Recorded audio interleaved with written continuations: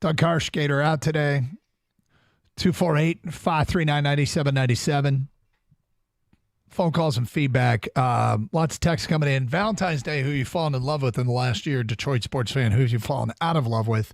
Brandon and Warren writes in, falling in love with Jared Goff. He is him. Falling out of love with Cade Cunningham. He is most definitely not him. I'm not ready to close the book on Cade. I understand he hasn't taken a big step forward, and we all want him to. That text is funny because there's a lot of people that close the door on Jared Goff. A year ago, right? Yeah, and this guy, I'm in love with Goff. Cade, I'm done with. It could be the complete opposite a year from now. That's true. I hope Goff is still good, but I'm just saying, people are. I'm not closing the door on Cade as well, Doug. I agree. Yep. Now, not getting that much better, I can understand why one's enthusiasm isn't where it once was. I can concur with that. Kyle in Clinton Township says, I have fallen in love with Riley Green and Reese Olson. Olson has some of the best breaking stuff I've seen. I have fallen out of love with Cade. He and Ivy can't play together. Well, I think it's too early to say that. It does come with some challenges. They had a huge game last week together. Was that the win at was it the win at Sacramento where they both played really well? I can't remember which game it was. Tom and Lyndon, I've fallen in love with Jared Goff. I've fallen out of love with Juwan Howard. In love, Goff. Out of love, Cider. Jahmyr Gibbs is my guy, especially since I was not thrilled when the pick was made. The Tigers are a close second. I have given up on the Pistons. Here's the thing about Gibbs. I'm going to say this, and I don't know that anybody is going to say, you're right. But there's a reason why I've said for years, I don't think it's wise to have hard and fast rules as it pertains to the draft. Is Jahmyr Gibbs' success going to have some of the people that have said, you can't do this, you can't do that, maybe tap the brakes a little bit on those beliefs? Because you can do it. You just have to get it right. You can't take a running back that high is an easy thing to say and believe without sort of projecting that player onto the field and how they'll impact games. And sure, another way to do it is to take a running back later in the draft or a tight end later in the draft. But like when you look at redraft stuff, and Brad Holmes in his lecture to the media last week did say, hey, a time to measure a draft is not the day after. Even though everybody does it, you really need to wait to see how things play out. The way you win a draft, is when you go back years later and go, boy, all these picks you made would go way higher in a redraft. I mean, ideally, the perfect draft is you have 7 picks, and in a redraft, the 7 guys you take would have gone 1, 2, 3, 4, 5, 6, and 7 in the first round. It's impossible, but that's somebody that got the perfect draft. That would be a perfect draft. And you strive for perfection, but you're never going to hit it. When they did the redraft of last year's draft that I saw a couple weeks ago, I think the Lions had 4 first guys who would go in the first round. And that's pretty damn impressive. And that's a win, right? That is a total win. So I just, usually you can get away with doing some things differently, but is Jahmyr Gibbs his mere presence and success going to have some of the people that said, you can't do this, you can't do that, realize you can do it? It's not wise to just have these hard and fast rules. Because you know what? Some drafts, like you say, in the first round, you got to get an edge rusher, you got to get a corner, you got to get a offensive tackle, you got to get, these are the guys you take in the first round. Some years, I would think that if you were really good at your job, you would evaluate and go, you know what? None of the edge rushers are worth it this year. Every draft doesn't provide 6 first-round quality edge rushers. Some years it's 1, some years it's none, some years it's 6. But if you think it's that every year, I think you're doing it wrong. All right, shifting gears. Bit of a challenge for our guy Kang. In a development in the household, your wife has got to leave town for work. She's out of town. And this was a recent development, correct? Yeah, this was unexpected. All Not right. like something we knew for a while. Yep. Just came up. But for work, they said, hey, we need you to go to the West Coast. So she's leaving tonight? Yeah, Tonight. yeah. Okay. She's leaving, I think, soon. So you've got all day Thursday, all day Friday, and then all day Saturday. She comes home Saturday night. Yep. Just you and the 2 little girls. Yep, ages almost 3 and 5. Okay. So there's a few things here. Is this the first time this has happened? Yes. Okay. Let's start with your confidence level. Do you feel up to the task? Yeah, I feel fairly confident. You should. Yep, I feel fairly confident. My impression of you is that you're a good dad. You put a lot of time and effort into it. And one of the ways of knowing is at the end of the day, how worn out are you? How tired are you the next day? It takes effort. Yeah, I'm hands-on. I like to participate a lot. Yep. Okay. So, do you have a plan? Like if you piece together, okay, on my own, how am I going to keep these 2 entertained, busy, moving forward? Well, okay, first, these kids have energy, okay? So this might not be the best idea, but I'm thinking pancakes for every meal, Doug. Like, and I think Gator would say, yes, go for it. Yeah, I'm sure he would. But he's not here today, so I'm talking to you. Yep. Thank goodness, maybe for it's better. It's a real dad thing to do. It is, isn't it? Yeah. In fact, I think back to, I do recall being a kid and my mom being gone and my dad serving us pancakes for dinner. And as a kid, I'm like, hell yeah to this. You're right. And that was the last time Doug had pancakes. No, I'm just kidding. No, but yeah, I mean, keep them entertained. My wife and I are both try to keep them away from the iPad and screen time as much as possible. We get it. I'm not, turning my nose up against anyone that does do that, but we just try to limit it as much as possible. So we'll be at dinner and we'll give them crayons, coloring books, whatever, just, before we have to go to the phones and whatnot. And we don't even bring an iPad with us. Right. Phone in case of emergency. So I'm going to try to not do like a lot of the TV, we don't, like I said, I won't use iPad at home for the most part. But there's a certain point, you're right, I get tired, man. And there is, it's definitely going to be used at some point. I'm just going to try not to use it a lot. So as far as them getting tired, I'm hoping they play with the gazillion toys they have for a while. Yep. Yeah, I mean, so are you seriously thinking of doing the pancakes for dinner thing? Yes. Okay, because I was about to say, when mom goes away, something changes.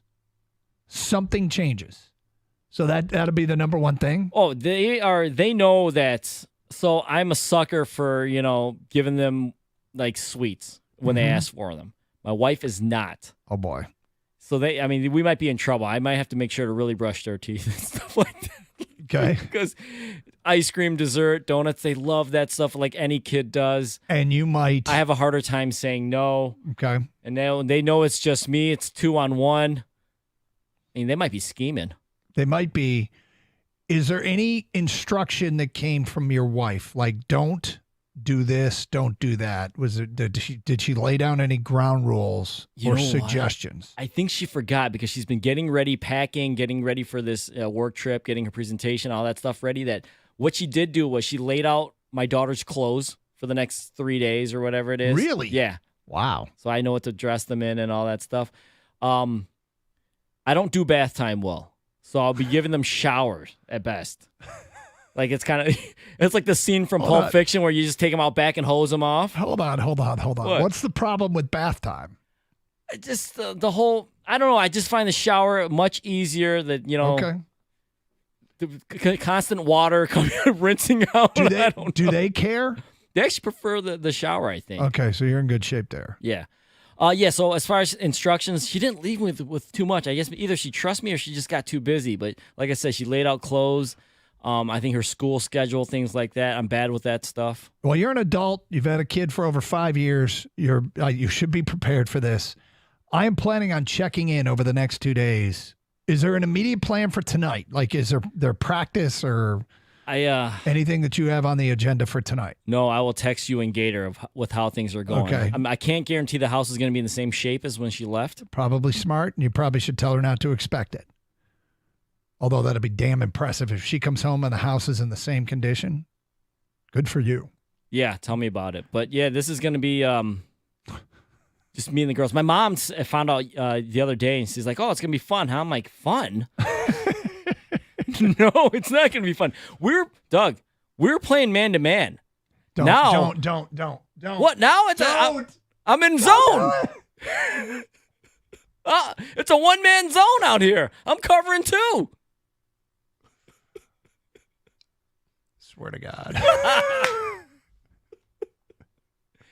And everybody thinks they're the first one to make that joke. Hey, guess what? We're having a third kid. Can't play man-to-man anymore. Oh, really? What are you going to do? Let me guess. You're going to play zone?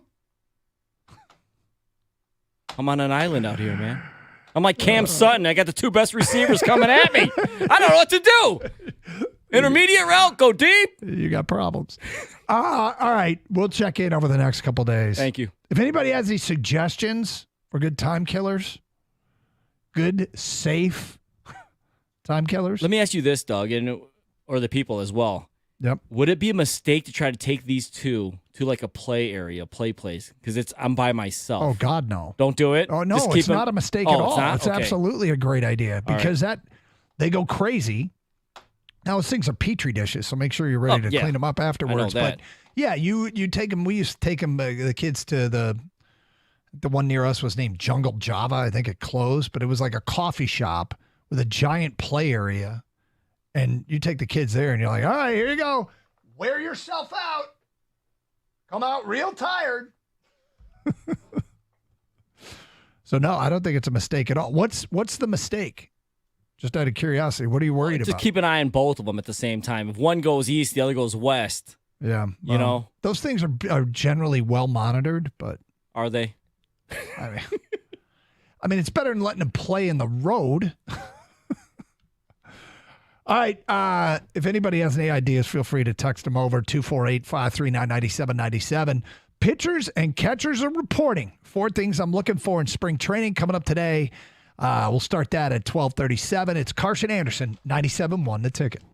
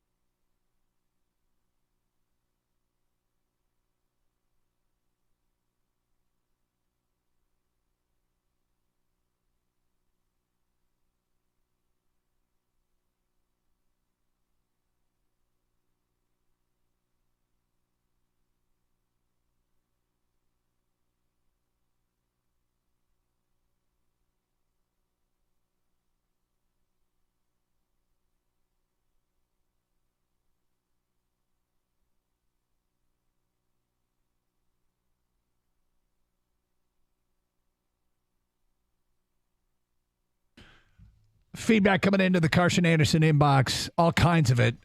Valentine's, who you're falling in love with, who you're falling out of love with in Detroit sports over the last year. We'll get to a bunch of that feedback coming up. Also, advice for Kang, who is he's home alone for the next 3 days with his 2 daughters. First time. A lot of advice coming in. I like some of these. Let's get to Matt. You're on 97 to Ticket. What's up, Matt? Hey guys. Hey.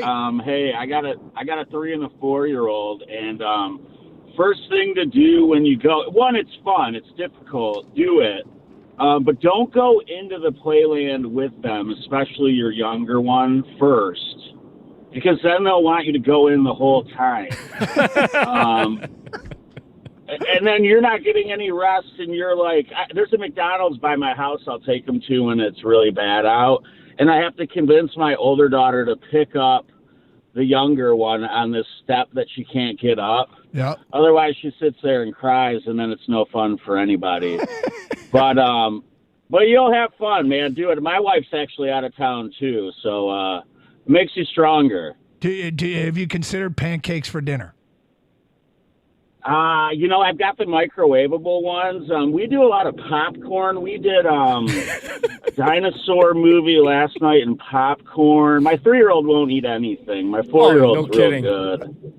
Really, it's like survival mode. I mean, if I get their teeth brushed, and they actually go to bed better for me when Mom's away. But wow.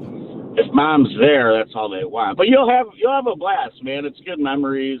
It's not easy, but you should do it. You'll feel accomplished. All right, there you go. Thank you, Matt. Good advice. I feel like it's just like, hey, as long as they don't get injured, right? Yep. Then it's all good. It's survive in advance. This is March Madness. It is, and today's round 1 for you. Yeah. And it's a play-in game. Part of survive is including household items. Like, how much will get broken? While she's gone, stuff goes awry. Here's a good one from a listener, Scott. You build them an indoor tent fort, throw everything they like in there, and hope they don't come out. Just stay in there. They stay in there for a while. You get you start moving the furniture around and using blankets to build forts. Kids love forts.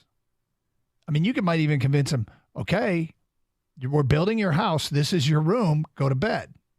Maybe they sleep all night in the fort. Maybe, yeah. And another thing, though, is you got to get them on the same page, which is tough sometimes. Right. If one wants to do one thing, the other doesn't. That's so much easier when the wife is there. Feedback. Kang out here playing cover 1. That's right, unnamed texter. There's nothing wrong with pancakes for dinner. They're eating, aren't they?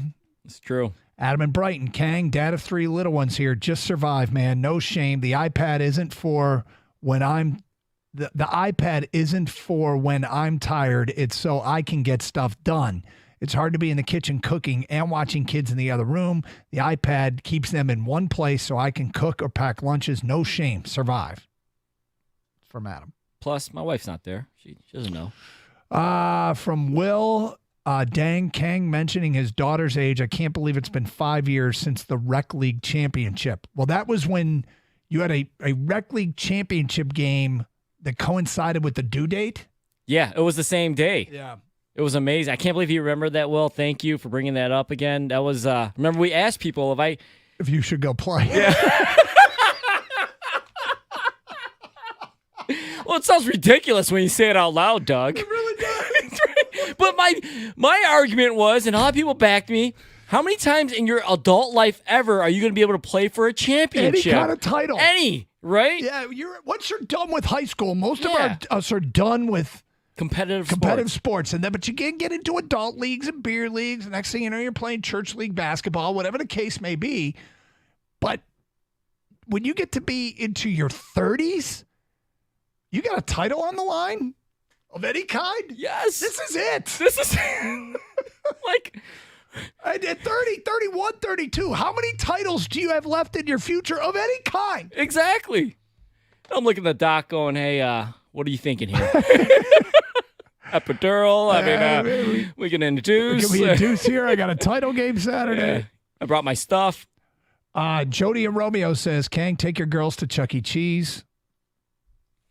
I'm thinking about it. That Saturday, if we survive this week, definitely we got to do something, right? Get them out of the house, reward both of us. John and Lake Orion, the first responders will have no problems finding Kang's house. It'll be the one with the mushroom cloud over it. No, don't wish that upon me. Oh, that's great. Well, I can't wait to get updates as this week goes on. Home Alone. Kang's home alone with the two little girls. 248-539-9797. Valentine's Day, who you falling in love with, Detroit, who you falling out of love with. Ken in Westland says, I'm loving me some Brian Branch. Isaiah Buggs went from a favorite to a loser for me. Did he leave town talking smack? Didn't he say something? It's good to be a part of a winning organization. Now, to be fair, he went to the Chiefs. Yeah, I think he said good to be around some dogs or something like that. He definitely left a sour taste in a lot of Lions fans' mouth. Like, that was a weird relationship. It was up and down. Falling in love with Jake Wallman, falling out of love with Ville Husso. Was it Wallman has 11 goals and doesn't get much power play time. Pretty impressive. Doug, do you still play your hockey league? Yes. Will you do the gritty after a score this year? No. Please. I can't do the gritty on dry ground. I won't do it on I mean, and by the way, in beer league hockey, you celebrate too much. We're ridiculous. Like, we don't want to see that. Nobody wants to see that. 248-539-9797. All right, I apologize. We got sidetracked a little bit. People helping our guy Kang out. Let's get to some Tiger talk. Pitchers and catchers are in. 4 spring training storylines I am watching. We'll get to that coming up shortly here on Carson Anderson on 97.1 The Ticket. Hey, every home has a water score. Do you know what yours is? Telltale signs like water spots, dingy laundry, or dry skin indicate your water score isn't as high as it should be. Contact CGC Water, your authorized independent Connecticut dealer, to find out your water score. They'll test your water for free and survey your home to rank your water. If you aren't satisfied with your water score, CGC can recommend the Connecticut water treatment solution to improve it. We got one. We love it. Call 855-339-4242 or visit cgcwater.com.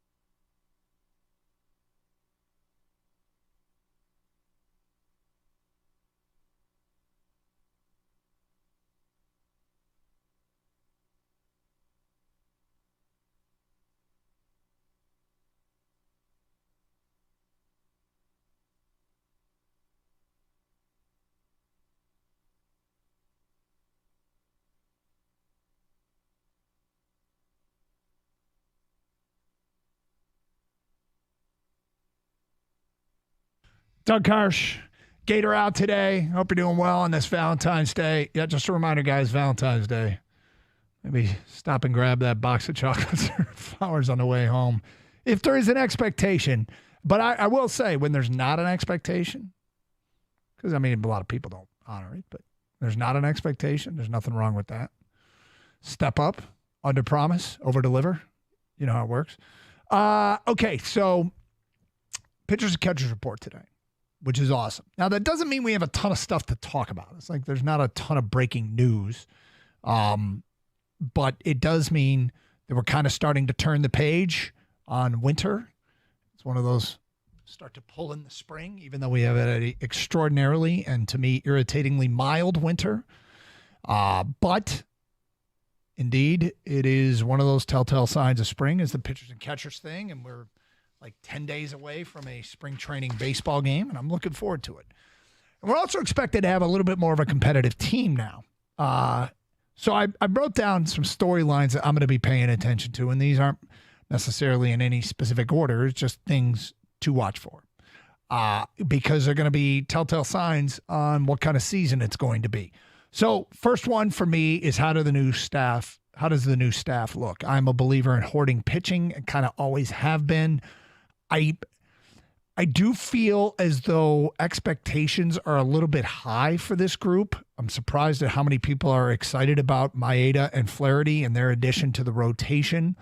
Maeda in particular is a guy that early in his career, I could see there being some excitement over what he may be back in the Dodger era. Hopefully he can return to that. But does Casey Mize bounce back? Is Skubal, the Tarek Skubal that finished last year, the new expectation is the bar set for that's what Skubal can be. Now, I'm not expecting the 0.9 ERA, 0.6 whip guy that he was in September, and they faced some brutal lineups. He faced some brutal lineups then that were much easier to mow down, but that's what the greats do against bad teams is they take care of business. So keep an eye on Skubal and what he will be. Reese Olson is a 25-year-old. Is he going to improve? Some good, decent secondary numbers and someone to keep an eye on. Had some real good outings last year. So what is this staff going to be? I remain cautiously optimistic, but I feel like I am more cautious than a lot of people out there as far as the additions to the pitching staff.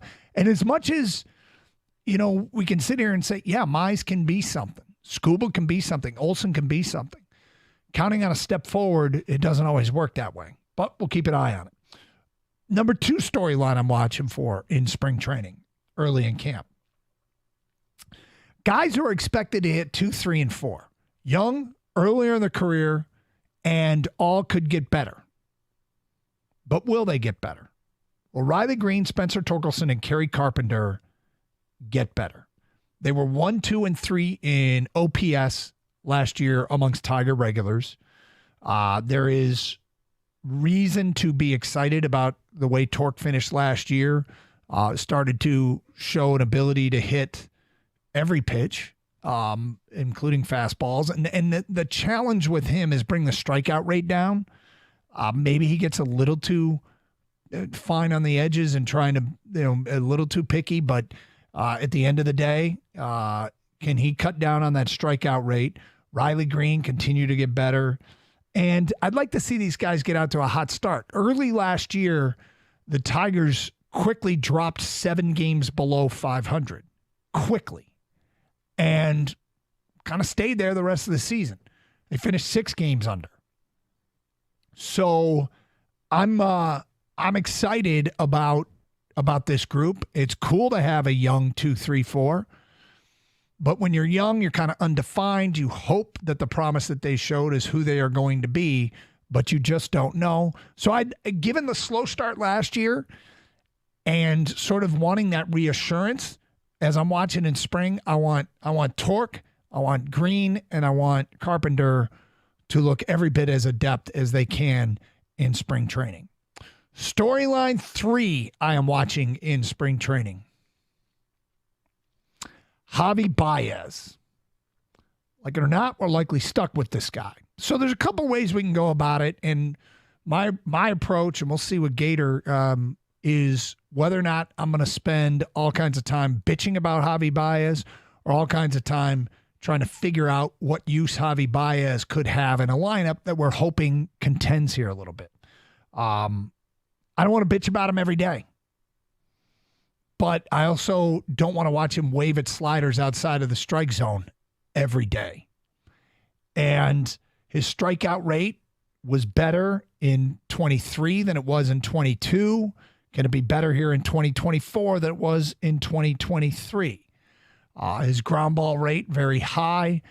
Still made some spectacular plays in the field. But Javi Baez is a player that, I mean, we just kind of got to face facts. He's going to be here. And it's how do we make this a useful partnership? I don't know. I mean, we have nothing to do with it. I am talking about, by we, I mean the media and the fans. I am hoping that they can figure out something with Javi Baez. Because he's going to be here. He's going to be here, and, let's keep an eye on his progress. And the fourth and maybe most exciting storyline to watch is the kids. There's a lot of kids to focus on. Young players, promising organization whose minor league system ranks in just about everybody's top 5 or 6 and should. They've got talent. Colt Keith is on the marquee. He just signed that contract. He is penciled in as an everyday second baseman. But, I mean, he's got to go down to spring training and keep an extra eye on when he faces actual major league pitchers. Now, spring training can be filled with struggles, or you can know right away, like we kind of did with Riley Green, hey, this is going to work.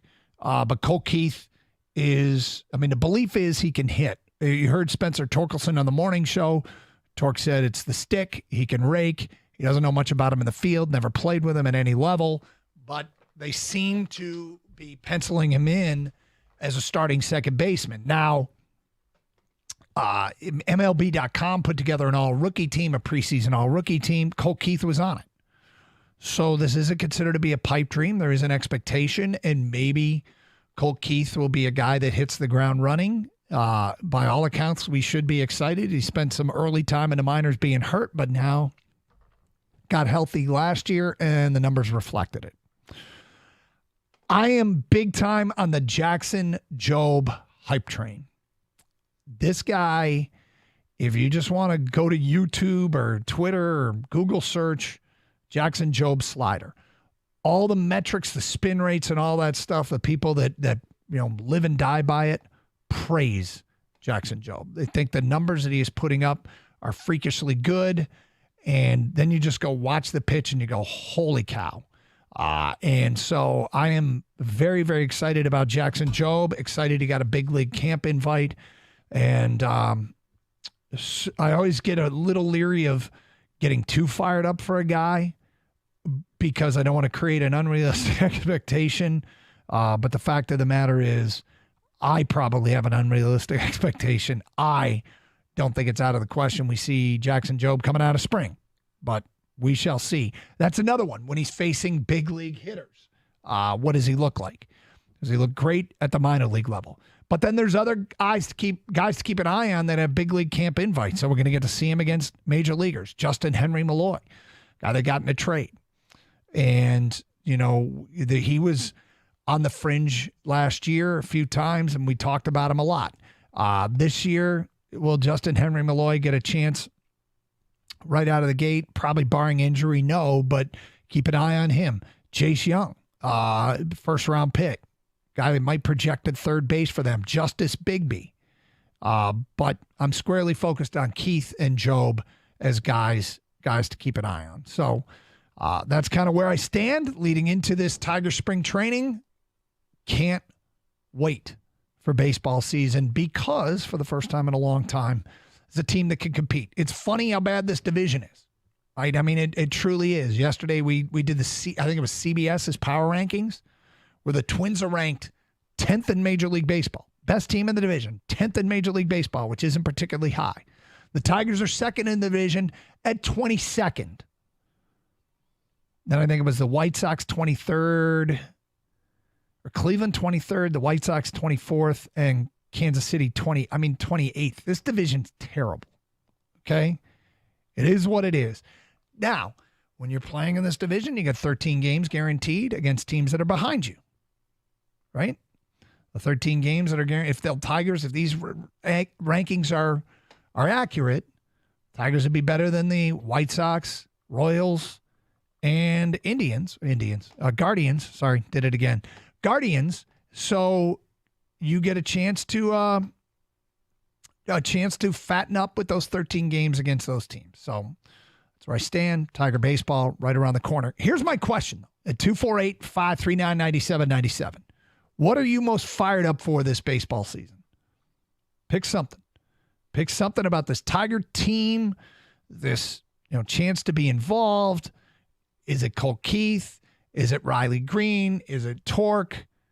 Is it Scooble? Is it a healthy Mize? Like, when you're thinking forward to this season, what are you most looking forward to? 248-539-9797. Love to get you some response from that end. Continue some Tiger talk. We got Red Wings discussion last night. Disappointing. Gave up 8 in a loss at Edmonton. Connor McDavid off the charts good with 6 assists. We got that mock draft. If you missed it earlier, who the Lions took was interesting. We'll touch on that in the 1 o'clock hour, and we'll continue taking your text on this Valentine's Day. Detroit sports figures you've fallen in love with and fallen out of love with in the last year. Get them in 248-539-9797. It's Carson Anderson, 97.1, The Ticket.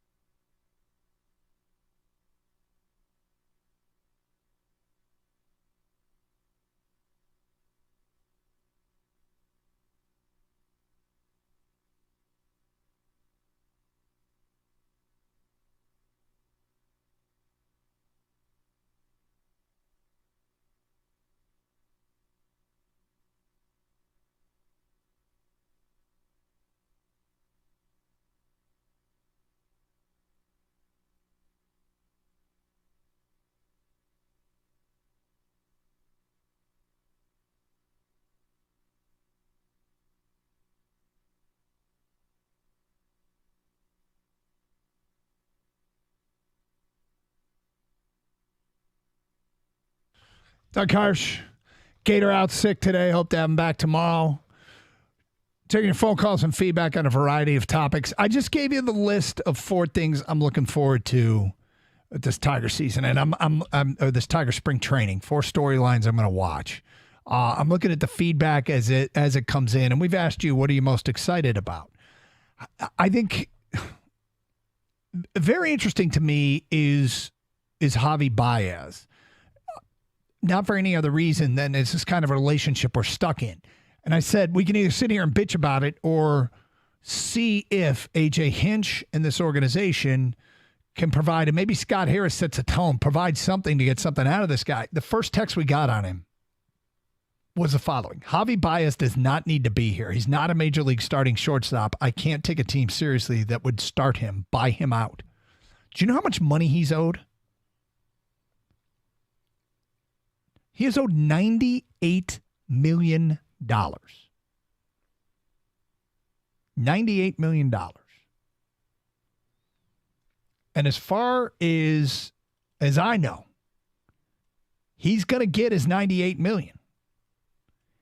And if you're the Tigers, you're saying you think it would be better to light $98 million on fire and give up on trying to get anything out of him.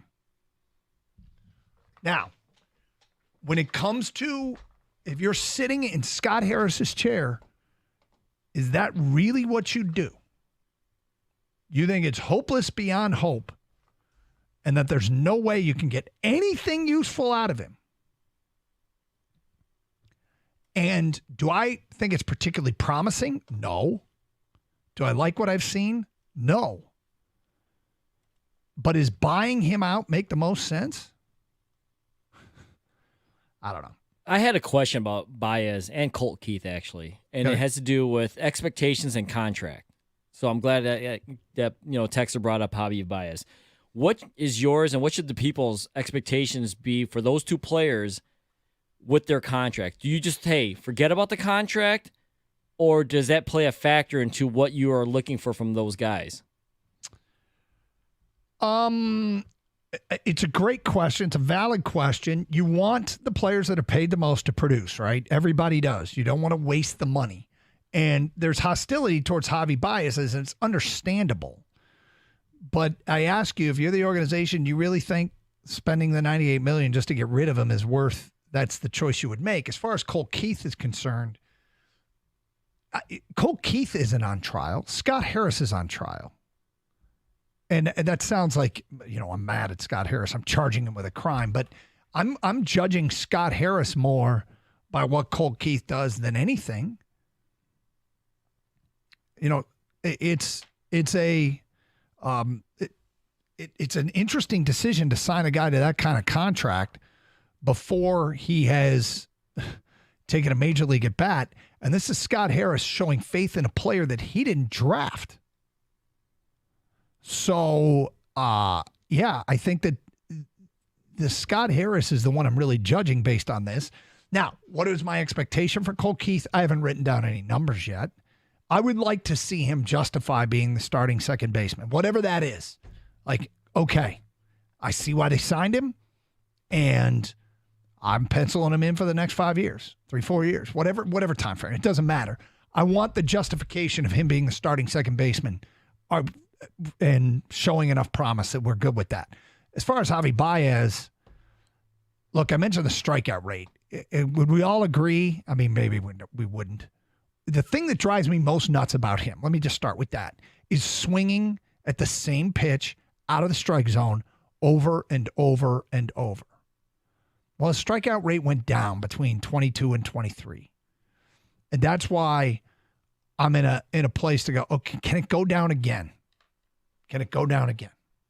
Well, my question with the contract is because I don't think anyone expects him to perform to the contract he signed at this point anymore. Probably not. So do you just throw that number out there because they're not going to light $98 million on fire? And do you want, hey, I just need you to be average? Or, you know what I mean? I can't put the contract into play anymore because if you keep looking at that contract, you're expecting all-star shortstop, all-star offensive numbers, defensive numbers, all that. Yep. And with Colt Keith, he has a major league contract with no major league at bats? And do you still let him, hey, he's got to develop, or I expect a starting second baseman? If they're in any kind, if they're not competing, okay, if they're competing for this division, which I hope that they are into August, Cole Keith will have to produce to stay here.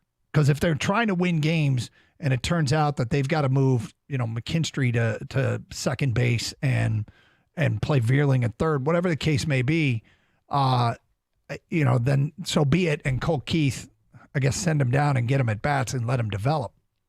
Going back to Javi Baez, this is the last 4 years, his strikeout rate. 36.3% in 2021. Was, between two teams. I guess I see what it is. 33.6% in 2021. 24.9% in 2022. 22.9% in 2023. So let's just start with that. I can get that below 20%. Is that possible? Other things people are looking forward to from an unnamed texter. The thing I'm most excited about the Tigers is we can fill the time after hockey season with at least some watchable baseball while we wait for Lions football to start again. I hear you. I mean, look, just in case you ever get a job like this one and you get to do a sports talk show, football's king. It's a ton of work. It's a lot of work, but the easy part is the 10 to 2 part because everybody wants to talk about it all the time. It's the challenges are outside of 10 to 2. So yes, football being king, there's a lot of to be said for having something to keep you busy in between football seasons. With that said, yeah, I expect them to play some interesting baseball between now and the next football season? Yep. Brian writes in, I want to see if the young pitching rotation can stay healthy. If so, I like our chances to win the division. Understandable. Parker Meadows. See what he can do with a full season. Torque will hit 30 home runs this year. I'll say 42 bombs. That's A2 in Tecumseh.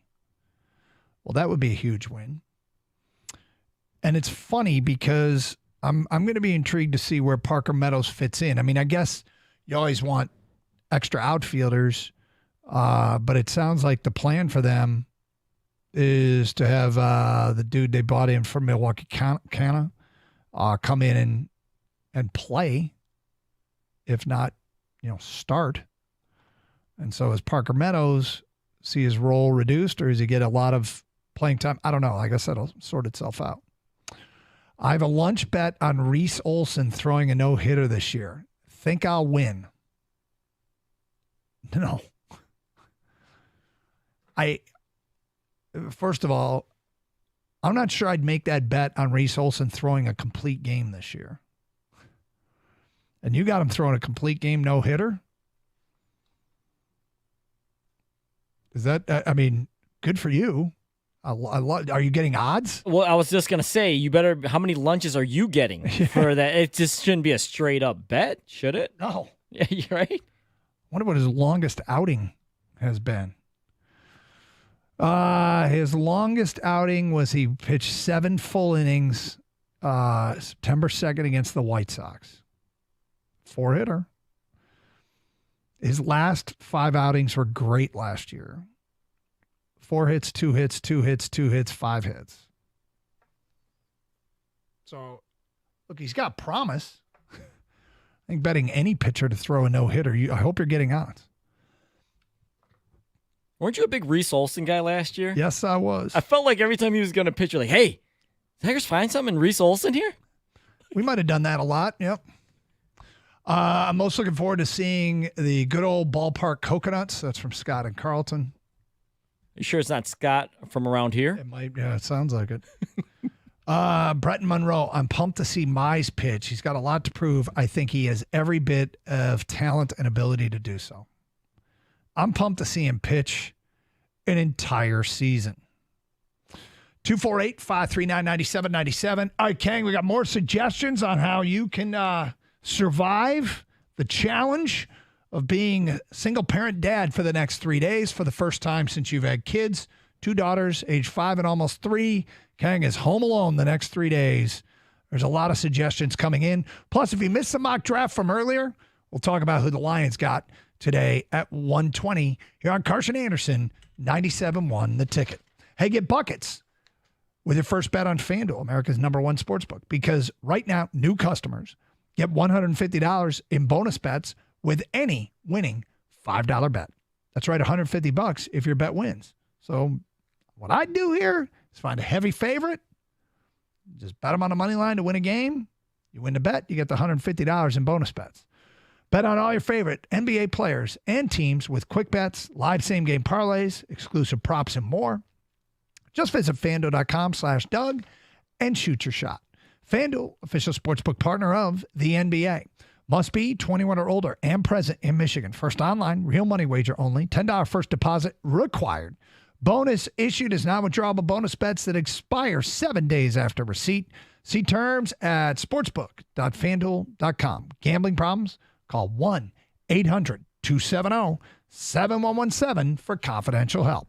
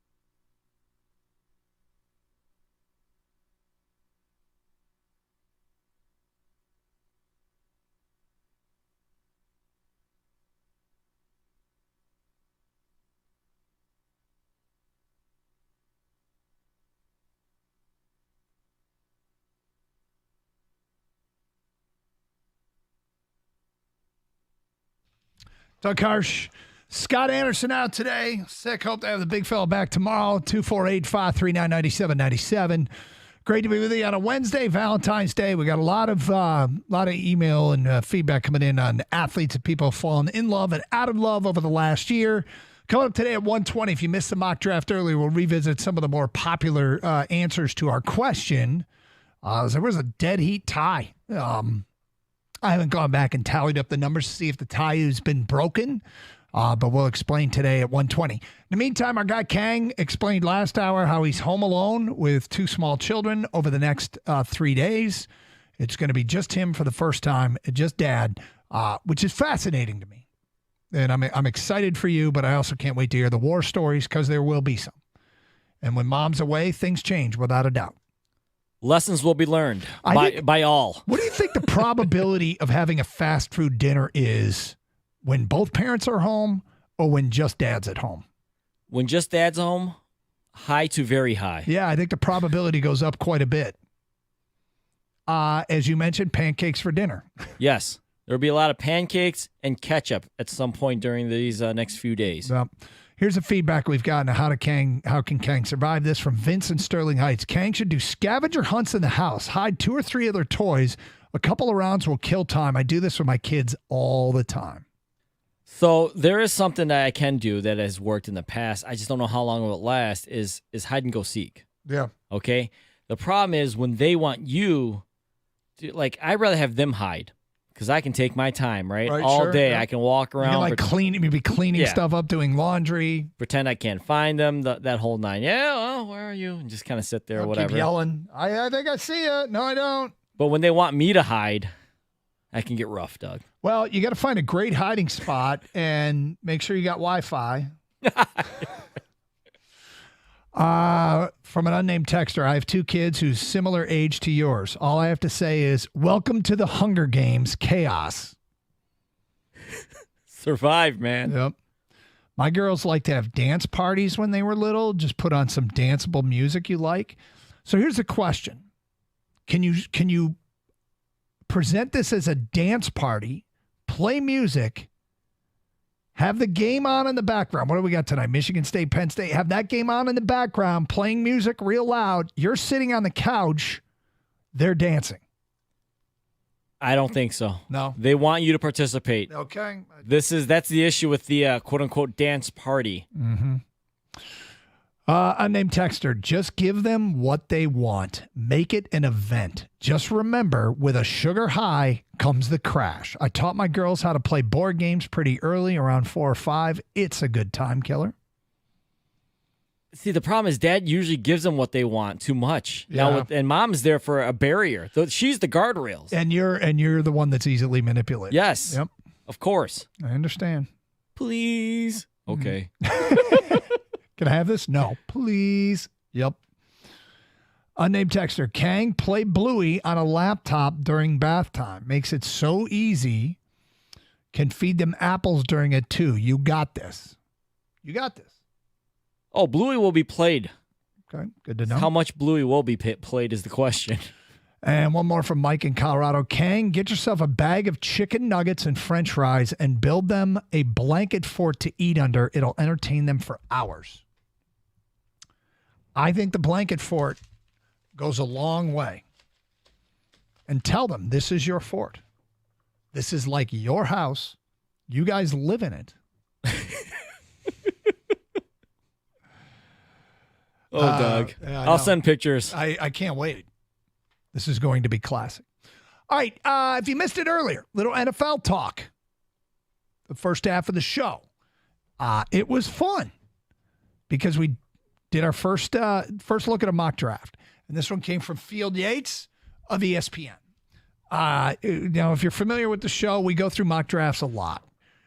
Didn't have a need to do one because our NFL team was giving us plenty of content, and so we didn't need to look forward to next year because we wanted to be where our feet were, and it was a pretty good place.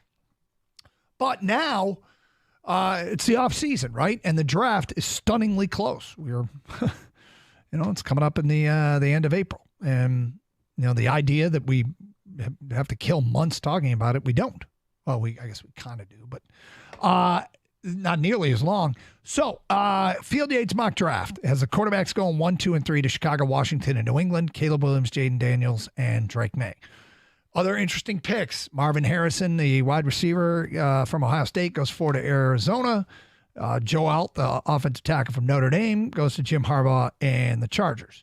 Other names of interest. Dallas Turner, edge rusher, goes to the Falcons at 8 out of Bama. Leatu Latu, the edge rusher out of UCLA, goes 9 to the Bears. He's a guy I hope drops, probably won't.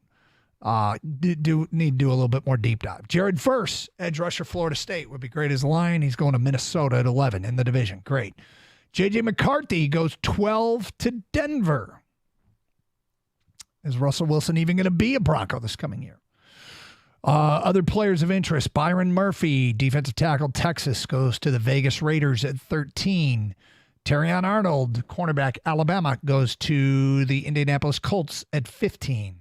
Brock Bowers is at 16, the tight end out of Georgia, 16 to Seattle.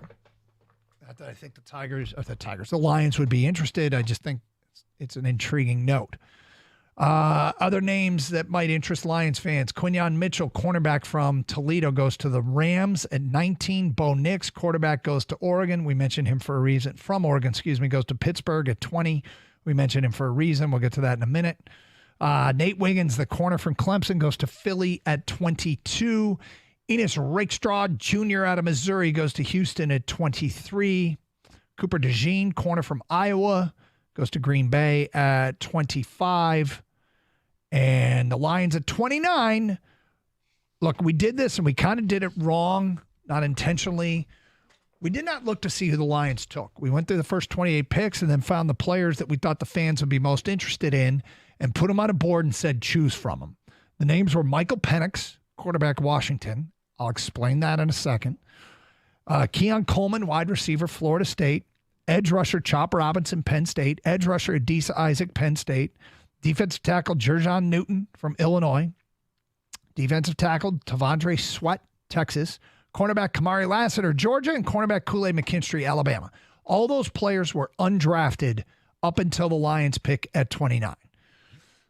So we put the quarterback in there, and we mentioned Bo Nix going because I think if there's one quarterback, one of the top quarterbacks left, when you get to the end of the first round, I think your phone rings. Teams like to take even quarterbacks they have second-round grades on in the first round because, A, if you hit with a quarterback, it's a huge, huge score. And B, you get the fifth year team option if you take a guy in the first round, which you don't get in the second round. So now does that mean the Lions phone will ring at 29? Are people going to try and jump in front of Baltimore at 30? I mean, does Baltimore need a quarterback? No. Does San Francisco need a quarterback? No. Does Kansas City need a quarterback? No. But if a team won't trade with Detroit, or if a team wants to make a trade, they might call Detroit. So Michael Penix is on the board. And we would accept trade out candidates, trade into the second round. So we asked people who they wanted. The number one answer was actually split between Chop Robinson, edge rusher, Penn State, Kool-Aid McKinstry, cornerback, Alabama. Okay. Split right down the middle. Same number of votes. They were tied for first. The second most popular response was trade out. Trade out at 29. 12% of people said that. The third most popular response was Jerjon Newton, the defensive tackle out of Illinois. I'll tell you what did get a bunch of responses. That was Keon Coleman. And we shouldn't dismiss it. I included him in the list because of familiarity, big wide receiver. You can make the case that they could need a wide receiver. I wouldn't. But could Brad Holmes take Keon Coleman at 29 if he's on the board? Damn right he could. Now, after the Lions pick, Lassiter, the corner from Georgia, went 30 to Baltimore. Nobody else that we mentioned got moved. Look, mock drafts set an expectation, and they're pretty much guessing games. So it's unfair that they set expectations. But if I'm going to tell you, you could trade into the second round and have your shot at Chop Robinson, Adisa Isaac, Jerjon Newton, Tavondre Sweat, Kool-Aid McKinstry, and have a shot at both of them in the second round, I think you'd take it. I think most people would. Now, what we don't know is what people do after the Lions select, but I do find it really, really interesting. Corner, edge rusher, 2 most popular responses. Trade out, the 3rd most popular response. Keon Coleman got some love. 248-539-9797. It's crazy. First of all, we're talking mock draft this late, which is a good thing, by refreshing, the way. Yep, and then on top of that, the Lions are drafting this late, obviously because we're so far into the season before being eliminated. Do you think, Doug, that the split between the Chop Robinson crowd and the Kool-Aid McKinstry crowd is also a split between edge rusher and cornerback? Like the crowd that wants a secondary help and the crowd that wants some front four help? I do. And I think we can go to war over this. Over the next like it's not even just the player. Like if you would have put out the position out there, it would have been split. Like, If we just did, I think that there's some truth to that. I think there's absolutely truth to it. And look, we know the symbiotic relationship between the two positions, but who needs a partner more, Sutton or Hutchinson? I know Holmes doesn't like pairing things, but that's how everybody else is. I will say I'm kind of interested to ask Brad Holmes that very question. Who needs a dance partner more? Yep. Well, we got 71 days to do it for the actual draft. 248-539-9797. More Tiger text pouring in, plus the most beloved Detroit athlete. Who have you fallen in love with over the last year and who you've fallen out of love with over the last year? We'll get to that before the show is done. Carson Anderson, 97.1 The Ticket.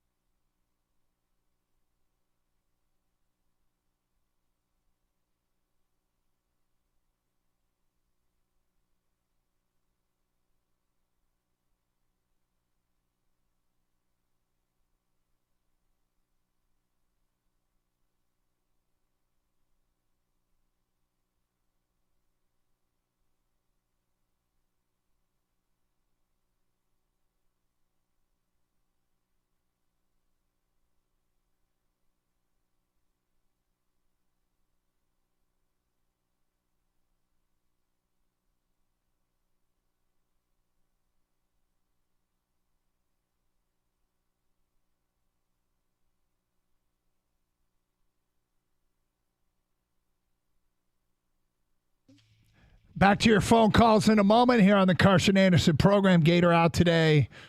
Hope to have him back tomorrow. Still battling a head cold. 248-539-9797. Sweat from Texas is a dude. Not sure he can provide interior quarterback pressure in the pros, but he will definitely keep the linebackers clean. That's from Gooch. Unnamed texter, the Lions need to take Chop Robinson at 29. If they don't, San Francisco will take him, and then Bosa will have another good edge rusher to help him, leaving Aiden all by himself once again. That's from an unnamed texter. For what it's worth, I was a Chop Robinson guy with this mock draft. Kang was a Kool-Aid McKinstry guy with this mock draft from Field Yates, ESPN. If you want to give your 2 cents on Twitter, we tweeted out the question as well. Go put your answer there and read all the answers, and we have done so already. 248-539-9797. DJ is in Detroit and on 97.1. What's up, DJ? What up, Doe? How you doing, my dog? Good. And you? Oh, man, I'm fair for a square. I'm all right. It's a nice day out here. So I'm going to take a different spin on this, man. Our success is built around Jared Goff. I think everybody knows that now. I've been telling you for 2 years, O-line, O-line, O-line. I think Brad Holmes is a super smart, intelligent dude, and he knows what he's doing. He's going to get us the best offensive line prospects, especially with the prospect of us losing 2 guards and the offensive line. I don't care what free agent we bring in here, dog. I don't care what cornerback we get. If we can't keep Jared Goff clean and that running game clean, we're going back to where we used to be. And I think he knows that. So I see us taking the best offensive line. That's number one. Hold on, let me ask you a question. What if they bring back Glasgow and Jonah Jackson? Because I think he implied last week that he's hoping to do so. If he does that, well, that changes the whole ball game. It's just the fact that, okay, Jonah Jackson got hurt, which that might bring down his free agent marketability and how much he makes. But I'm assuming he's going to go, man, because he's actually one of the better guards in the league, and I don't see us getting him back. Glasgow, yes. But if we get both back, to answer your question, well, now I think he goes corner, in my opinion, especially from listening to what he said in the press conference. I think he goes corner. Yeah, I mean, I think a lot of what you said is true, and we're trying to connect dots and figure out moves he's going to make before the draft. I think free agency for the Lions focus is going to be trying to keep their guys in-house, but how much do people want to stay here? Can I add one thing for you before I go to part 2? Because I know you're about to get to in a minute. Yep. 2 years in a row, I've been telling you, I'm doubling down on it. I think the leader of that Lions team, on and off the field, is Penei Sewell. I'm doubling down. He's my favorite Detroit athlete, Penei Sewell, because that dude is a dog. He's turned himself into the best offensive right tackle in football. He's a leader. He embodies everything we are. My favorite athlete is Penei Sewell, without question. DJ, I thought it was really telling. We saw a lot of hype videos for the Lions over the last month. And with hype videos come great speech stuff. And when you get that the offensive line gathered together before the game and in a group that has veterans, it's Penei Sewell that's leading the hype, all the hype speech prior to the game. And Decker's been here forever. You got Ragnow, and maybe it's just not on their personality, and it really isn't Penei Sewell. But I thought it was extremely telling. Absolutely. And I'm gonna leave with this. I'm gonna take it a step further. I've seen some of the stuff on Twitter and YouTube where it is the whole team. Penei Sewell is the leader of this show. He embodies what we have become. I think he's an extension of Dan, kind of like you said, man, Super Bowl bust. And that's a first-team All-Pro you're talking to. He's the toughness. He's the talent dude. He's the leader of this team. And I love Hudson Goff, but it's him to me. Well, dude, he's a dancing bear. He's elite, and it's awesome. My bold prediction, Doug, that I've said for a couple weeks now, or near the end of the season, was I think Penei Sewell, when it's all said and done, is going to be the greatest Detroit Lion to ever put on the uniform. And, of course, I'm putting him in the category of Barry Sanders, Calvin Johnson, Bobby Lane, all the greats before, Joe Schmidt.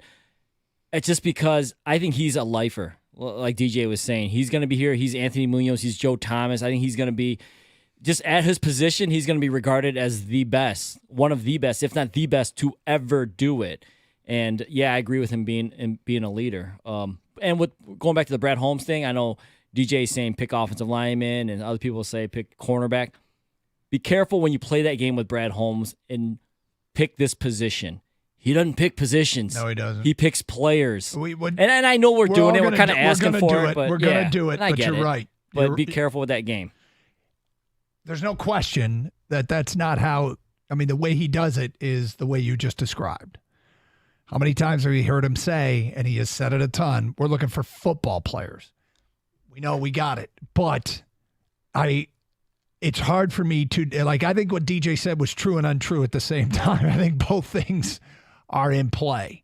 But, hey, I can't I can imagine we'll hear from him again, and these draft boards develop as more and more information becomes available and more guys work out. And what is the date on the combine? I'm going to do a quick Google search. NFL. First thing that comes out when you type in the NFL in the Google search bar, you type in the NFL, the first thing that popped up was is scripted, which apparently is a popular search.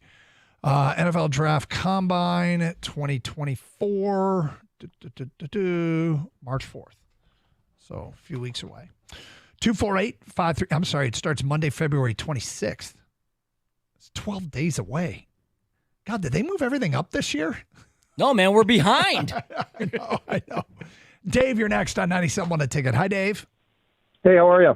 Good. You're talking about my favorite time of the year, draft season. Yeah. I agree with the last caller about Grant Holmes made it pretty clear he's going to address the offensive line. If they bring both guys back, again, that changes everything. But I think the pick that Field Yates made was a great pick, Darius Robinson. Chop Robinson's too small. He's not a very big guy. And the other guy that I just have fallen in love with because I really like the Senior Bowl, seems like guys that do well in that game do well in the pros, and that is Tavondre Sweat. That guy is Vita Vea with a bull rush. And if they can get him, if they could get both of those guys, because he's kind of in between a first and a second round pick, that Sweat guy, he's projected to go somewhere around there, that would be icing on the cake. And then two offensive line prospects that did really well at the Senior Bowl as well. Two guys to keep an eye on if they don't, that are later picks. Christian Haynes from Connecticut. Nobody could get past that guy in the tape that I saw. And Bo Limmer, a center who can also play guard from Arkansas. Two really big, strong guys. I will say a lot of what you had, a lot of smart takes. I'm not as much a believer in Senior Bowl success translates to NFL success because I've fallen for it before. And I think you're right about Chop Robinson. I you know what's funny about guys his size? At this point, I don't think of him as large enough, but they can project how much weight a guy can put on, what's on their frame or whatever. I'm going to be intrigued to hear what people say about that when they get him in the combine setting and have a chance to poke around a little bit and say, his frame, he's 255 pounds, but he projects to playing at 280 or whatever. So yeah, there's another guy they projected. Another guy whose father played for the Lions. His name's Jonah Ellis, and I looked at his stats. He's like 6'3", 240. They said he's a great pass rusher, real intense guy. But again, I just question his size, and that's probably why he's going to fall later in the draft. Where that Robinson, I think it's Darius Robinson. I think he's 6'6", 250, 260. Yep. And he is. I was funny because I was looking. We mentioned the Field Yates draft where he came out as he was the pick for Detroit. I saw another mock today, and I can't remember who had it. They also had him going to Detroit at 29. You get very little consensus when you're at 29. But there were two today. This is a post-Super Bowl one. Who's this from? Oh, Pro Football Focus. They're always kind of off there on their own. But they got Darius Robinson going to Detroit at 29. Hey, the Tigers ranked number 2 in this. We'll tell you what it is at 146. Carson Anderson, 97.1.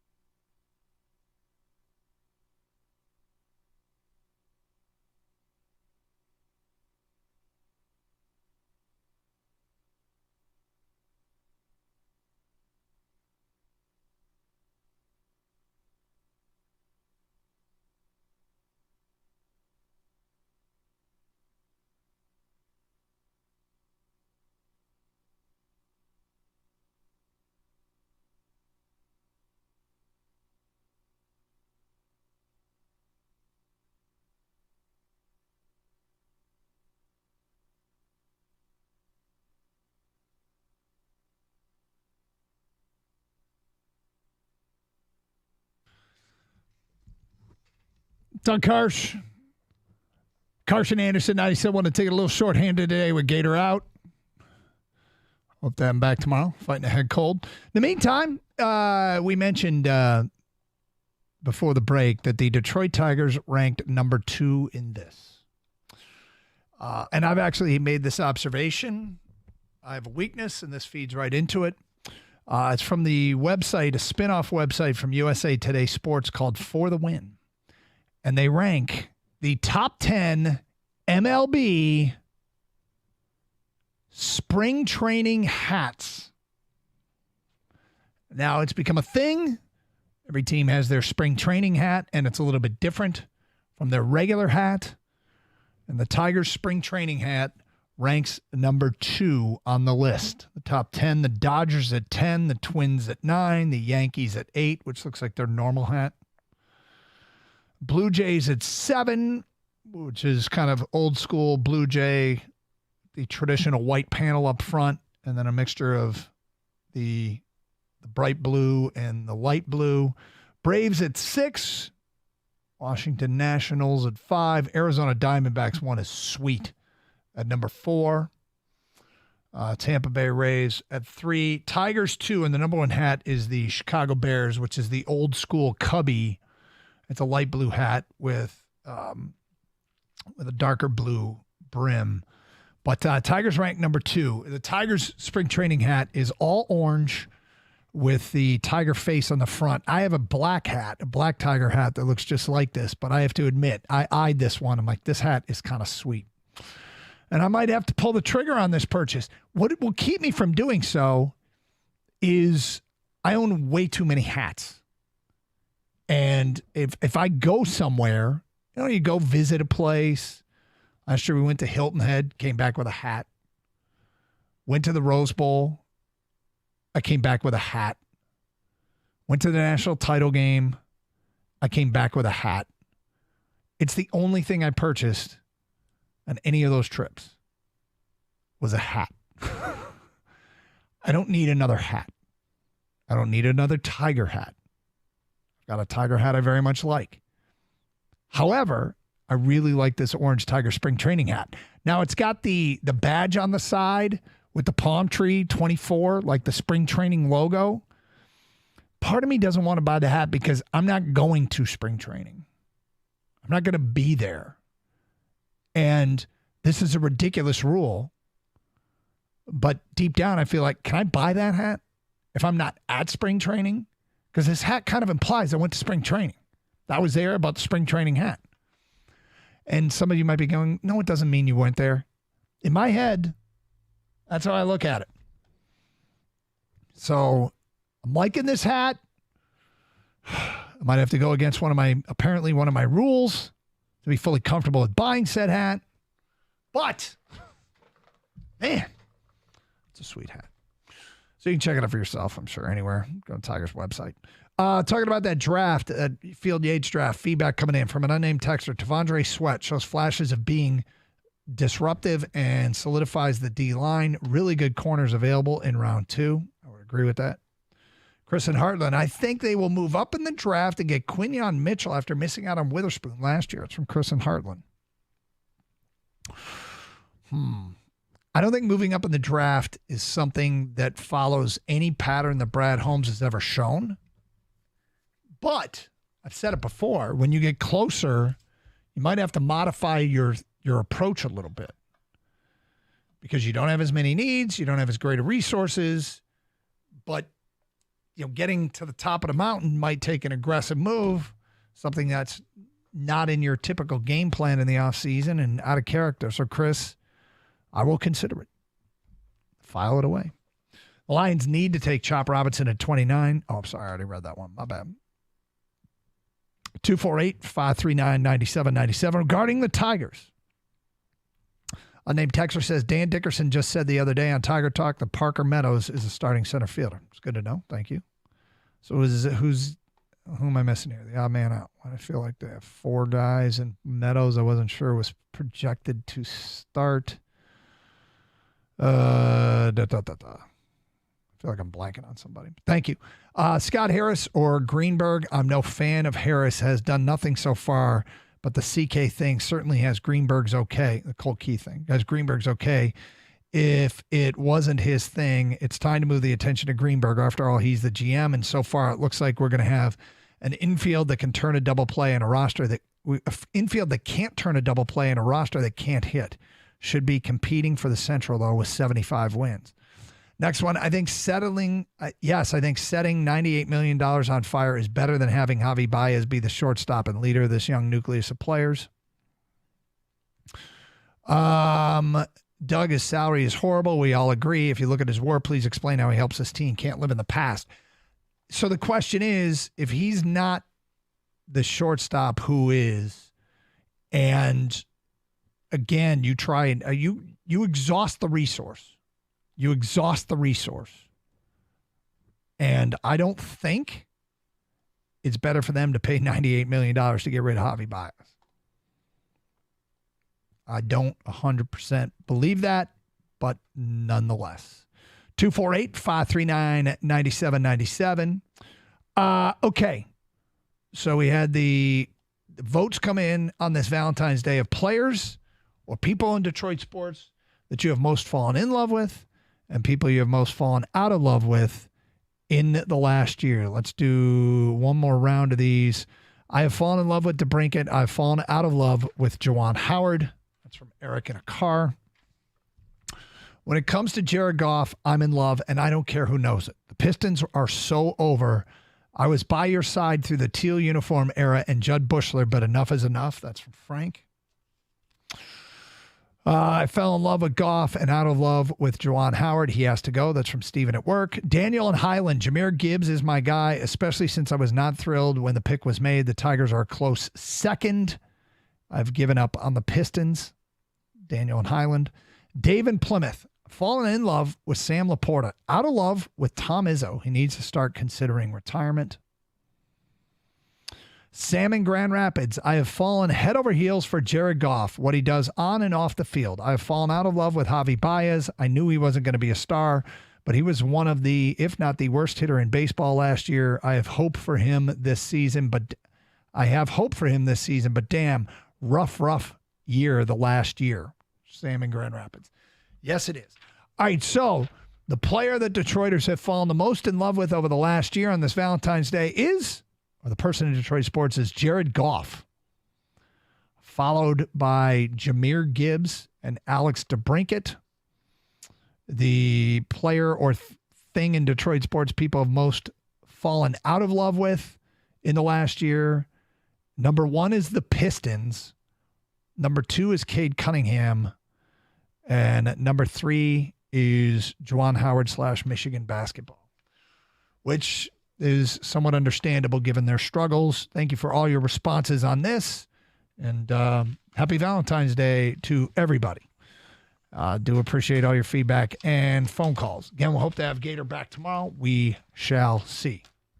In the meantime, our guy Jim Costas just made his way. Doug. What's up, man? What's up? How are you? Good. That's good. Another beautiful day. It is nice out. Surprisingly. Are we supposed to get some snow? I think we're supposed to. This is your bid? No. You're messing with me. No. I'm supposed to say, if my bid is, it's not going to snow again this winter. But yeah, I think there's snow in the forecast for tomorrow. So a member of the show, and I'm not going to name who it was. Okay. Sitting out there at the table pre-show and said, not to rub it in, but it'd be a great day for a parade today. Now, I'm not going to name who it is, and they definitely don't sit across from me in the studio when we do the show together. Interesting. But someone out there said that. And that's a hell of a point, because it's totally true.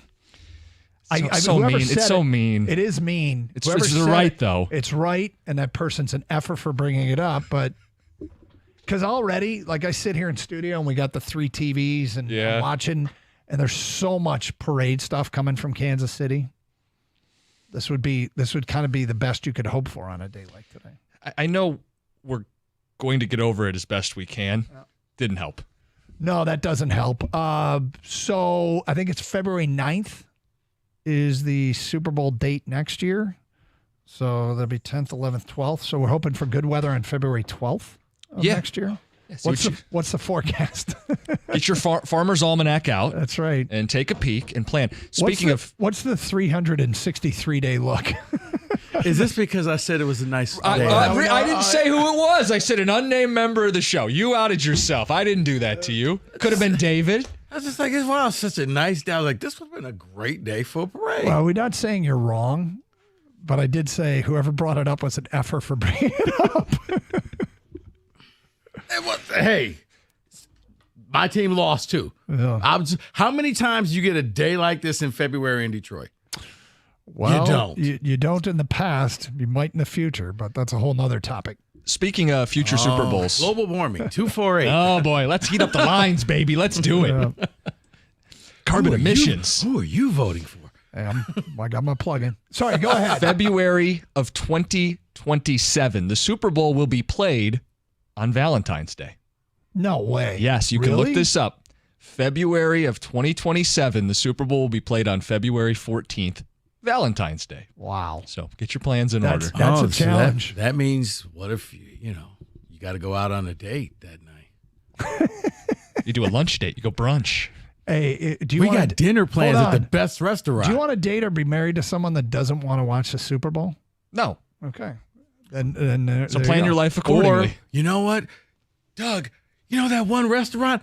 I got this great time. No one else wanted to be there. We got 7:30 reservations. I can't believe it. How did this happen? That's really funny. That is really, really funny. And I understand that some people that might be a challenge. Yeah. But well, you guys have a great show. Thanks, Doug. Stay safe, everyone, and treat each other with respect. 97.1 The Ticket.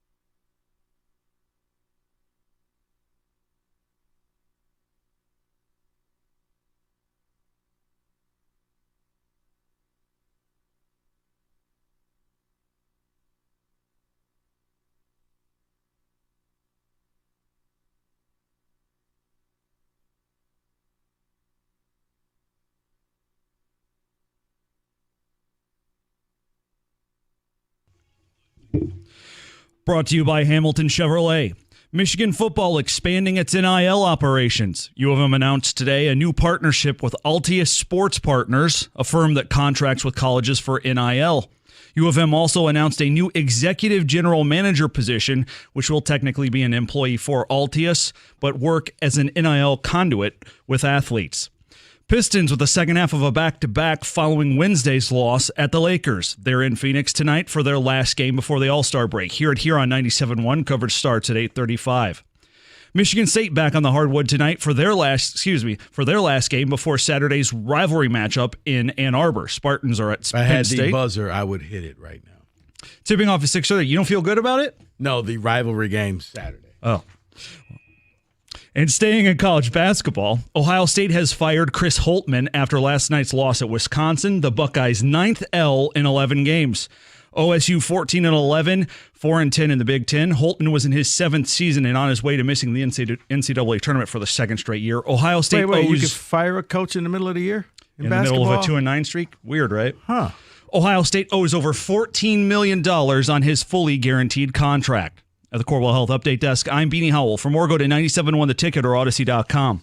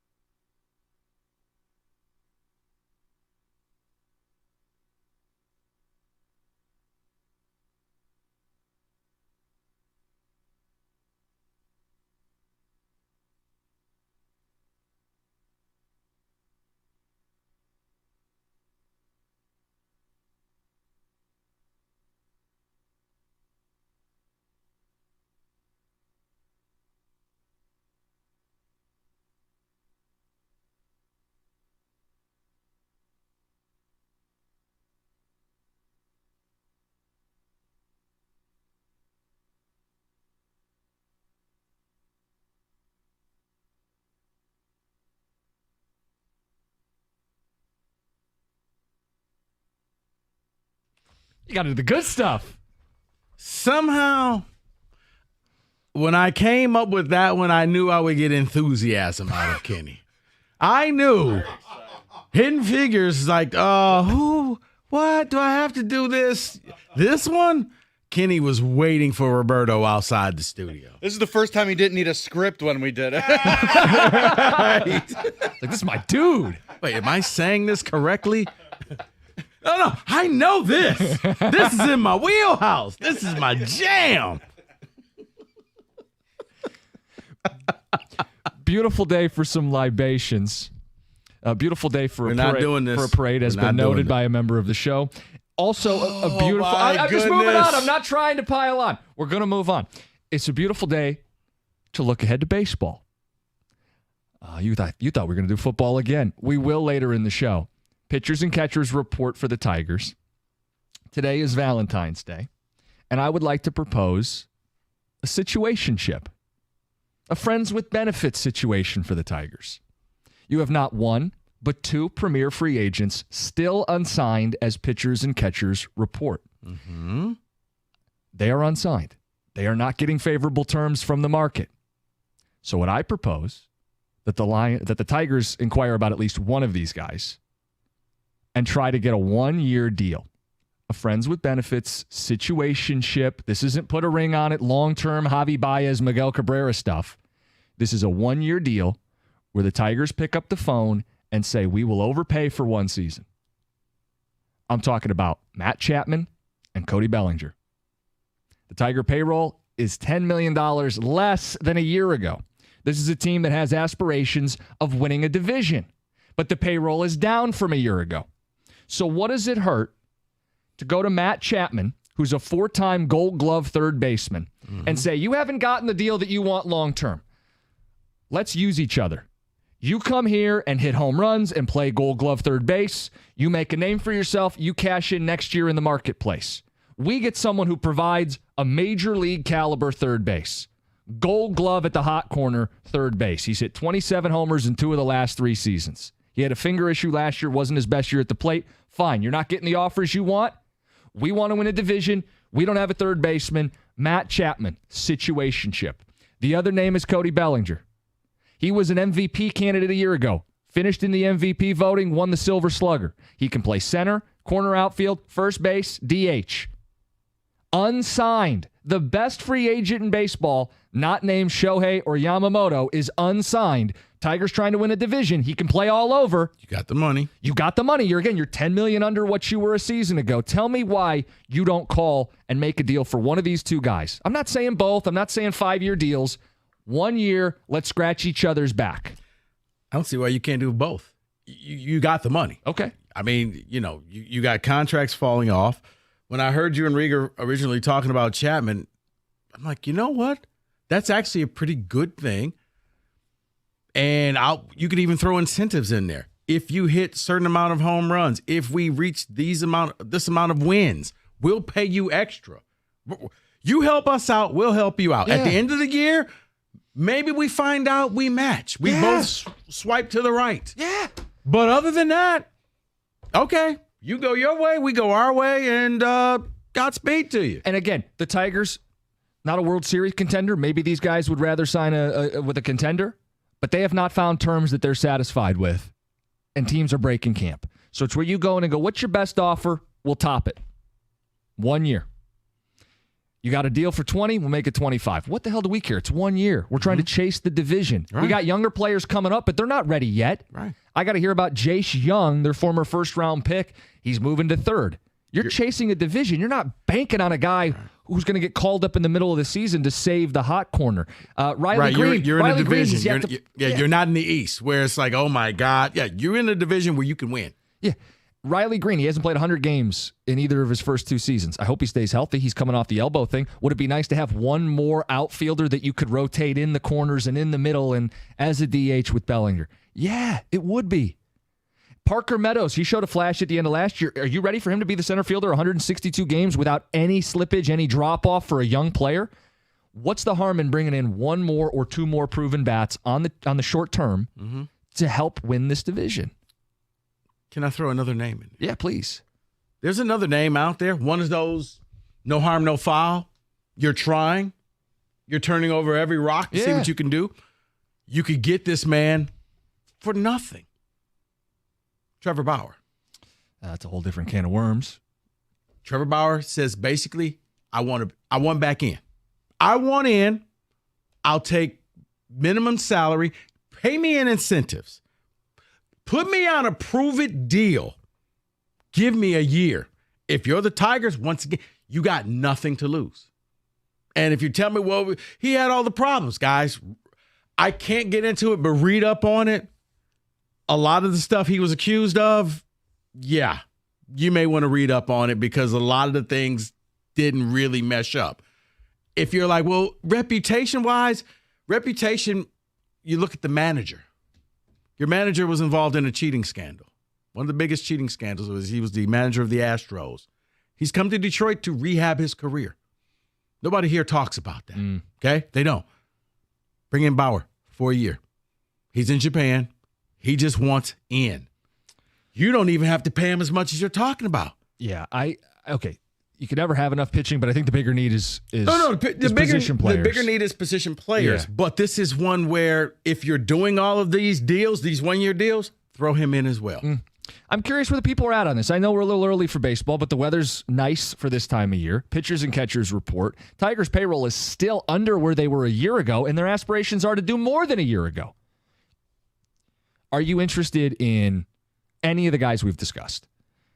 Is there a little more urgency you'd like to see from the team where you say, I like Chapman. I do. I'll give you that one. Because they don't have a third baseman. The quote from A.J. Hinch recently. This is I think what we're going to try to establish, we're going to give ourselves optionality, piece it together, and have a better player than one singular guy. So in other words, we really don't have a plan. If somebody steps up and takes the job, it's theirs. Yeah, I mean, it'll be Vierling, I think, right now. And they'll rotate guys in, Ibanez and, I don't know, McKinstry, depending on who ends up making the final roster. You can platoon. Smart teams do it, and they try to find the matchups. Hinch, I think, is a smart manager. But if you got a Gold Glove, 4-time Gold Glove third baseman, who has hit for power. He's 30. He's not 38. He's 30. He probably wants a 5 or a 6 year deal, and no one's biting. 1 year deal. At the most, you may go 2, but you're not doing a bias. No, I'm not proposing a bias. Not a bias. No. Does this interest people? 248-539-9797. We do have a baseball team, and they are in a division, to Rico's point. This isn't a crazy conversation about winning it this season. Yeah. It's Spencer Torkelson. He was on the morning show today. He says, everyone knows we can win this division. I feel like what this offseason was, it wasn't an offseason that says we can win this division. They still may. They may get contributions from young players, close the gap, and win the division anyway. But it didn't feel like an offseason from a team that feels like, oh, yeah, this is our division to go win. I think adding a Bellinger or a Chapman is a move that says, we're going to win this division this season. We add a little extra. I'm not saying to do it for the excitement, but it would add extra excitement going into opening day, and it makes you a more competitive team for 162 games. It's not going to cost you that much because you got a ton of money. It's an aggressive move. It's a move that says we really are serious about trying to win, and we're not trying to do it on the humble, on the cheap. Okay? I like it. I would like to see that happen. It was the same reason why I was all for the Lions at the trade deadline. Going out and getting one of those players that can help get you over the top. Mm-hmm. It's not going to cost you a ton of stuff. You got the payroll. Did you think the Tigers did enough in the offseason to gear up for this season? No. But no one really did a lot. Yeah. I mean, it was after Ohtani, it was kind of ho-hum. Well, right. I mean, 2 of the top 5 free agents are unsigned. Right. It was like, yeah, you're waiting for the winter meetings. It's like, wait, nothing happened. Right.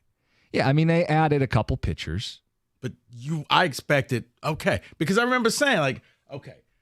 Because Mike was like, man, Scott Harris. I was like, I'm going to wait for the winter meetings, Mike, before I judge Scott Harris. Let's see. Let's let the man cook. He put it in a crock pot. We're still waiting for it to be done. It's simmering. He put it on the 10-hour setting. Well, like Colt Keith's going to make the team unless he's a disaster. They gave him that extension. But you have Colt Keith at second, unproven player. You have Parker Meadows, still in the infancy stages of his career, largely unproven player. Torque and Green are still young and turning corners. They have a lot of young players. And if you're trying to win a division, add a couple more bats. Costa, I think that they may be going kind of that Lions route. We're going to go with our young guys. We're going to build this team. I believe in these guys, and this is what we're going to focus on. We're going to stay young, and we're going to build our own core instead of getting rental players. Can it work? It can, but the opportunity is now to seize this division. This division can be won. It's there. 248-539-9797. Logan, what are your thoughts? You're on 97.1. I actually like the Tigers' moves. I like that they didn't do a whole lot, kind of left the field open for a lot of these young guys to come in. I mean, with the Bellinger, where are you going to put them? Their outfield's pretty crowded. And I like the fact that they're giving the younger guys an actual opportunity to go out there and show them what they're about.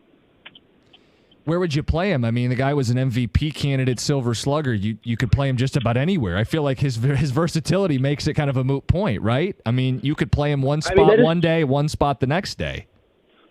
That's true. And part of it, I personally just don't believe he's going to be able to continue this. That's fine. That's fair. I think that's the situation that he finds himself in, though, is the market hasn't given him a deal he wants, right? I mean, guys are reporting now, and he doesn't have a deal. So what's the holdup? I mean, he is one of the riskier free agents. He's got Scott Boras. You know how those clients work. So I think what he runs into is no one's offered him a satisfying long-term deal. Like, these guys hit free agency, and they're in their late 20s, early 30s. They're looking for that big deal. This was the big payday, and a lot of people were like, wait, I've been waiting years for this day, and it didn't happen. And safe to say, no one wants to give him that big sweetheart deal on Valentine's Day.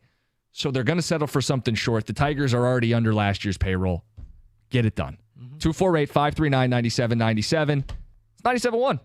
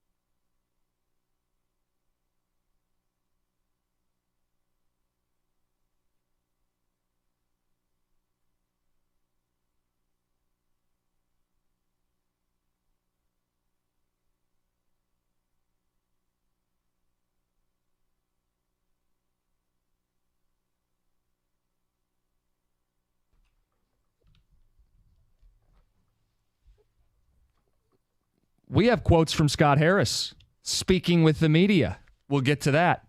Tiger baseball pitchers and catchers reporting. I know there's a football fog, but guys, get with it. Baseball's here. Be here before you know it, and the Tigers are acting like they can win this division. Spencer Torkelson on the morning show saying, everybody knows we can win this division. Yet I'm looking at the opening day projected lineup, and I see a pretty big cavernous hole on the left side of the infield. I know they're going for optionality, but there's no third baseman. Matt Chapman is a 4-time Gold Glove third baseman, unsigned. Hasn't received a long-term deal to his satisfaction. Offer him a 1-year deal, overpay him. Yeah. The Tigers' payroll is less than a year ago. Guys, they're cheaping out from a year ago. Why not sign a short-term third base option in Matt Chapman to round out this team, to actually give themselves the best chance to win this division? Like, Rico, what am I missing? Read the quote. Here's the quote from Scott Harris, and this might be what we're missing. Asked if they considered adding a veteran bat, quote, we have a young hitter in the big leagues or pretty close to the big leagues at almost every position. We've got to commit to those guys. There aren't a ton of at-bats available for everyday players. Subtitles. We're going young. We're going to give our young guys a shot at this. And we're going to win with our guys. You know, it's funny. Last year, the narrative was we can't call these guys up because the big leagues are a big adjustment and they're going to fail and it might not be perfect. Now you're relying on those dudes to win a division? Am I missing? I'm not trying to be a Richard. No. Last year, we can't call them up because they're going to be too unpredictable and it's too difficult. Now we're going to lean on them to win a division. Right, because now they got a year under their belt. Not Colt Keith. And you hope that we'll platoon and maybe around July, August, we'll bring you up. Okay, so the one name that everybody's looking at for third base is Jace Young.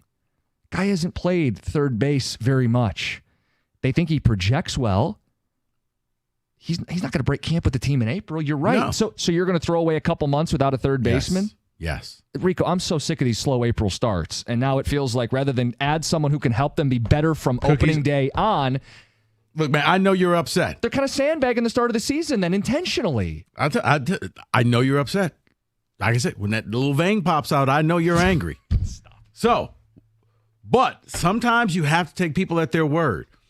And when you listen to general managers and you listen to people like that, they tell you what they're going to do. You may not like it, but it's like listening to Brad Holmes. Brad Holmes tells you exactly what he's going to do. I can appreciate it because it's not GM speak. Same as with Scott Harris. He's telling you, Young, I think I have the guys, and as soon as they're ready, I'm going to put them in there. And I'm willing to platoon this thing out until I get there. Because if I do bring a Chapman up here, then that may be blocking Young. That may be blocking guys that I can put in here. Why am I worried about I'm not signing a 5-year deal. You know what is blocking? Your chance at winning the division. Thank you. That's what you're blocking. And as a fan, hearing the president of your team say this, now I'm like, okay, well then I guess I should not believe we're not going to win a division. No, it goes down to the whole hope. It goes to the slow start thing. It does go to the slow start but I think some of it too is because you play in this division, there's not a sense of urgency. You don't have to rush and try to win this thing right now because look, they were competitive last year. Yes. I mean, we were joking like, can you guys just stay competitive till the Lions preseason starts? And you know what? Mission accomplished. Yep. The Tigers were fun to watch. Like all of a sudden, it's like, they were in the graphic. I'm all about young, developed position players. This team has been long failing in that department.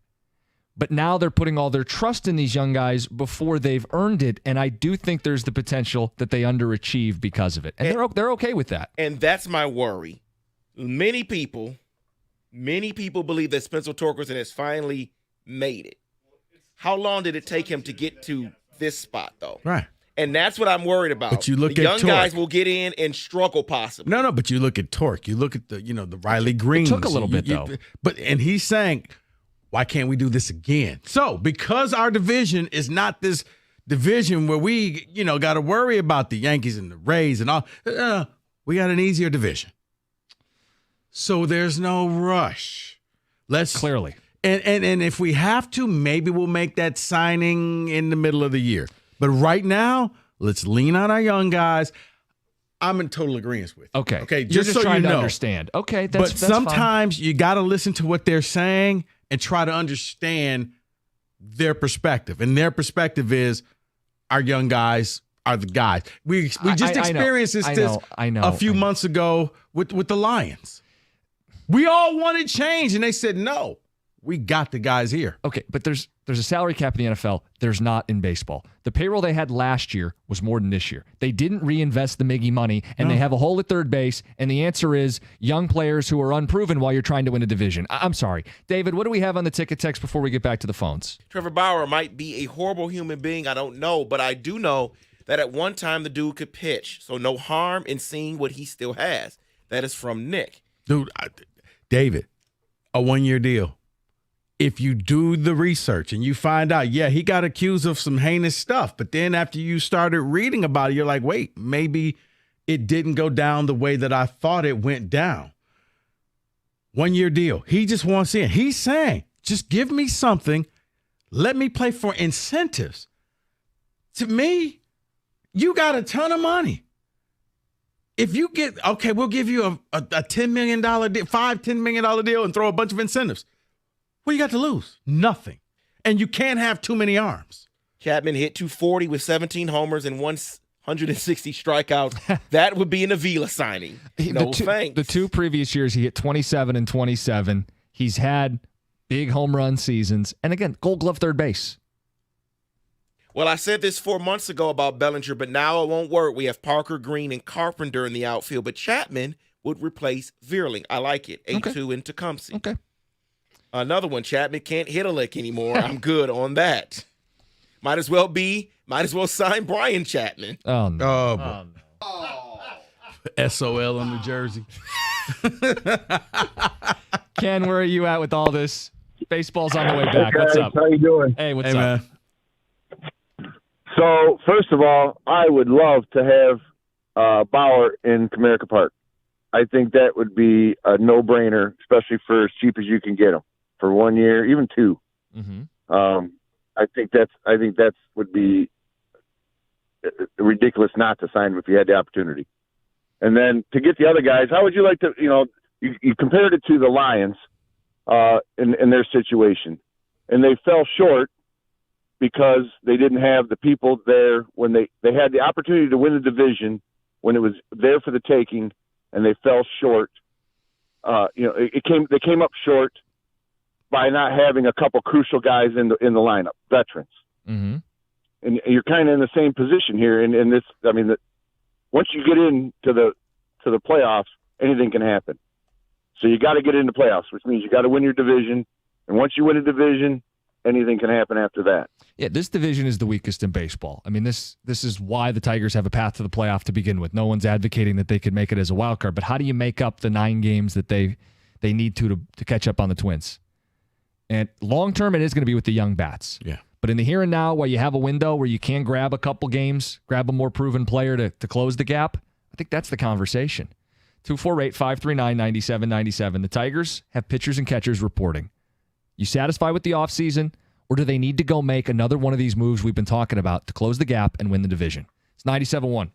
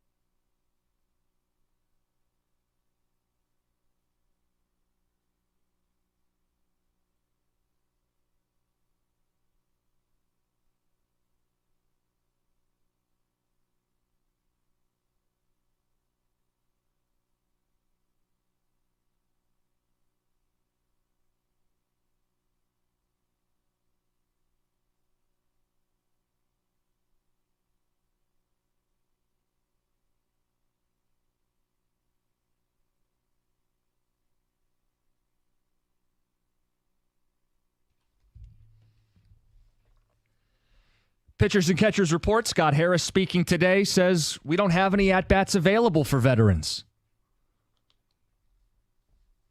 Your response. Team is chasing the division. Division is up for grabs. Couple top-tier free agents available, including one at third base. Tigers not interested. Should they be? 248-539-9797. We've got JD in Ann Arbor. You're on 97.1. Hey, how's it going, man? What's up? Doing all right? Yeah, I've been saying it all off season. I don't know why we haven't signed Matt Chapman yet. The biggest hole we've got in the offense right now is at third base. I think our projected is Zach McKinstry? Matt Vierling, probably, yeah. Matt Vierling? Yeah, I mean, I like both those guys. Matt Vierling's more of a platoon guy. I see Zach McKinstry as the utility. So I don't see either of them as a starter. So we've got that hole. Matt Chapman's right there. I don't know why we haven't signed him. And we haven't really done much for the offense this offseason anyways. The only guy we signed would be Mark Canha. I like him, but everything else has been pitchers. We haven't done anything for the offense, which was our weakest part last year. We were pretty serviceable in runs allowed, but we were battling all year for lowest run scored throughout the MLB. Yeah, and Canha's a Harris guy. He's a little long in the tooth, but he'll draw walks, and he can play the corner outfield. But you're right, that's really the only move they made. And while Matt Chapman may be more of a free swinger than Harris would like, this may be one of those situations where they need each other. Where Harris talked about being an organization where guys can go to and get better. Yeah. He doesn't have a home this year. He's still unsigned, and he might need a 1-year get-right spot. And the Tigers have a clear need at third base. This could be you scratch my back, I scratch yours. This doesn't have to be a long-term commitment. Yeah. As you say, it's friends with benefits. Situationship, as they say. We're not getting married, but, you know, there you I'll go. shoot you the you up text, and right, we'll get it done. I'll give you the door code to come in and let yourself in, let yourself out. Exactly. No, David, why are you like... I'm just laughing at the I'll text you the you up text. That's funny. I like that. Scott Harris should send the text right now to his agent, you up. Or just, hey. With 2 Y's. Little winky face. Right. Kenny's pulled that move before. Kenny just sends emojis. You know what, Rico? I'm just going to let it slide, all right? Just going to let it pass. Don't tell us what your night looks like already. All right, let's get to Pete and Warren. Pete, what's up? You're on 97.1. Hey, good afternoon, fellas. How you guys doing today? Hey, Pete. Good. Good, man. Listen, I'm coming in hot, boys. I'm coming in hot, so bear with me, all right? Yep. First of all, totally agree with you scratch my back, I scratch yours. Why not? This division is really open to anybody. If the Chicago White Sox do some things, they could possibly win the division. Who knows with this division? But I want to dive deeper into this, guys. I want to dissect this a little bit with you. I want to go back to the 2021 season with this team. Now, they won 77 games that year. You had 2 rookies that just played outrageous for us that year. That was a total surprise. You had guys like Jamer Candelario, Nico Goodrum, Victor Reyes, the Castro brothers, Willie and Nilly, or whatever their names were. There was a bunch of players that they had on this team. Not only with that, Robbie Grossman and Jonathan Scope, also a big part of that team.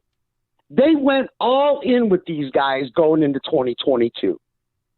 And then they brought in Baez on top of that. Yep.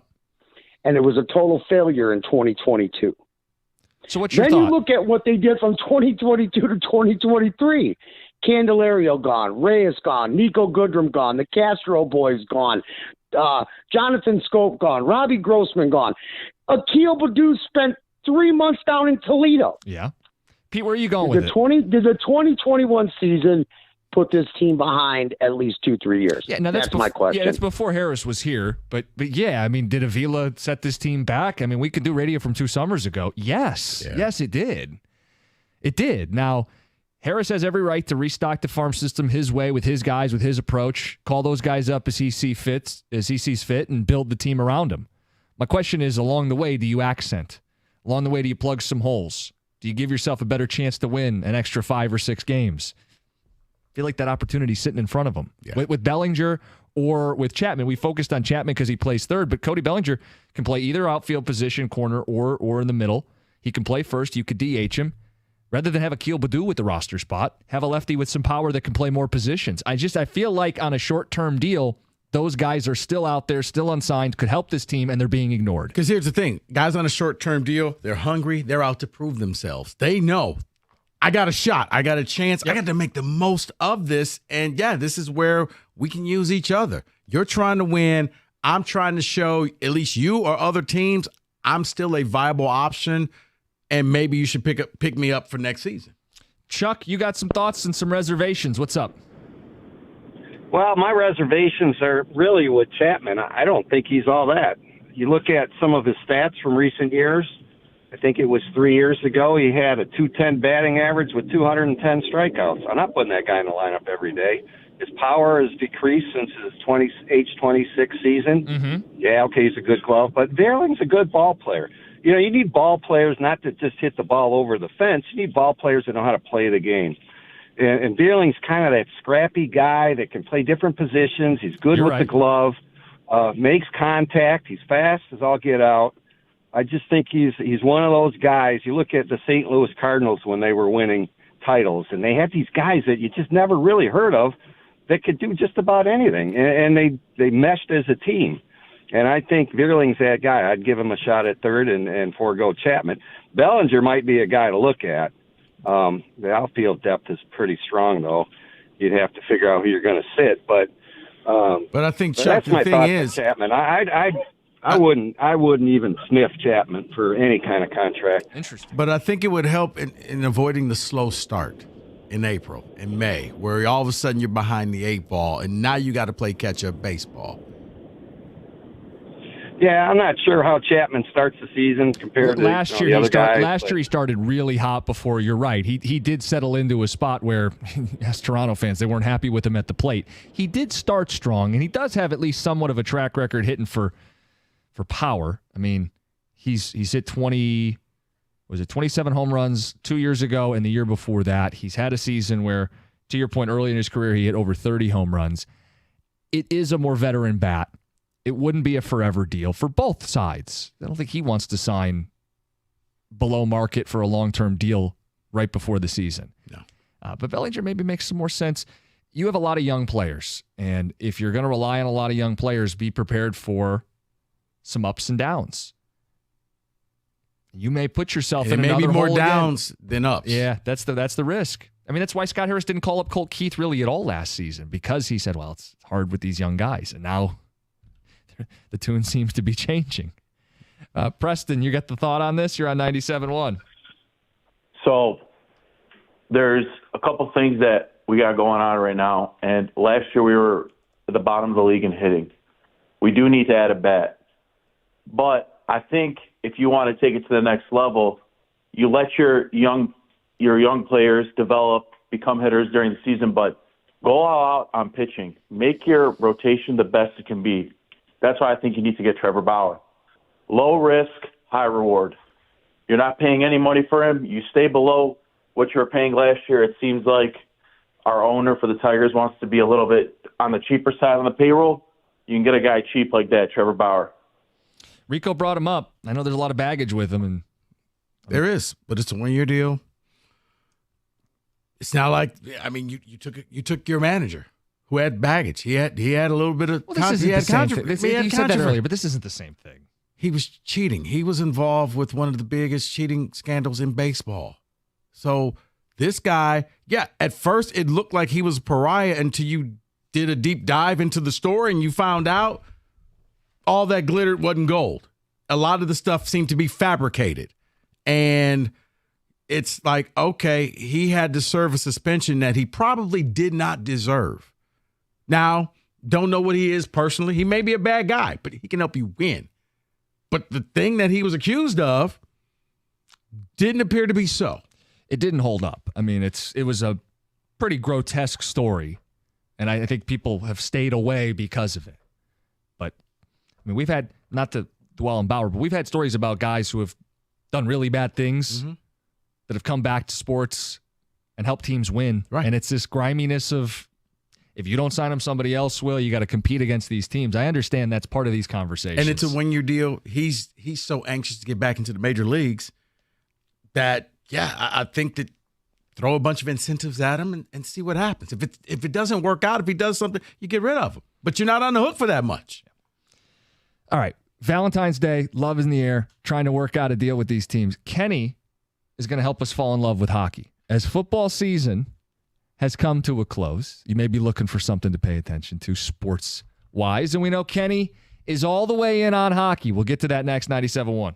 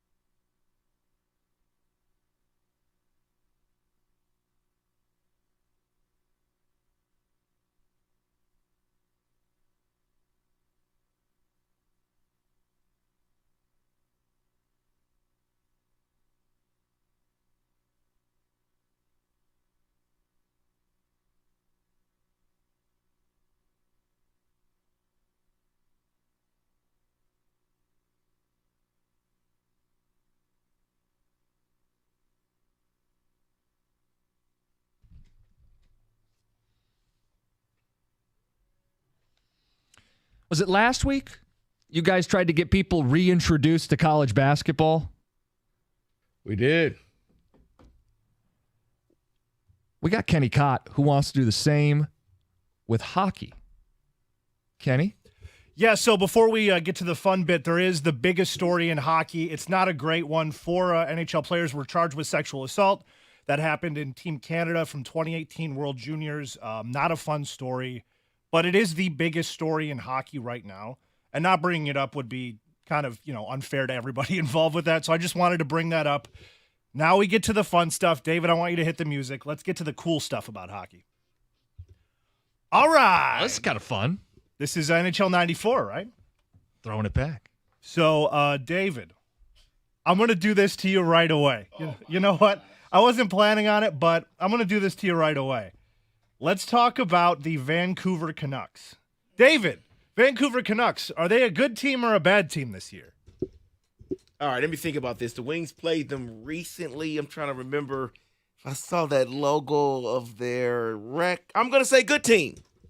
They are. They're a very good team. In fact, they are the best team in the league this year, which is crazy because Coach Bruce Boudreau, who used to coach for them, he had this dead man walking thing going about him because he was pretty much going to be fired for Rick Tocchet, who worked at TNT as an analyst at the time.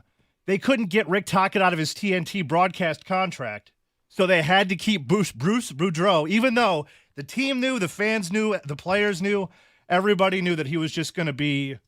Nobody wanted him. Do they still have the Sedan twins? The Sedan twins. I'm just going to ignore that, take that as an insult.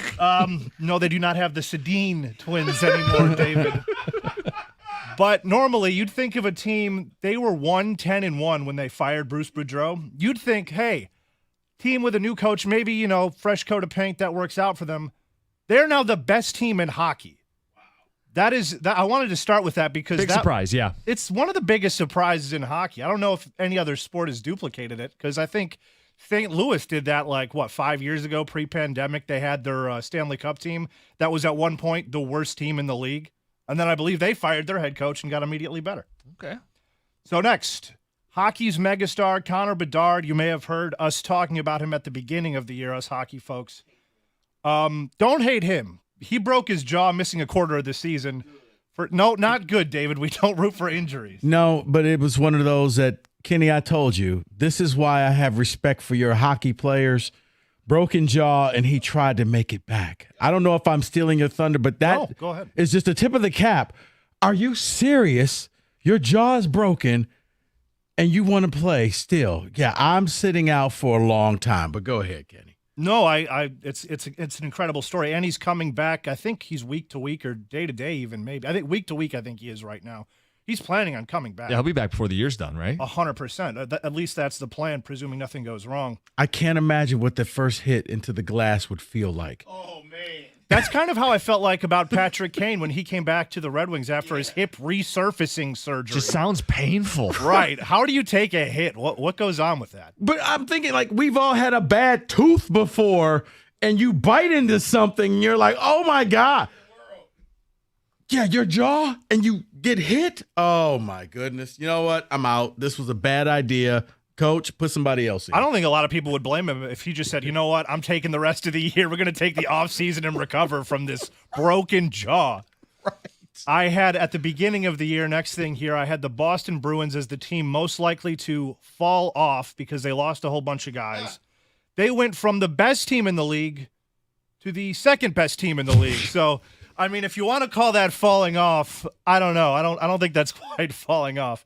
But, not every prediction can be a great one. Well, you don't want the President's Cup, so. Yes, you don't want the President's Trophy. I would also like to, speaking of, actually, let's do this. Edmonton Oilers, David, good team or bad team? Well, seeing what they did to the Wings last night, I'm going to say really good team. So I'd like you to imagine that team at the beginning of the season with a different head coach. They were once the 5th worst team in the league this year before they got to the point of being good enough to drop 8 goals on the Red Wings. Not great. They had to fire their head coach. They brought in Chris Knobloch, who was a minor league coach of Connor McDavid's. Chuck's brother. Yes, exactly. I was thinking the same thing, David. Yeah. These hockey segments are my favorite. Chris Knobloch, who was the minor league coach for Connor McDavid, they brought him back, and then they proceeded to win 16 straight games, becoming the third in the Pacific Division, I believe. And that is absurd. They almost tied Pittsburgh's record, I think, from many years ago when they had Yager and they had all those guys and Lemieux. They almost broke that record, which is wild to think about that. So is it true? I heard last night they've won 25 out of the last 30. Sounds right. True? Yeah. Sounds right, I don't know if that's true, but I believe you if you told me that. So at the beginning of the season, when we were doing a similar segment to this, I asked you all, will the Toronto Maple Leafs win more than one round of hockey? And we all said no. Yeah, I'm sure everybody said no. And I will say no again because they're fighting for their playoff lives right now, right next to the Wings in that wild card conversation. It's not going as well as Maple Leaf fans want. And you know what?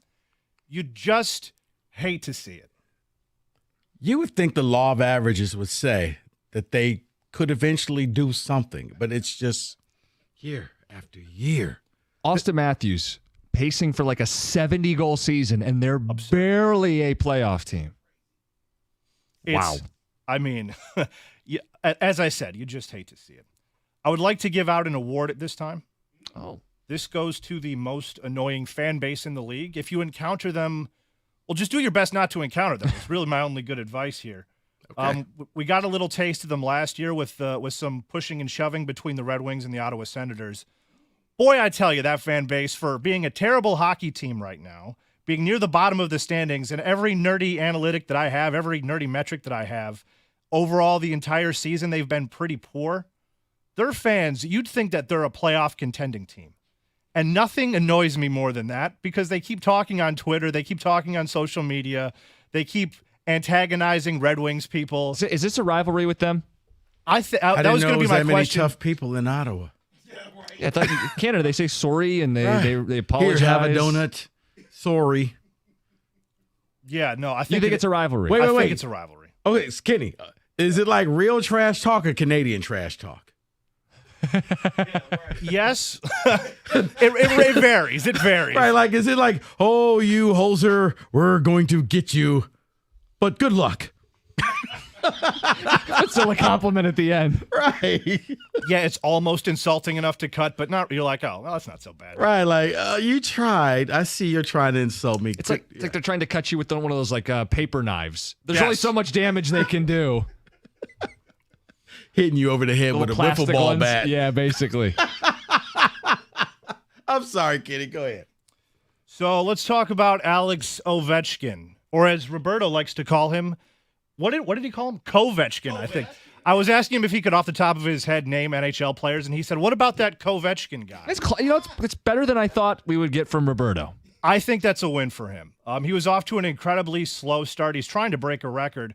But he started off on a 19-goal pace, which for Alexander Ovechkin's normal 40-goal pace is not very good. Now he has scored in 6 straight games, and he's right back on track to be scoring that, to be, setting a record. The only reason I bring this up is not because of Washington. Washington's not a very good team. Not because of Ovechkin, because he's old and soon to be irrelevant, but because Roberto called him Kovechkin, and that's really the only reason I wanted to bring that up. Works for me. I'm good with that. So the next thing I wanted to bring up is here's I think the worst franchise in professional sports, the most poverty franchise in professional sports. All sports. In the major 4 sports. Okay. The Pistons play in a building, David. The Pistons play. They might not own the building. He's going. Oh, David, they do not play at a high school. College. Sun Devils. Close enough. You know what? Looks like a high school. It looks like Detroit Catholic Central, like one of those big high schools. We may have high schools with better hockey presence than the Arizona State building. I believe the NHL actually has subsidized their team, so all the other owners are actually paying for the operations of this franchise. Okay. Wow. Which I'm not even kidding. That's actually a thing, and that is awful. That's an awful look for an NHL franchise. I don't believe that that's actually happening, but it is. The reason I bring it up, they could be going to Utah, they could be going to Houston, they could be going to Atlanta. Again? Which I don't get because it didn't work the first time. I don't know how it's going to work a second time. What about Quebec? Well, bring back the Nordiques. The market's not. You know what? Here's a funny thing. They actually have a fan base down in Arizona. It's just kind of like the Chargers. Like, we're not going to be held. You're not going to extort us. We're not going to be held at gunpoint. We like you. We don't love you. Yeah, we don't love you that much. Yep. And that is your NHL hockey blitz.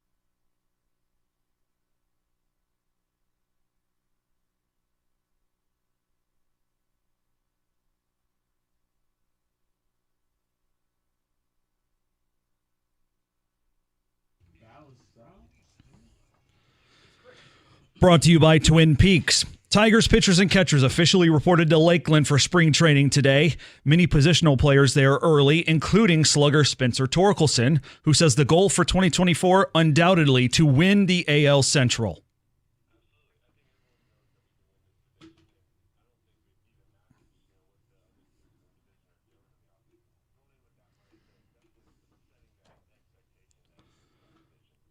Tigers opened the regular season in 44 days. Elsewhere in baseball, MLB's new uniforms not going over well. This season, all teams will wear Nike's new Vapor Premier line, a design that's more lightweight and breathable. But the appearance of the new jerseys noticeably different and, to many, a significant downgrade. Multiple players have voiced their displeasure in the new material, calling it cheap-looking. And in side-by-side comparisons with last year's jersey, the nameplate and numbering do appear to be smaller with more blank space. There's also... What is it called? Vapor Premier. Okay, I'm looking it up. There's also no more stitching, guys. It looks like they ironed on the decals like you would for a high school team. Pistons close the first half of the season tonight on the road at Phoenix. Hear it on 97.1 starting at 8:35. And the Red Wings expect to learn more about netminder Ville Husso's injury by tomorrow. Husso left last night's loss in Edmonton just a few minutes of ice time into the game after surrendering a goal early. He went left to right attempting to make a save, immediately fell to the ice after. Husso just coming back from a 2-month absence after another lower body injury. Wings coach Derek Lalonde said last night that the issue looked to be the same. At the Corwell Health Update Desk, I'm Beanie Howell. For more, go to 97.1 The Ticket or Odyssey.com.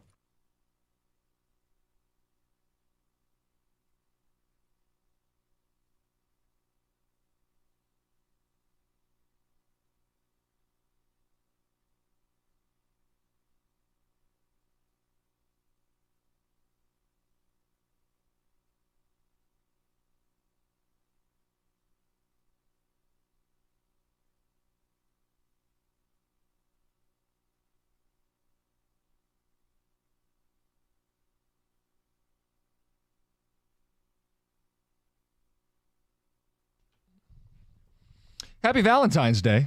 97.1. We're having fun today. Real quick, did you see, it wasn't in Beanie's update, Chris Jones, Kansas City Chiefs D lineman? No. At the parade right now, and yes, beautiful day for a parade. I hate you. Says for those that wanted Chris Jones gone, his quote, "I ain't going nowhere, baby. I will be here next year and the year after." It's got to be good for Chiefs. I see they kept the DC as well. Yep, Spags, he's staying. Man, okay. I mean, his agent can't be happy right now. Cut him off. Like, Chris, you can come back. We're trying to. I'm negotiating for you right now. You're costing yourself so much money. Right. But he wants to be back. He plans to be back. And I think I get it, but don't say that out loud. I agree. It probably had a few pops, and he's having a good time. Even if you do, like, it's like St. Brown. Like, you know what? We'll see. Whatever best for the team and us, we'll work something out. But when I'm coming back, well, I ain't got to pay you. Well, there is someone that is not coming back and returning to their team. It's not Kansas City. It is your team. Just announced, press conference. Steve Wilkes has been relieved of his duties as defensive coordinator. I was reading about that this morning. I think he became the guy that he's got to fall on the sword. He never made that defense his. He came in and just tried to do everything that D'Amico Ryan did and just kind of slide into that parking spot. And then you saw it in the playoffs. I mean, you gave up big games to the Packers. Jordan Love had a great game. You had to come back. Then you play the Lions. Lions jump out to a 17-point lead. You got to come back. And then you can't stop Mahomes. And I know it's Mahomes.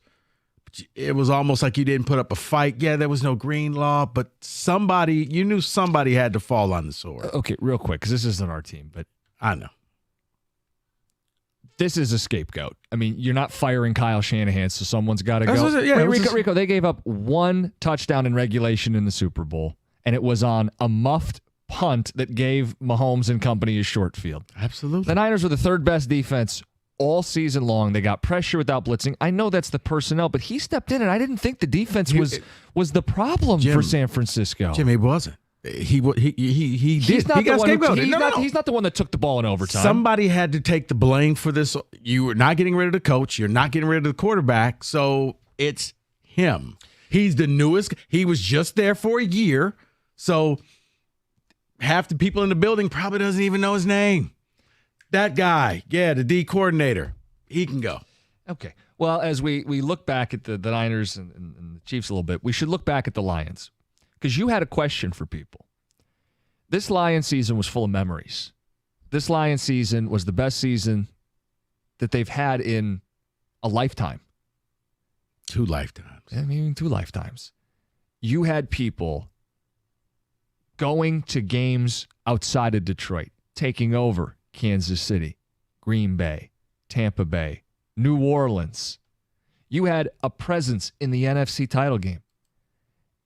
Couldn't have been cheap. 25 to 30% of the seats were you. You could see the Honolulu blue. It popped on the screen.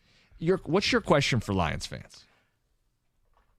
Lions fans, I mean, now that you've gotten the credit card bills, now that the dust has settled, now that the season is over, now that you realize how much you actually paid for this experience, because it was a great experience, but it came at a cost. And it could have been, you also had to pay for tickets to a playoff game here, not 1, but 2, if you weren't a season ticket holder. For the Lions fans who paid all that money, was it worth it? Would you do it again? 248-539-9797. It was a magical ride. Is this something that you could only do one time? That it's only magical in that 1 year because the next year it's not going to seem the same. But last year it was like you got in. It's like that band that you start following before they hit it big. And now all of a sudden everybody follows the band. And it's not as special anymore. But when you did, man, you would watch them play at little hole-in-the-wall spots. And you would sit there and talk to them afterwards and just sit there and have a drink. You spent a lot of money. You put in a lot of time and a lot of resources. You flew and you drove and you did a whole lot of stuff. You got the bill now. Was it worth it? Would you do it again? And if you're willing, how much did you spend? In the totality. You don't have to leave your real name, but I'm kind of curious. Did you put yourself in debt watching this thing? Because if you're a Lions fan, I understand it. It's something you've never seen before. It's something that you may not see again. You hope to see it again, but everything about this team, it seemed like whatever they touched turned to gold. You took over cities so badly that 3 teams had to come out and admonish their fan base. Yeah. What were you thinking selling to those hooligans in Detroit? Why did you give the tickets to them? What were you thinking? So I just want to know. Guys, did you I know it was fun, so I'm not going to ask was it fun, but I'm saying, was it worth it? Yeah. Now that you got the bill, now that you didn't make it to the Super Bowl, would you do it again? Was it worth it? 248-539-9797, because you got a better schedule coming up this year. And you're going to have to set aside a lot more money than you did this year. This year was a happy accident. I don't think anybody saw this year happening. Well, people thought that they would win the division and you'd have a home playoff game. Right, but to get 2. But people were to like, go to a 3rd playoff game on the road. You're right. I mean, happy when you accident. saw it was Kansas City first game. All right, you know what? Let's go to Kansas City. See what happens. We may not win, but let's go to Kansas City and let's go represent our Lions. Wait, we won? Oh, Tell it, Setter. Who's next? And Who's next? Green Bay. In your division, iconic venue. You go there, where all they have is football. It's a tiny little town that's basically a football stadium. Green Bay you thought took so over. lowly of you that I remember those season tickets went to like season ticket holders from like Wisconsin or someplace, and they sold them like, nah, we don't want to go. Lions fans bought them all. Yep. Okay, next up. New Orleans was the big one because that's Tampa. The dome and how tough it is to play in the dome. And their GM came out, was a Mickey Loomis. Yeah. And he's like, I can't believe I have to say this, but our fans selling to... You're right. Lions fans made a statement this year. You took over Tampa. You made things hard for Baker Mayfield there and here. Yep. And then on top of that, after traveling with this team and going and represent... Because... one of the coolest things that I thought was at the end of the game when you would see Brad Holmes like do the little victory lap, because all the Lions fans would come down and hang over the side and he's high-fiving them and taking pictures with them, and the team is doing that. At that point, I think they embraced the fans. We see what you're doing. We acknowledge that, and we love the fact that you guys are out here. I mean, you go to the game, you get a selfie with the general man. Like, you don't get that in most places. No. But you did. So that made more people want to go. And then on top of that, you had 2 games in the playoffs here. And if you didn't own season tickets, You had to pay. You had to pay for those. Extra. Yeah. It's just secondary market. And then on top of that, you had a watch party for those who couldn't go to San Francisco. That wasn't free. Yeah, it was like $25. Still wasn't free. It wasn't the hundreds or thousands that people were. In total, though, a Lions fan who was in it from the beginning to the end probably shelled out more money than they were prepared to when the season started. To Rico's point, when you get the statement, when you got to make the payments, do you smile? Was it worth it? Yeah. I can't imagine anybody thinks that it was a waste of time or money because, Rico, while they may go on a run next year or the year after or for years to come, the first season is special. When things start, your brain gets rewired. I think that's what happened for Lions fans this year. You had been trained to expect letdowns, and in the moment, you were getting reprogrammed. We're allowed to have good things. We have a good team. We're going to win. And that excitement that was unexpected, you can't ever replace that. That's forever. Or did you get so wrapped up that it's like when you're on a trip and you're out in Vegas or you're someplace and you just, you know what? Yeah, let's just buy that too. And then you get home, you're like, wait, why did I buy this? What was so special about this again? Why did we go over here? Why did we go to see that show? But you got so wrapped up in the euphoria on that trip. You got caught in the wave, and you got caught up in the one pride wave.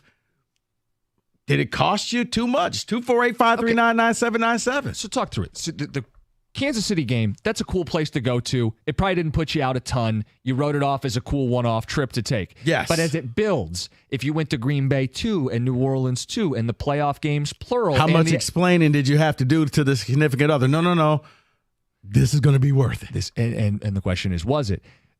Rico, I think the first playoff game is the most special because they hadn't won a playoff game in my lifetime and for a lot of people's lifetime. You got to see it. You got to see it at home. You get to experience it with Lions fans. That was a cool place to be. But see, I think the first playoff game was kind of like the Kansas City game. You wanted to see it because you were hoping to see something that you hadn't seen in a long time. Yes. But kind of like after the Kansas City game, wait a minute. Now you're on the hook. There's more. Now you're on the hook. You got a taste. There's another door I can go through. Oh. And I don't know if the Tampa game was as satisfying as the Rams game, but it was still a home playoff game for the Detroit Lions. I think the question really centers around that third playoff game.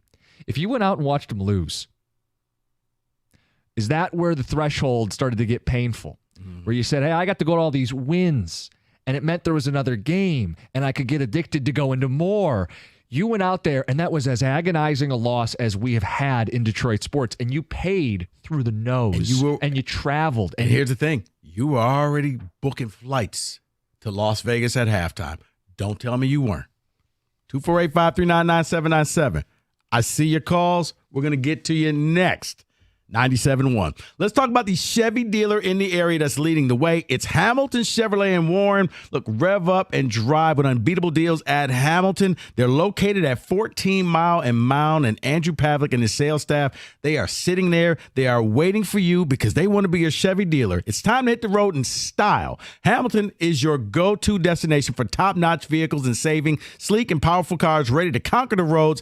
And at Hamilton Chevrolet, they got everything that you need, from fuel-efficient compacts to rugged SUVs. They got the wheels that'll match your lifestyle, including you can take advantage of the February Rico deal, a new 2024 Chevy Blazer LT, $269 a month for 24 months. I did not stutter. That's how much Hamilton Chevrolet wants you in there. A 2024 Chevy Blazer LT, $269 a month for 24 months. You walk in with $995 down. You drive away with 10,000 miles a year. The best deals are found at 14 Mile and Mound. You stop in to see my guys at Hamilton Chevrolet for details. You can look at their inventory at hamiltonchevy.com. Chevrolet, find new roads.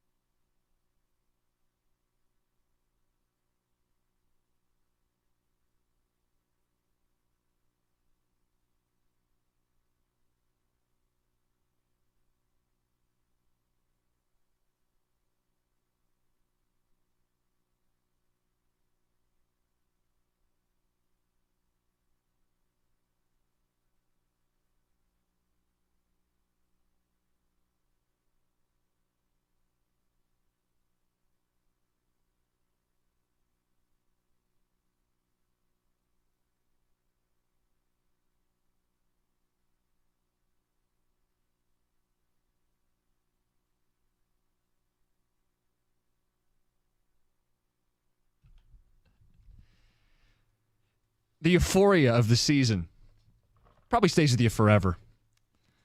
Sort of those credit card bills. That's Rico's question today. Was it worth it? If you're a Lions fan who made the journey to any of those stadiums in the regular season, paid money to go to those home playoff games, shelled out even more to go to an NFC title game. As you look back on the season, was it worth it? David, what do the ticket texters have to say? I was in Baltimore, and that stadium was at least 40% full of Lions fans. We just never got to show it because of the blowout. Go Lions. Yes, it was worth it. Okay. First season is always the most special. As a Michigan fan, out of all the Ohio State victories, the first one will always be the most special to me because it was the first one. Enjoy, Lions fans. It was worth it. Because in some ways you get used to winning, which is a good thing. But when you're not used to winning, it's a little different. Like this year was different in the best way possible. Now we're starting to get some numbers rolling in here. It says went to Because that's San what I'm Francisco. curious about. Went to San Francisco with my husband, spent $7,000. Worth every penny, great experience. It was devastating, don't get me wrong, but watch grown men cry. It was still worth every cent. Another one. Oh, go ahead. From Cole in the car says, the Rams game cannot be replicated. I went to 3 other games, the division playoff, for a total of $5,000. The Rams game was singularly worth every penny. I think that was the most special. Because this all started, like, my neighbor across the street from me sent me a text, well worth it. 2 exclamation points. Like, because he was talking to me before the season, like, yeah, me and the wife are thinking about going, and which game should we go to? And I'm like, well, you can't go wrong with New Orleans. Because even if things go bad, it's New Orleans. It's Party City. He thought about Dallas, and then kind of like Lions fans, it caught fire, and it was just like, yep, we going here. We going to this one. We going to this one. It's just one of those, like, how much did it cost you? And yeah, was it worth it? Would you do it again? Because this year, you got a hell of a schedule. Your road games will include, you're going back to Dallas. Mm-hmm. You're going back to San Francisco. You're going back to the Packers. Maybe you go take over Minnesota. Like, there are games there for you to go and see. I think they're in Jacksonville. You might be right. Sounds right. But, yeah, Houston. They're going to Houston. So they're C.J. Stroud, a guy that people think is better than Goff. You're going to get to play him.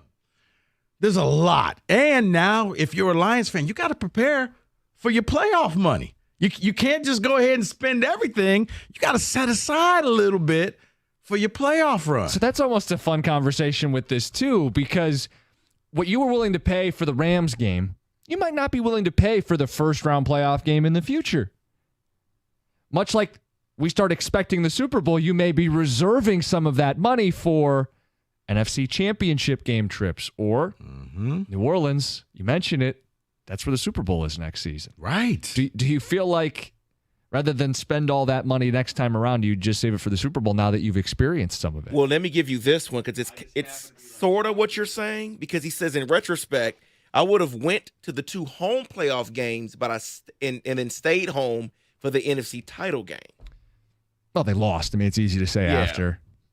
Got to risk it for the biscuit. And then here's another one. I guess his wife is telling him no more. My friend partied like a rock star with the Lions going to all home and away games. Went to the 2 playoff games. He will not be renewing his season tickets per his wife. Family finances. I'm sorry. Happy Valentine's Day. He does also say he wishes he would have saved it and cut back. I bet you do now. Well, that's what I said. You get caught up in that euphoria where all of a sudden you're just like, yeah, whatever. How much? We're going. No price is too much. Red, you're next. You're on 97.1. What's going on, fellas? Hey, man. Good to hear from you. I was one of the people that went to Kansas City, and I ended up buying a sign. My sign said the Lions going to Super Bowl. I had the odds. I put $1,000 down at the beginning of the year. I went to, a lot of playoff games. I went to actually all of them. I went to the home playoff game. It was $800 each. And then my wife, she wanted to go. She see how fun it was. And so it was $1,000 each. And then I went to San Jose for the NFC Championship game. And I I was justifying everything because we was winning. Once we lost, that feeling that I had, it was one of the worst feelings I ever had. I don't think it's worth it. I don't like feeling like that. One time I blew $4,000 at the casino, and that feeling that I blew was the same feeling I had in my stomach. It was sickening. So I don't think it's worth it because I don't want to feel like that. I should have just the loss hit you extra hard. Yeah, it was real devastating. Even though when I went to Kansas City, that sign I made Detroit Free Press. You know, everybody's like, "Hey, that's Mensa." But yeah, it was heartbreaking. But I don't know if it wasn't worth it, but it's kind of worth it. The next time, if they was to go to the Super Bowl, I'm there. No, most definitely though. Yeah, it'll hurt even more if you don't win the Super Bowl. But I think you know that signing up, and it's the trade-off, right? It's because if they win, if they would have won when he was there in the NFC Championship See, you game, can't have it both ways. I know. You can't sit here and but you know what? I asked the question I wanted to know. He risked it all at the casino and lost it, and yeah, nobody feels good when you lose $4,000. Nobody shakes it. That's $4,000. Oh man! But the trade-off is you start thinking of everything you could have spent that money on. But the trade-off is you lose it at the casino, it's gone. You lose it at the game, you still went to the game. You have the memories of being at the game, right? But then it's the plane ride home. Not as fun because I saw the plane rides going out to San Francisco. They weren't the same. Yeah. Harold, you're on 97.1. Hey, appreciate you guys taking my call. Love the show. So, was it worth it? I'll have to answer that absolutely. I have my oldest son flew 4,000 miles from Homer, Alaska to attend the game with me. That's a memory I will take to my grave, gentlemen. Thanks for taking my call. Wow. Okay. Appreciate it. 4,000. Okay. That's what it. Well, you knew these numbers weren't going to be small numbers. No, they weren't going to be small. That's why I appreciate people who are willing to share the numbers. But it is just one of those things that I just wanted to know. It was the experience worth the cost, worth the heartache at the end. Well, we know the and Lions. Will you do it again? And one guy was like, his wife was like, no. Hope you had your fun because your season tickets canceled. I mean, that's real life. The Lions playoff games were the most expensive games in NFL history for those rounds of the playoffs. You start stacking those up, plus your fun trips, plus the NFC Championship game, and ka-ching, ka-ching, ka-ching. Was it worth it? It's 97. What? I'm sorry. Let me give you one real quick. Sam in Grand Rapids says, I bought a new Lions hat for $32. Several cases of Busch Light, probably $150. Subscribe to Peacock for $4.99. Totally worth every penny. Okay. All right. Your phone calls, your ticket text next. Was it worth it, Lions fans? The magical run. Tell us how much you spend, and will you do it again? 97.1.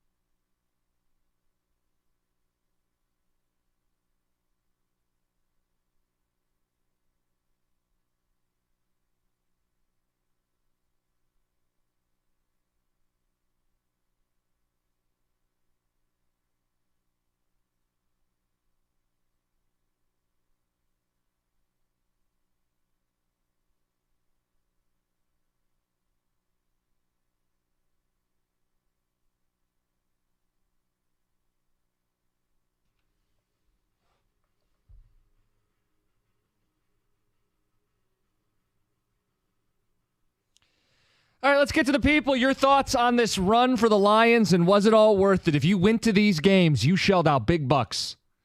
As you reflect back, hell of a season. Lifelong memories. Thousands of dollars. Thousands of dollars, plane tickets, flying around, hotel cost, time, trying to find some cheap seats to get into Ford Field for the playoff games, especially the game against the Rams. No cheap seats existed. There are no cheap seats. Yeah, it was. The $10 ones for the viewing party. Sure. Yeah. Throw that into the cost, too. Was it worth it? Kevin, you're on 97.1. Hi, guys. My wife and I went to 2 games this year. We went to the first game in Kansas City, and the second game we went to was the Rams playoff game. Rams playoff game was one of the best experiences ever. Spent a little less than $600 apiece. But the Kansas City game was another great experience. I think we spent a little less than $2,500, but we went to lunch before the game at a barbecue restaurant in Kansas City. Saw Amon-Ra St. Brown in there with a bunch of people. And I went to get our rental car for them to all pile in. And while I was getting it, they managed to walk out with Amon-Ra St. Brown, and everybody got a picture with him except me. Oh, no. You know what, Kevin? I can appreciate it because you don't go and ask athletes for pictures and autographs while they're eating. Yeah. So you followed the rules, and you were the one that got left out in the cold. It was a blast, though. We all had a great time. Well, see, so you appreciate the season. Sorry to cut him off there. You appreciate the season and the memories. Like, that stuff stays with you forever. I think the Rams playoff game might be the best Detroit sporting event to attend that wasn't a championship. Yeah. Right? Like, clearly, if you were there when they won a championship, that would be better. But shy of winning a championship, to be there when the Lions finally win a playoff game. I mean, because think about it, everything lined up because it was against your old quarterback. I think that added to it. You're right. Right. The emotions. So if they were playing, some other if Tampa was the first game, it would have been big, but it would not as big. Yeah. It's like, well, we already put. Wait, that's Matthew Stafford because it was the Jeff Rieger Bowl, is what I called it. Because at the end of that game, somebody was going to win a playoff game in Detroit, either the Lions or Matthew Stafford. But somebody was going to win their first playoff game at Ford Field. That's what made that special because Lions fans did not want to lose to Matthew Stafford. They could have handled losing to Baker. They could have handled losing to any other team, not to Matthew Stafford. No, it would have been humiliating. And because they beat him, it felt that much more satisfying. Yes. They put their past behind him. Mason, you're next up. You're on 97.1. Hey, guys. Love the show. Thanks. What's up? I mean, it's all about the memories, right? I mean, you only live once, right? And it's kind of like it's kind of you just gotta get there and experience it and kind of take those memories with you. I went to the game against the Bucs. I flew from Boston, right? I stayed with my family, went with my brother. We split the tickets. I mean, it didn't cost nearly as much, obviously, with not paying for a hotel, but I think it's just about making memories, right? I mean, yeah, you could sit on and be like, oh, man, I spent all this money, but, I mean, can you really take this stuff, can you really take money with you? No. So might as well, make these memories. And plus, I've never seen an actual playoff game in my life, like a Lions playoff game. And I guess I'm not in the minority. I would assume that there's a lot of fans that it was their first time, too. And you can't really put a price on first times, especially for the Lions, so. Yeah, so something that was that long overdue, that you had waited so long for. Well, I remember doing the show with you, and then it was freezing outside. And walking all the way to the back end of the stadium was like, man, I wouldn't be doing this if this wasn't a special night for Detroit, because it was freezing outside. The walk back when it was below zero, plus the wind. Right. And look, I'm not asking this to whine, but no Jim and I have to go through a different door, which was the furthest place from where we did the show. No, I'm not asking for sympathy. But the point is, on a normal night that cold, you'd be like, it's not worth it. But because the Lions are in that stage on that moment, yeah, absolutely. Let's get to Jim. You're on 97.1. Hey, guys. How you doing? What's up? Joe? Hey, so I want a precursor I've got season tickets, so I went to every home game and both playoff games. So the playoff games weren't bad when you get them at face value. Smart man. Mm-hmm. However, my wife and I flew to Baltimore, so we went to that unfortunate slaughter. It wasn't too bad. I think we spent maybe $2,500, $3,000. However, she loves me, so she let me fly to New Orleans by myself. Once again, not bad. I bought tickets Saturday for that Sunday game, but the problem was the same thing with the championship game. They hiked the tickets of the airfare up. Yeah. So it was $1,600 round trip on Delta. It was still not terrible, but I mean, I think I lost that much in the casino in New Orleans. But would I do it again? Absolutely. My wife and I are talking about going to one away game a year, so I think we're looking at maybe Arizona next year. But I mean, worth every penny. Probably $6,000 in away game flights and hotels, so not terrible. Jim, let me help you out here, okay? This is an old trick that I've learned, especially when it comes to the playoffs. Book your flight, because you get 24 hours to cancel the day before. Yeah. You can cancel if they lose, but you'll get a much cheaper price because the airlines are following, and the second they know there's going to be a demand, the prices are going to double. So if the game is on a Saturday, buy your tickets on a Friday, giving yourself enough time that you can cancel if you need to cancel. You will save yourself a lot of money. Smart stuff. So just a word of advice, and I'll say this as well. Lions fans will own Phoenix. They don't show up at all. I remember, like, this year, the Niners played a game there, and I remember because the announcer said, oh, by the way, I know you see the 49ers in red and you hear the crowd, but this game is actually in Phoenix. They don't show up because there aren't any real Cardinal fans. You know what the biggest fan base is? It's two teams. Mm-hmm. Two teams in Phoenix they follow. Who? Well, guess? Phoenix Suns? In football. Oh, okay. Want to guess, David? Dallas? Yes. Yeah, that makes sense. The Cowboys and the Raiders. The Raiders. The Raiders, Cowboys, because remember the Raiders were L.A. Yeah, they were L.A. for a while. So, yeah, the Cardinals is just some place where you go to hang out. But it's a place where the opposing team will take over the stadium. If you're a Lions fan, as soon as the schedule comes out, buy up the tickets because you're going to get great seats there. And it's going to be, and I'm not exaggerating, about 70% Lions fans for that game. It will look like Ford Field Southwest. Promise you. Can I give a little bit more advice from the ticket text here? Mm-hmm. I read one earlier about the guy having to give up his season tickets. So there's advice coming in for him. Advice for the texter, canceling season tickets, don't do it. And compound the problem, keep the tickets and sell on secondary market through the team, and you will make money spent back and more next year. I think that person's right, but I think the temptation, if you already have the tickets, they're going to go to the games as opposed to selling them. This is removing the temptation. You're probably right, though. You sell them, you make more money. It may also be saving his marriage if he just gets rid of them. Yeah, okay. That makes sense, too, then, David. All right, how about this? Coming up next, a mock draft. And before you moan and groan, here's the deal. We are late to the party on mock draft season. Has this show done a mock draft yet? No.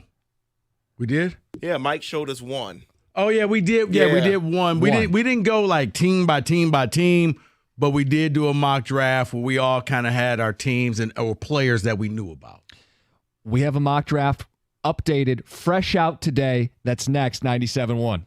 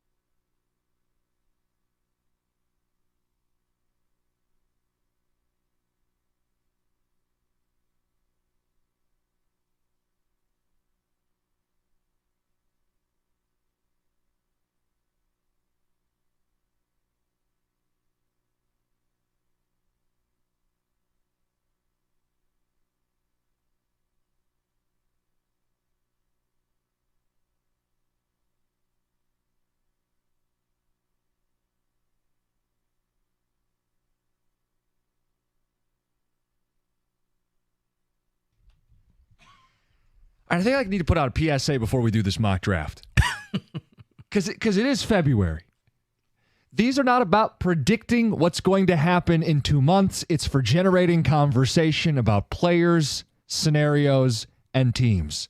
With that said, let's have some fun. It's a mock draft.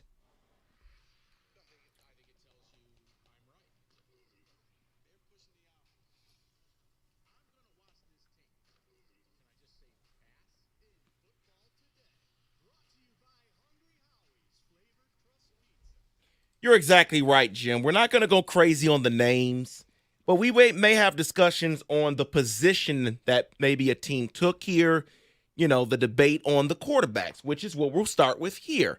I'm going to give you number 1, 2, and 3. They're all quarterbacks. Bears take Caleb Williams. Commanders take Jaden Daniels.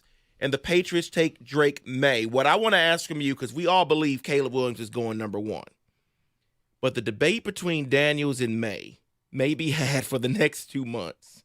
What happens there? Who wins that debate and becomes the second quarterback taken? I think May is the safest pick. I think Daniels has more upside to him. He's that new quarterback with the mobility factor. Did you just land your C.J. Stroud? That guy who can just hit the ground running? I actually like him more than Caleb, but that's a different topic. You love Caleb. I don't. Okay. Love is a strong word. Caleb Williams, number 1, because of what he can do out of structure. I hate that he lived out of structure. I think that can be scary, but the upside is why he's number 1. Jaden Daniels, the upside is that he can run and extend plays too. I don't think that May is a statue, though. He's not a statue, but compared to the other two, I know. He's more of a safer bet. It kind of feels like it depends what you expect your quarterback to do. Right? I mean, if you're going to utilize the run game, then Daniels is more appealing. But if you value the drop back passer, you think that's the way you win in the league, then I think you leave Daniels on the board and you take Drake May. Do you think there's any way number 6 Giants, number 7 Titans, or 8 Falcons find a way to trade into the top 3 to get a quarterback? If they had betting odds, I would bet that one of those teams will move up to get one of the quarterbacks. But the teams 1, 2, and 3 all need quarterbacks too. I So know. you're going to really have to pay. No. And it goes back to I do wonder. The Bears don't, because they have a quarterback that other people want, which means you have a quarterback. You may not like him, but what if you traded out of that pick and got a ton of draft capital? That's what I'm saying. It would take a lot to move up for those teams. And that's what I'm thinking. You get this year's number 1 and probably next year's number 1. Yeah, and off the top of my head, I'm thinking like New England, to where you're going to give the guy runway, Jared Mayo, and maybe you say, you know what, we just get extra pick all this capital for the next 2 years and then go. Because there is an argument for you don't want to draft a QB when you don't have support around that quarterback and set him up to fail. And maybe you end up building the support system and then dropping the QB in later. Because the challenge, though, is it feels like this is a better group than next year's QB class. We always say that. We do, but it feels true. But because then there's that next tier of quarterbacks that, okay, maybe we drop down and we go get a Bo Nix. J.J. McCarthy is shooting up. Yep. I don't know why. Penix, your guy. Penix is there. So the next tier of quarterbacks, according to you, would probably be the best quarterbacks next year. Mm-hmm. But they're the next tier that the thing about Penix and Nix, they're older. They've been around for a little bit, so they're more established. So if you put them on a team, if like Nix or Penix went to a team like the Atlanta Falcons, I think that they could flourish because they already got pieces there. Yeah, weapons, O-line, run game. Yep. Okay, you're doing it. I was going to wait for this because you brought Bo Nix up. And I mean, if this happens. Ask Kenny, I ruin these things. If this happens, come on now. 20, the Steelers select Bo Nix. You'd hate that pick? He's old. We need to win now. We don't have people around him to win now. David, that's why you would win now. It doesn't matter. Like, see, that's a Mike thing. I've never understood. He's too old. Is he helping me win? I don't care. What talent do we have around him to win now? Well, that's a you thing. That's a you problem. You guys do need a quarterback, though, right? But yeah, but not Bo Nix. You got a running I'd game. rather get a veteran. No, like Kirk Cousins. No, you have a running game, Bo Nix is a veteran. He's been playing for 5-6 years. Not in the NFL. I don't know if he can play in the NFL. But David, not to do Steeler radio here, but I like George Pickens. That's all we have. Fryermuth's an underrated tight end, and you got Deontay Johnson. You're making faces at him. Deontay Johnson is not going to be there next year. Bo Nix is an upgrade over Pickett. Okay, all right. David, all right. you will be okay All right. if you go get him. Okay, let's go back. We'll go Who back. do you? Okay, I'm sorry. Who's the person out there? We'll see. Who you gonna bring Michael Vick out of retirement? I want JJ McSizzle. Say no, I don't. Where's he going? Who do you want? I don't know who I want yet. We haven't even had the combine. I don't know who I want. I'm just being honest. I don't. It's very early. So you're it's one February. of those fans. Give me somebody, but you're gonna boo. I don't whoever want they take. him. I know that. Answer the question. Where is JJ in this mob? JJ is. Let me guess. Yeah, guess. JJ.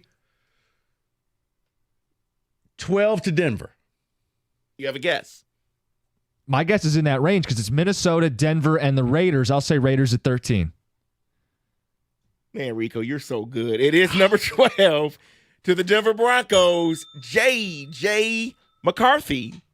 Now, Rico, be careful how you answer this because you're a Spartan hater. Of course. So what do you think if he goes 12th overall?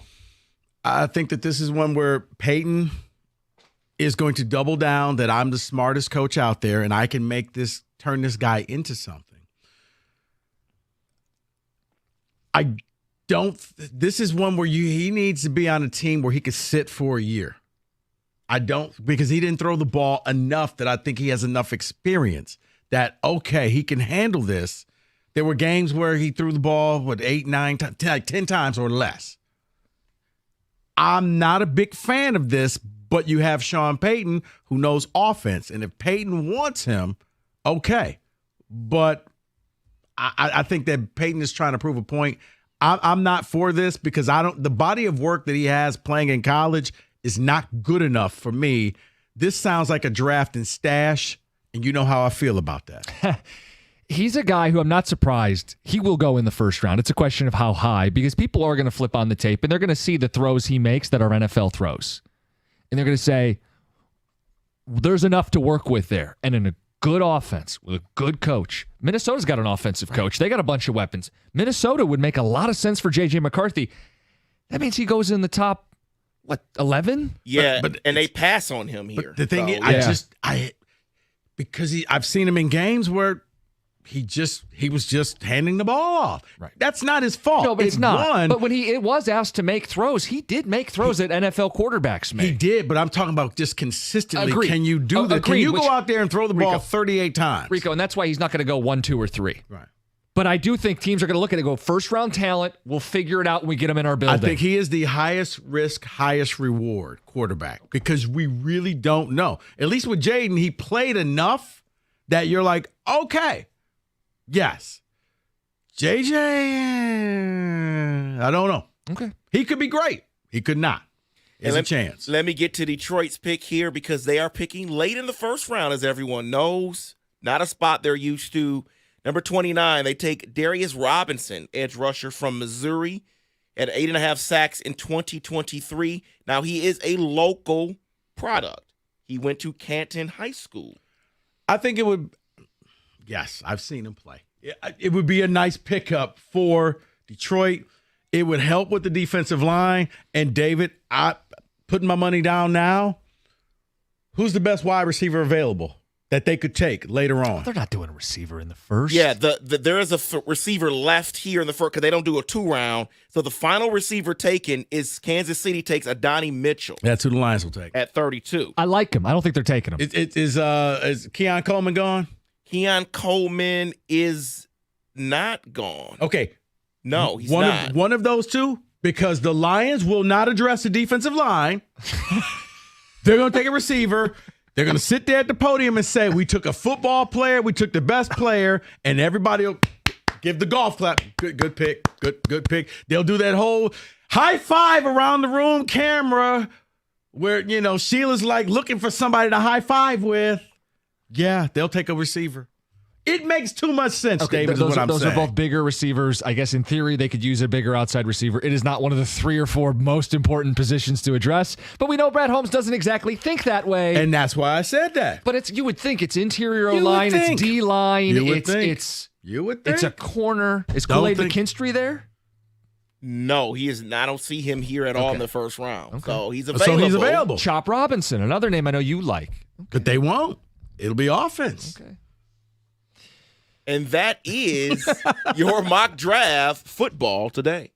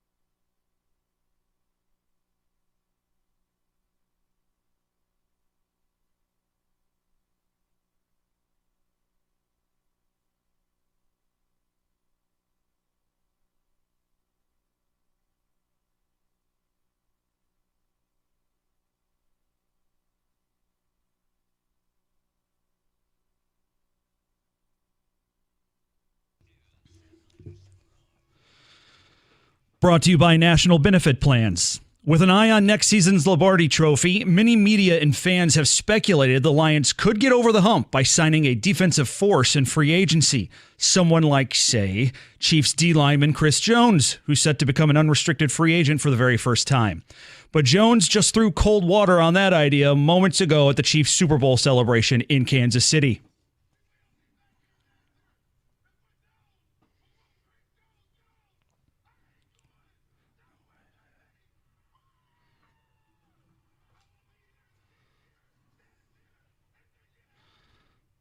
Nobody wants him gone, though, right? Like, I don't think anyone wants him gone. Anyway, scary scene developing there in Kansas City. As many as 10 people have been shot toward the end of that Chiefs celebration. Police say they have arrested 2 gunmen. The Lions have lost a longtime member of their front office. Senior Director of Player Personnel Lance Newmark is leaving Detroit to become assistant GM for the Commanders.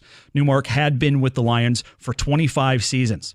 Michigan football hiring Stephen Adegoke as defensive backs coach. He replaces Steve Klingscale, who left last week to follow Jim Harbaugh to the Chargers. Adegoke most recently served as safety coach for the Texans. He was a grad assistant at U of M in 2021. And here the Pistons wrap up the first half of their season tonight at Phoenix, right here on 97.1. Coverage starts at 8:35. At the Corwell Health Update Desk, I'm Beanie Howell. For more, go to 97.1 The Ticket or Odyssey.com.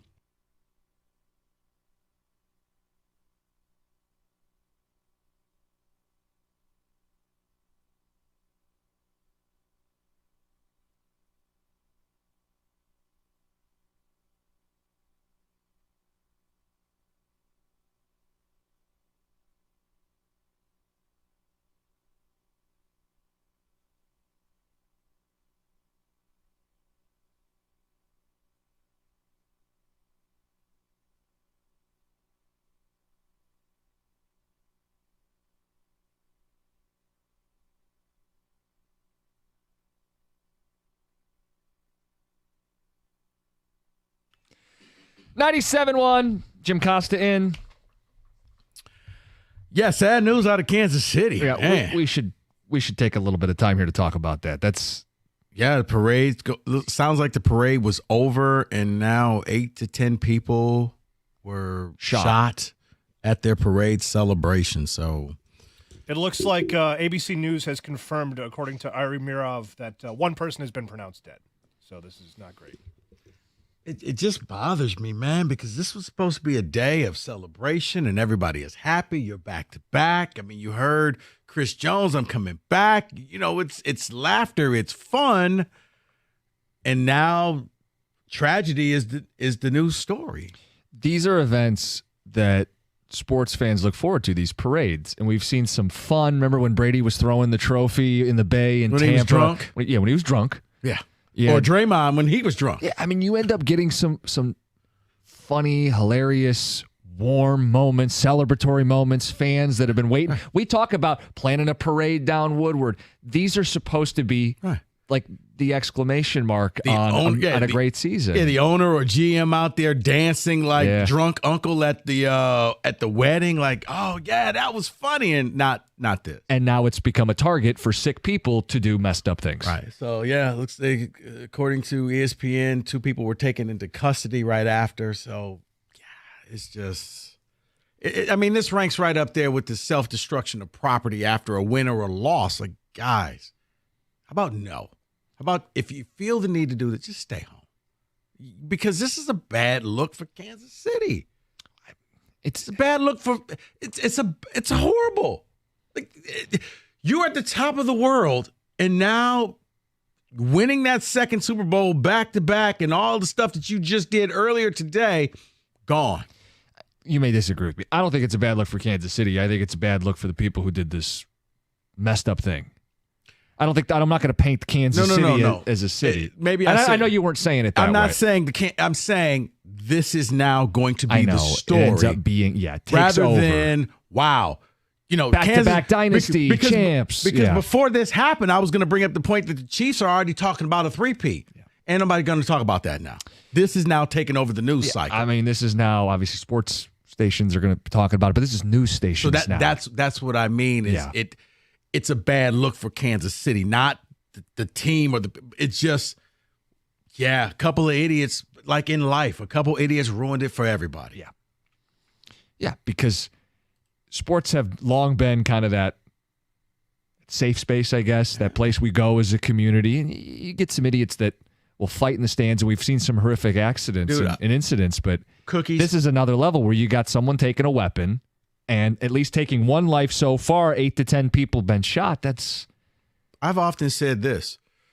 Sports and sporting events is probably the closest you will ever get to that whole Martin Luther King Jr. I have a dream speech. Because at that game, you could sit next to different races, different political parties, different religions, and you know what happens? You're high-fiving after a touchdown. If Jahmyr Gibbs scores a touchdown, let's go! High five. That's my buddy. That's right. You hugging. Right. You're hugging. You're doing everything. This is my dude. Now, as soon as the game's over, I'm going to hate you. But right now, for 4 hours, man, what you want to drink, I'm buying. Right. So I got the next round. So that is like the safe space. I mean, when you really think about it, like there's really... It brings people together. Sports bring people together. There's supposed to be a place where people go and have a good time and have a sense of community. Yeah, that would never hang out with each other, but they're hanging out right here, right now. And what I hate about this, too, is, and this is just unfortunately the world we live in, people feel like they got to keep their head on a swivel. When otherwise they would just be letting their guard down and enjoying a moment. Now you get into these big crowds and big events, and where are the exits? What's going on? That's the world we live in, where otherwise this would be a moment where you let your guard down and have a great time. And now people are going to be scarred forever, looking for the exits when they go to public events. And you still got to live your life, but it's horrific. Yeah. There's no other way to put it. It's horrific. So, I mean, we're going to make the decision on the fly here. We're not going to do 4 hours. No. This is breaking news. Yeah. It was in the update. We just saw it before we came back. So that's the latest. We have 8 to 10 people shot. Kansas City parade. This was after the players had left, right? This is after, all the statements on the stage. Yeah, and it was a pretty scary moment for those at NFL Network because they were right near the area where the shooting happened, and they immediately, some of them tweeted out, we've been told to get under the stage. We don't really know what's going on. So, it's just sickening to see this type of stuff happen. Well, you got to evacuate people. I know the report was they were expecting 1 million people. I mean, if the Lions won a Super Bowl, there would be more than 1 million people. You have these massive crowds in a condensed place, open air. I mean, and let's face it, you can do security checkpoints, but it's not like a stadium where you can. And not everybody's going to be in their right minds. Right. There's going to be a lot of drinking going on, and it's a bad look.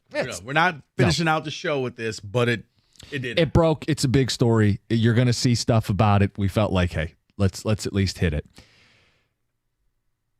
We can flip the page and talk a little bit about Michigan basketball coming up next. You want to do that? You know what? Reset. How about we do this? Let's get in a better mood. Okay. Let's take Scott. Okay, Scott's got a football Scott, thing? Yes. Okay, Scott, sorry to make you wait, bud. What's up? You're on 97.1.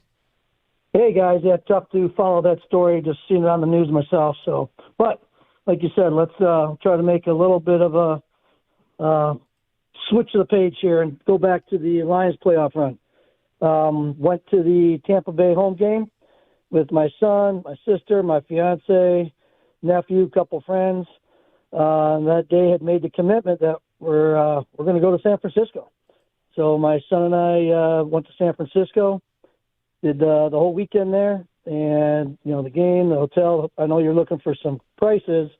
We probably invested about $5,000, $5,500 on the Frisco trip, $650 on the tickets to Tampa Bay, $650 each, but adds up. Worth every penny. Worth every penny of it. Only regret I have is that we didn't go to the Rams game. We were on the fence. We almost pulled the trigger. We said, no, we won't do it. And then we said, well, we're doing the rest of them. And glad we did. And we're already planning. I told everybody, hey, if there's a road playoff game, home playoff game, save your money now. We're doing it next year. We're going Scott, back. Wouldn't trade it. You don't have to wait for the playoff games. There are like some great regular season games that if I'm a Lions fan, I'm thinking I'm probably trying to go to. I do think you're going to have some people who save up money for the Super Bowl, though. Feeling like this team has a chance to win the Super Bowl, seeing what it costs to pay for every step along the way, and instead making it a one-time payment to go to the Super Bowl.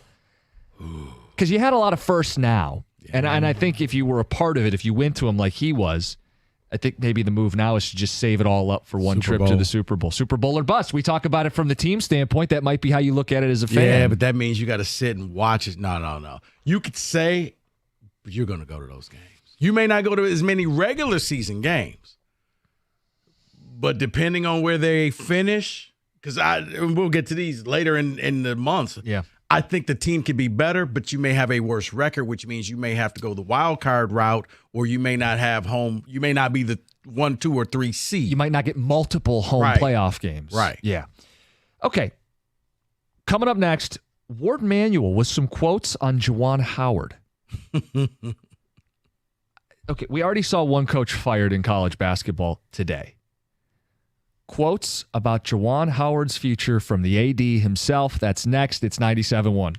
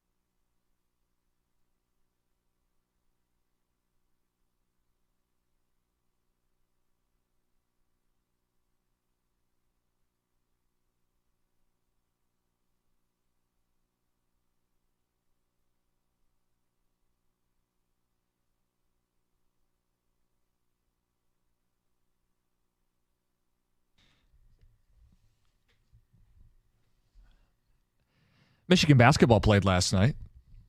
I use the word played loosely. Ugly. Been the norm. Well, except for like with about 4 minutes to go in the first half, it was, I think, a 3-point game. And then Illinois went on like a 14-0 run. Yeah. I'm not bringing this up to break down last night's Michigan-Illinois game. I think better of your time, Rico, and the listeners' time. But bigger picture, Juwan Howard, his future at Michigan. I think we're all kind of on the same page. This has run its course. The longer he's there, the worse the program is. He's a dead man walking. They're going to have to fire him at the end of the season. Ohio State fired their basketball coach in season. But the the general consensus, I would say, right? David, Michigan fans are like, all right, Juwan, he hasn't worked out. He's going to get let go, right? Is that fair to say? Yeah. Okay. Ward Manuel doesn't agree with that, at least not publicly.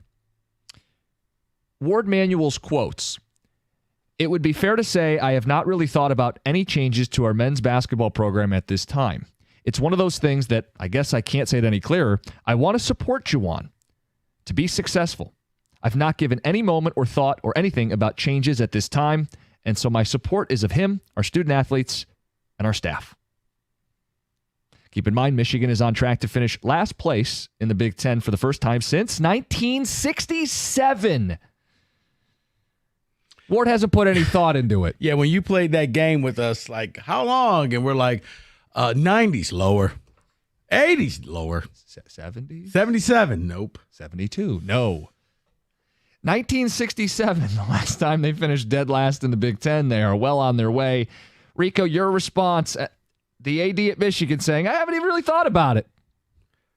I support Juwan. No, I believe him. I don't think he has thought about it because this goes into the whole thing. You sacrificed everything. You won the national title, and that's really was on the radar for not just Ward Manuel, but all Michigan fans. And now coming down off of that high, you're realizing how bad this basketball team is. But yeah, I mean, if Juwan hasn't been let go by now, he's not going to get let go for a while. Or is this the dreaded vote of confidence right before the firing? I wonder how people interpret it. Like, I can't fathom the idea that this guy coaches Michigan basketball next season. I can. Because I don't know where the level of care is for Michigan basketball. Come on, man. David. Seriously? David, let him have it. David, you're not paying him this gigantic salary to coach. So who are you going to get to come in there? I don't care. But he ain't going to be there. And I don't think Ward is saying he will be there. I think he's saying this guy's a legend. And I guess the bigger question I can't get rid of this legend right now. The other question is Ward going to be there? Well, he's over the CFP now. That means nothing. Honestly, that means nothing. I get what you're saying, but it's like, okay, do you just wait and see if you get a new athletic director and let him do the I don't think there's any indication that Ward's leaving or will be dismissed. He shouldn't be there. Okay. Right, but okay, these are two different conversations. Right. There's no indication. He's not going to quit, no. Well, there's no indication that they're going to remove him from his. And if you're not going to remove Ward, why are you going to remove Juwan? You didn't remove Juwan for not one, but two attacks on coaches. Okay? You didn't. You didn't remove Juwan over a air quote something happened in the training room. Yeah. But all of a sudden, the trainer is no longer around the program. You didn't remove him. You didn't remove him when Juwan kind of suspended, but he didn't really suspend his point guard, but then said he makes great decisions last night. Okay, the whole suspension is one of the most bizarre things I have seen in college athletics. They have a player who broke a rule. Mm-hmm. Right? Mum's the word on what it was, right. But he did something, a transgression that was worthy of suspension. Mm-hmm. And rather than hand him a suspension that runs from A to B, he can play home games but not road games. This would be like, and I don't have kids and Rico doesn't have kids, but David, this would be like if your kid did something stupid, acted out of line, and you said, you are grounded on Friday nights. You can still go out on Saturday nights, but you're grounded on Friday nights. You're not really disciplining them. Done nothing. I'm taking away no computer time, but here's your iPad. Right, exactly. It's this half measure. It's right. Give me your phone, but you can use your iPad. That's Roberto parenting right there. Right, it's like he literally gave you the definition of a little bit pregnant. Like you're kind of suspended. He's kind of suspended. That's your leading score. That's how you treat. Because this would have been over with. I know. Dude, you're He'd not already gonna be back. Yeah, but home games. Oh, you're the man. Away games. Tickets. Well, he's working out some stuff. If he hasn't been let go now, but the thing is, when you see what Ohio State did, and he actually has a winning record this year. Now, he's not good in the Big Ten, but it was like, you know what? No, you've been here 7 years. Program's going down. We're going to cut our losses right here, right now. No, but here's the thing, though. Do you consider, and I would, consider Juwan a legend, a Michigan legend? Yeah. Yeah, he's a Michigan Fab legend. Five. Yeah. What happened when Jim Harbaugh, people wanted him gone? He wasn't doing what he needed to do at Michigan. They didn't fire him. Right. He was allowed to lose to He Ohio was allowed State. to just take a reduced salary and stay. I truly believe that he's a legend, so they're not going to fire Juwan. But at the end of the year, I'll just leave and go back to the NBA. So they won't fire him, but he's still gone. But I know he will not be the head coach of Michigan basketball next season. Well, maybe that's what maybe they hope that he gets a job in the NBA. I think they know. But maybe it's like Harbaugh, where look how long it took Harbaugh to finally get somebody to say, okay, Jim, we'll take you. But that was to be a head coach. Juwan would just be an assistant somewhere. You can get that anywhere. Look, Chris Holtmann was let go by Ohio State. Juwan, I don't think he will be, David. I think he'll be back next year because I don't think that there's enough people, Michigan boosters and alums, that care. Rieger is probably the only fan I know that this bothers him every morning. That he calls me, and he says a lot of unsavory things that I can't believe he's there. I don't think that the basketball team moves the needle, especially because you got a good football team. Well, it's always been a discussion, like, at Michigan, a football school, but they've played for national titles, plural, recently in hoops. They did those renovations at Chrysler. This is a big-time institution that should be better than this. They shouldn't be flirting with a last-place finish in the Big Ten. They shouldn't be missing the NCAA tournament ever, let alone back-to-back seasons. They shouldn't be in this position. There should be more pride. There should be more accountability. He can't be coaching next season. Now, wouldn't be the first time it's happened, Urban Meyer.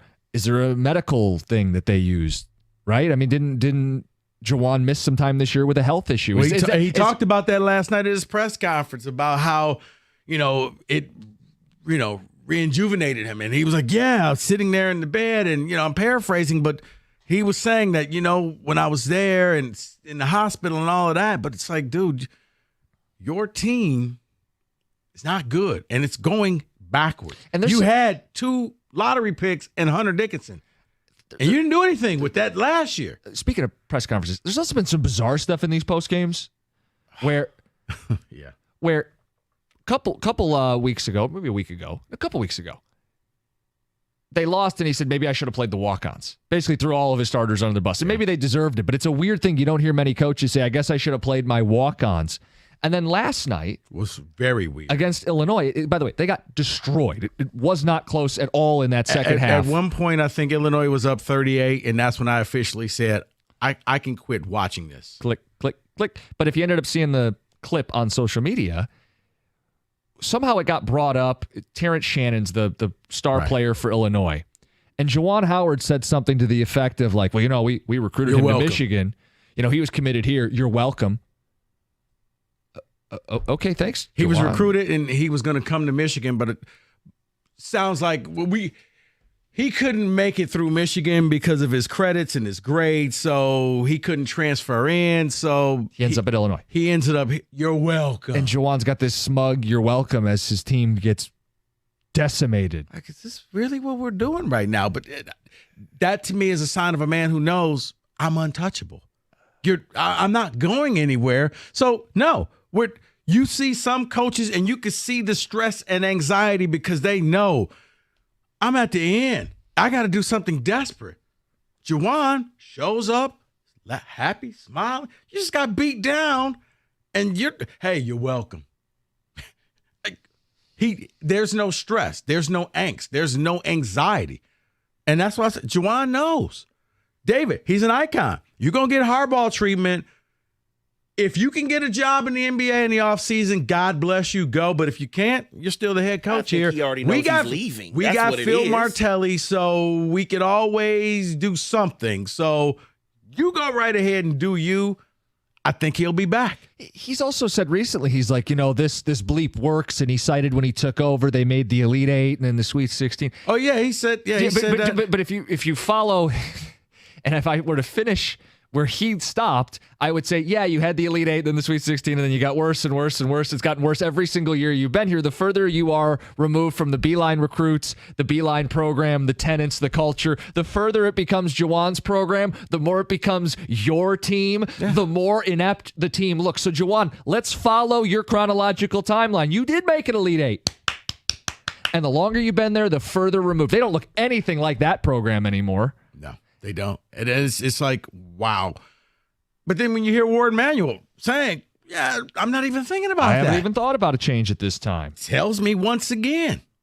My support is of him, our student athletes, and our staff. Can't be any clearer. I want to support Juwan. I think Michigan fans are upset, but I believe him. I do. I don't think that this is AD speak. I think Ward is like, wait, you want me to fire him? I hope for the sake of Michigan basketball fans, and maybe there aren't that many of them, so this is a small group I'm talking to, but for the sake of them, I hope this is that vote of confidence that we see right before a change, where he's not going to say it publicly, but he's going to act on it privately. Otherwise, Look, 248-539-9797. The question I'll ask is this for the Michigan basketball fans. Would you like to see Michigan do what Ohio State just did today?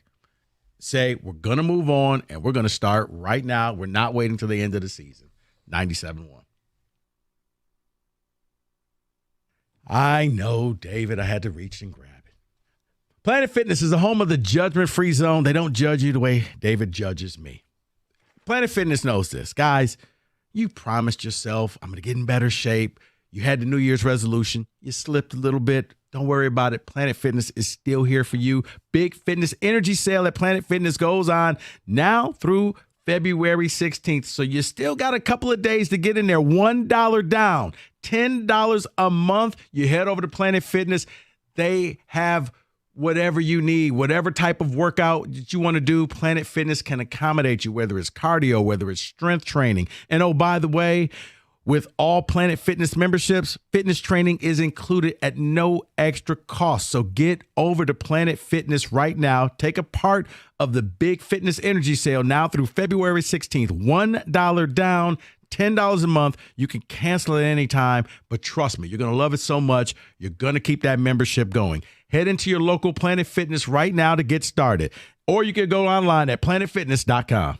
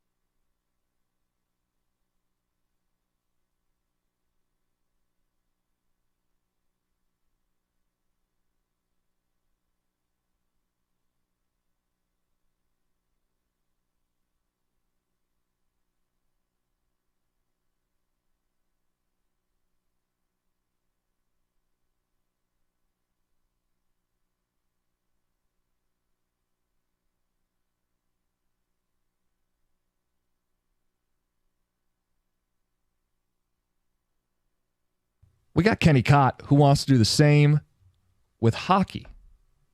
Kenny? Yeah, so before we get to the fun bit, there is the biggest story in hockey. It's not a great one. 4 NHL players were charged with sexual assault. That happened in Team Canada from 2018 World Juniors. Not a fun story, but it is the biggest story in hockey right now. And not bringing it up would be kind of, unfair to everybody involved with that. So I just wanted to bring that up. Now we get to the fun stuff. David, I want you to hit the music. Let's get to the cool stuff about hockey. All right. This is kind of fun. This is NHL 94, right? Throwing it back. So, David, I'm going to do this to you right away. You know what? I wasn't planning on it, but I'm going to do this to you right away. Let's talk about the Vancouver Canucks. David, Vancouver Canucks, are they a good team or a bad team this year? All right, let me think about this. The Wings played them recently. I'm trying to remember if I saw that logo of their rec. I'm going to say good team. They are. They're a very good team. In fact, they are the best team in the league this year, which is crazy because Coach Bruce Boudreau, who used to coach for them, he had this dead man walking thing going about him because he was pretty much going to be fired for Rick Tocchet, who worked at TNT as an analyst at the time. They couldn't get Rick Tocchet out of his TNT broadcast contract, so they had to keep Bruce Boudreau, even though the team knew, the fans knew, the players knew, everybody knew that he was just going to be... Nobody wanted him. Do they still have the Sedan twins? The Sedan twins. I'm just going to ignore that, take that as an insult. No, they do not have the Sedin twins anymore, David. But normally, you'd think of a team, they were 10-1 when they fired Bruce Boudreau. You'd think, hey, team with a new coach, maybe, fresh coat of paint, that works out for them. They're now the best team in hockey. That I wanted to start with that because big surprise, yeah. It's one of the biggest surprises in hockey. I don't know if any other sport has duplicated it because I think St. Louis did that 5 years ago, pre-pandemic. They had their Stanley Cup team that was at one point the worst team in the league. And then I believe they fired their head coach and got immediately better. Okay. So next, hockey's megastar, Connor Bedard. You may have heard us talking about him at the beginning of the year, us hockey folks. Don't hate him. He broke his jaw missing a quarter of the season. No, not good, David. We don't root for injuries. No, but it was one of those that, Kenny, I told you, this is why I have respect for your hockey players. Broken jaw, and he tried to make it back. I don't know if I'm stealing your thunder, but that go ahead. is just the tip of the cap. Are you serious? Your jaw is broken, and you want to play still? Yeah, I'm sitting out for a long time, but go ahead, Kenny. No, it's an incredible story, and he's coming back. I think he's week to week or day to day, even maybe. I think week to week. I think he is right now. He's planning on coming back. Yeah, he'll be back before the year's done, right? 100%. At least that's the plan, presuming nothing goes wrong. I can't imagine what the first hit into the glass would feel like. Oh, man. That's kind of how I felt like about Patrick Kane when he came back to the Red Wings after his hip resurfacing surgery. Just sounds painful. Right. How do you take a hit? What goes on with that? But I'm thinking, we've all had a bad tooth before, and you bite into something, and you're like, oh, my God. Yeah, your jaw, and you get hit? Oh, my goodness. You know what? I'm out. This was a bad idea. Coach, put somebody else in. I don't think a lot of people would blame him if he just said, you know what? I'm taking the rest of the year. We're going to take the offseason and recover from this broken jaw. Right.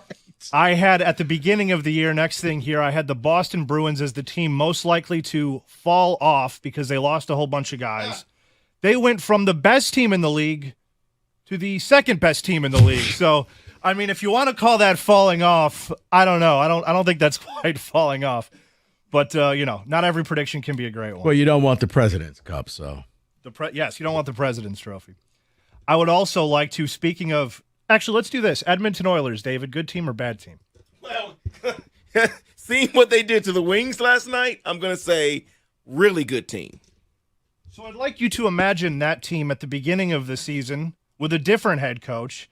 They were once the 5th worst team in the league this year before they got to the point of being good enough to drop 8 goals on the Red Wings. Not great. They had to fire their head coach. They brought in Chris Knobloch, who was a minor league coach of Connor McDavid's. Chuck's brother. Yes, exactly. I was thinking the same thing, David. Yeah. These hockey segments are my favorite. Chris Knobloch, who was the minor league coach for Connor McDavid, they brought him back, and then they proceeded to win 16 straight games, becoming the third in the Pacific Division, I believe. And that is absurd. They almost tied Pittsburgh's record, I think, from many years ago when they had Yager and they had all those guys and Lemieux. They almost broke that record, which is wild to think about that. So is it true? I heard last night they've won 25 out of the last 30. Sounds That's right. true? Yeah. Sounds right, I don't know if that's true, but I believe you if you told me that. So at the beginning of the season, when we were doing a similar segment to this, I asked you all, will the Toronto Maple Leafs win more than one round of hockey? And we all said no. Yeah, I'm sure everybody said no. And I will say no again because they're fighting for their playoff lives right now, right next to the Wings in that wild card conversation. It's not going as well as Maple Leaf fans want. And you know what? You just hate to see it. You would think the law of averages would say that they could eventually do something, but it's just year after year. Austin Matthews pacing for like a 70-goal season, and they're barely a playoff team. Wow. I mean, as I said, you just hate to see it. I would like to give out an award at this time. Oh. This goes to the most annoying fan base in the league. If you encounter them, well, just do your best not to encounter them. It's really my only good advice here. Okay. We got a little taste of them last year with some pushing and shoving between the Red Wings and the Ottawa Senators. Boy, I tell you, that fan base, for being a terrible hockey team right now, being near the bottom of the standings, and every nerdy analytic that I have, every nerdy metric that I have, overall the entire season, they've been pretty poor. Their fans, you'd think that they're a playoff contending team. And nothing annoys me more than that because they keep talking on Twitter, they keep talking on social media, they keep antagonizing Red Wings people. Is this a rivalry with them? I that was going to be my question. Many tough people in Ottawa. Yeah, I thought in Canada they say sorry and they apologize. Here, have a donut. Sorry. Yeah, no, I think you think it's a rivalry. Wait. I think it's a rivalry. Okay, Skinny, is it like real trash talk or Canadian trash talk? Yes, it varies. It varies. Right, like is it like, oh, you hoser, we're going to get you, but good luck. That's still a compliment at the end. Right. Yeah, it's almost insulting enough to cut, but not. You're like, oh, well, that's not so bad. Right, like you tried. I see you're trying to insult me. It's like they're trying to cut you with one of those like paper knives. There's Yes. only so much damage they can do. Hitting you over the head with a wiffle ball bat. Yeah, basically. I'm sorry, Kitty. Go ahead. So let's talk about Alex Ovechkin, or as Roberto likes to call him. What did he call him? Kovechkin, I think. I was asking him if he could, off the top of his head, name NHL players, and he said, "What about that Kovechkin guy?" It's better than I thought we would get from Roberto. I think that's a win for him. He was off to an incredibly slow start. He's trying to break a record, but he started off on a 19-goal pace, which for Alexander Ovechkin's normal 40-goal pace is not very good. Now he has scored in 6 straight games, and he's right back on track to be scoring that, to be, setting a record. The only reason I bring this up is not because of Washington. Washington's not a very good team. Not because of Ovechkin, because he's old and soon to be irrelevant, but because Roberto called him Kovechkin, and that's really the only reason I wanted to bring that up. Works for me. I'm good with it. So the next thing I wanted to bring up is here's the I think the worst franchise in professional sports, the most poverty franchise in professional sports. All sports. In the major 4 sports. Okay. The Pistons play in a building, David. The Pistons play. They might not own the building. He's going. Oh, David, they do not play at a high school. College. Sun Devils. Close enough. You know what? Looks like a high school. It looks like Detroit Catholic Central, like one of those big high schools. We may have high schools with better hockey presence than the Arizona State building. I believe the NHL actually has subsidized their team, so all the other owners are actually paying for the operations of this franchise. Okay. Wow. Which I'm not even kidding. That's actually a thing, and that is awful. That's an awful look for an NHL franchise. I don't believe that that's actually happening, but it is. They could. The reason I bring it up, they could be going to Utah. They could be going to Houston. They could be going to Atlanta. Atlanta again? Which I don't get because it didn't work the first time. I don't know how it's going to work a second time. What about Quebec? Well, bring back the Nordiques. The market's not. You know what? Here's a funny thing. They actually have a fan base down in Arizona. It's just kind of like the Chargers. Like we're not going to be held. You're not going to extort us. We're not going to be held at gunpoint. We like you. We don't love you. Yeah, we don't love you that much. Yep, and that is your NHL hockey blitz. We got Kenny Cott, who wants to do the same with hockey. Kenny? Yeah, so before we get to the fun bit, there is the biggest story in hockey. It's not a great one. 4 NHL players were charged with sexual assault. That happened in Team Canada from 2018 World Juniors. Not a fun story, but it is the biggest story in hockey right now. And not bringing it up would be kind of, unfair to everybody involved with that. So I just wanted to bring that up. Now we get to the fun stuff. David, I want you to hit the music. Let's get to the cool stuff about hockey. All right. This is kind of fun. This is NHL 94, right? Throwing it back. So, David, I'm going to do this to you right away. You know what? I wasn't planning on it, but I'm going to do this to you right away.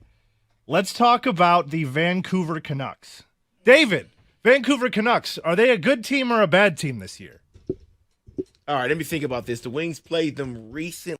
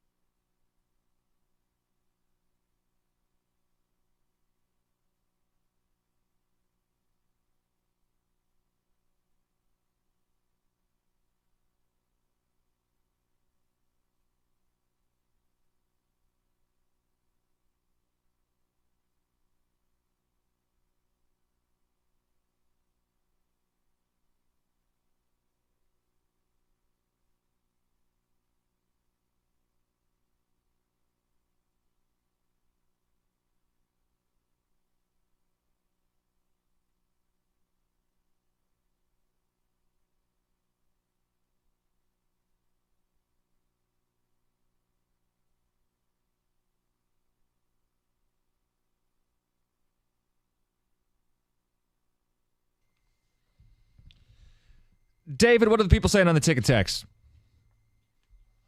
Saying I'm right. I mean, I'm sorry. No, they're not. I'll take Juwan Howard over the seat-out angry penguin any day. Okay.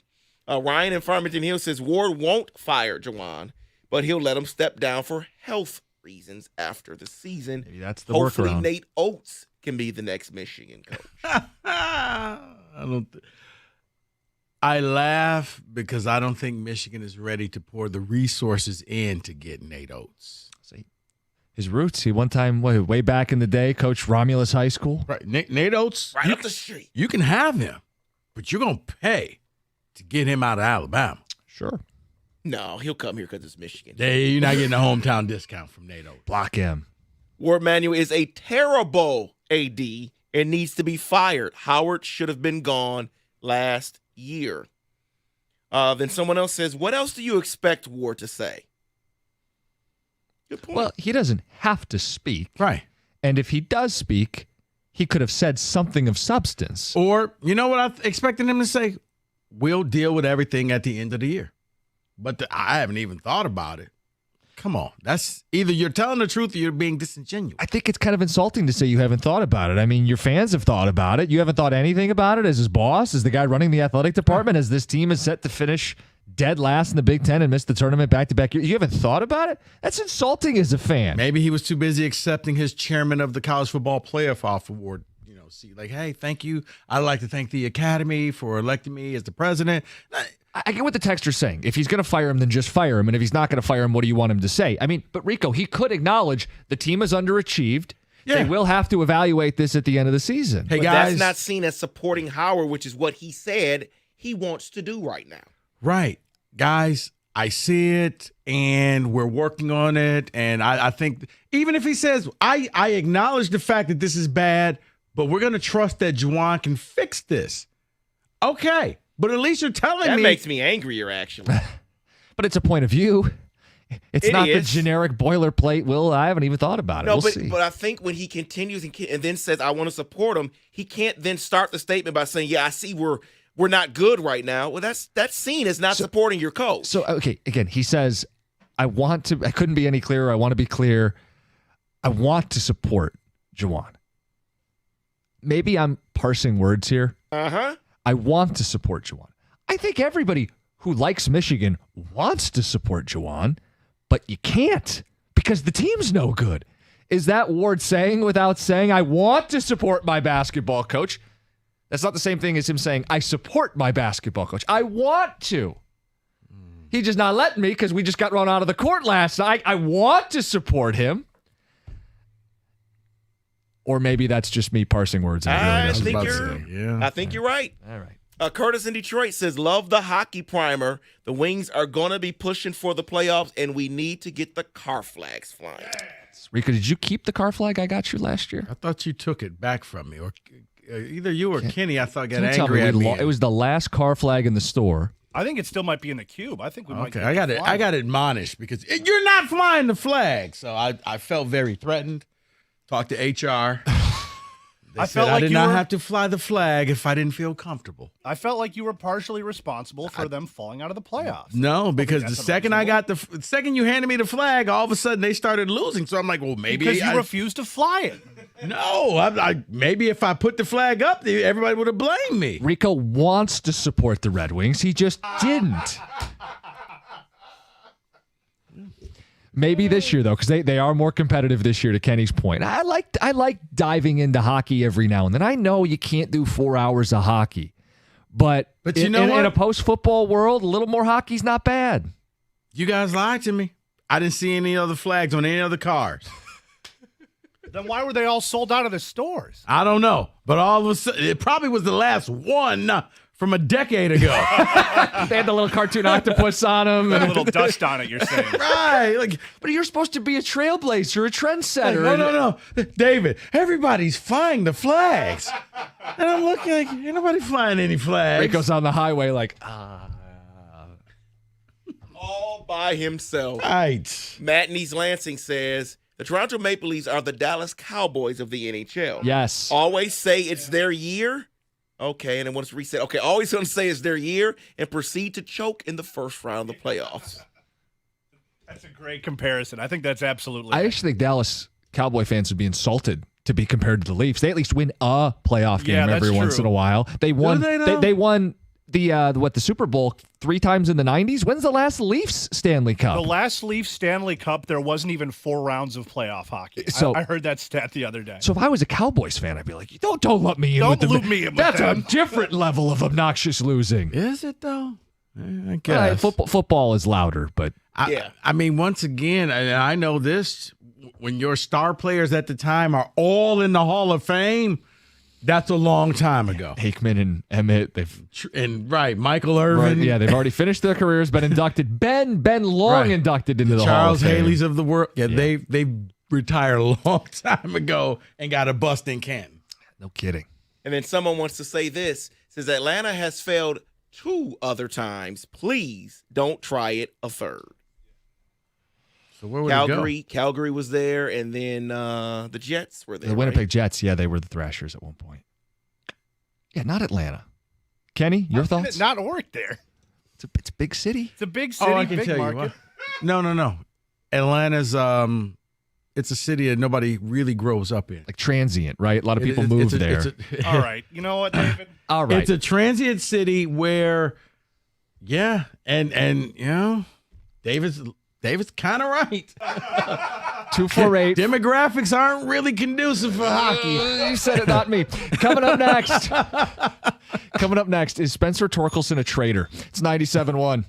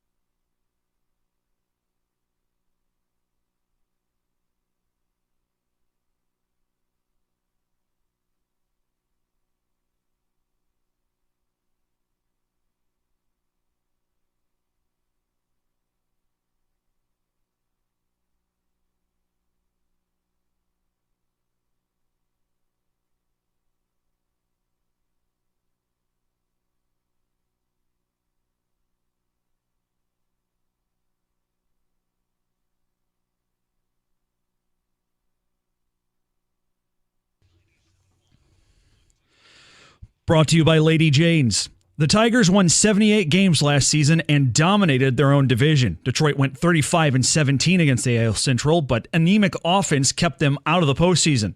They were 24th in home runs, 4th worst in team batting average, and 3rd worst in slugging and OPS. Despite that, the only major offensive acquisition the Tigers made this offseason, veteran outfielder Mark Canha, who hit just .262 for 11 homers and 62 RBI last year. Why? Speaking with reporters as spring training began today in Lakeland, Tigers president Scott Harris said, quote, "If you look around the diamond, there aren't a ton of at-bats available for another everyday type bat." Pistons are at the Suns tonight for their last game before the All-Star break. Hear that here on 97.1, coverage starting at 8:35. Spartans on the road at Penn State. MSU is just 1-5 away from Breslin in a non-neutral setting, which is on Tom Izzo's mind tonight.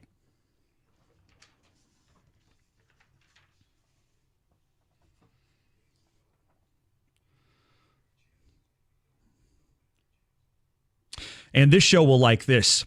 U of D Hoops looking to get its first win of the season tonight, hosting 6-20 IUPUI.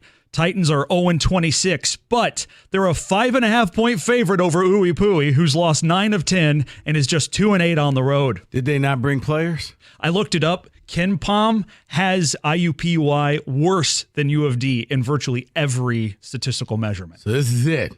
This is probably it. Tonight. Tonight's the night. This is the last stand. You degenerates put money on it, didn't you? Damn straight. Cash the ticket. Check it out, baby. Jeez. At the Corwell Health Update Desk, I'm Beanie Howell. For more, go to 97.1 The Ticket or Odyssey.com.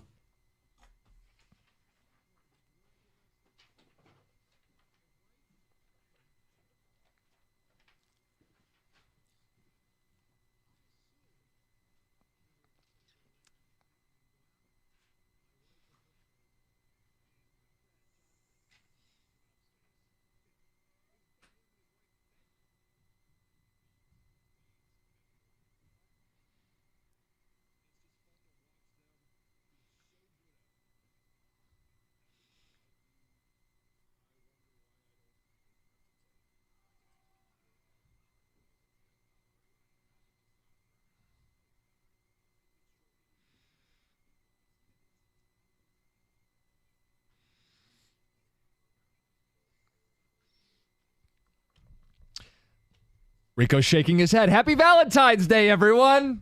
Spend it with your loved ones. Yeah, we don't always have to comment. 5 o'clock Wednesday. Beanie said... That's now going to be your show next week. We'll be listening. Thank you. Beanie said something in the update, and I don't want to dwell on it. We talked about it at 2. Odyssey Rewind. The Scott Harris comments, there's not enough at-bats available. The Tigers were 28th in runs scored a year ago. Cody Bellinger and Matt Chapman are 2 top 5 free agents still unsigned. Not enough at-bats available. Who's the everyday third baseman on this team? Bellinger can play the corner outfield, center field, first base, Silver Slugger, MVP votes last year. Tigers payroll, a reminder, less than it was a year ago. Didn't spend all the Miggy money. That, to me, is a red flag that they think that there aren't enough ABs available for quality major league hitters. 28th in runs scored a year ago. You're trying to win a division. I digress. Spencer Torkelson was on the morning show today, Rico, and he said we can win this division. He also said something I thought was interesting for all the critics of him. He said, I didn't give them something to cheer for. He owned it. Yeah, which is refreshing. It was refreshing. I mean, because high expectation, it can make or break somebody. And to me, it shows some humility that I know I can do better. And you guys wanted me to do better, and I didn't give you better. And he did end the season a lot better. And there's excitement for him and for this team for the upcoming season. One of the other things Torkelson said with the morning show is he talked about, well, his rooting interest with the Lions and the San Francisco 49ers in the NFC title. For those who may not know this, Spencer Torkelson grew up in California. He grew up a Niners fan. Here's who he was rooting for in that NFC title game.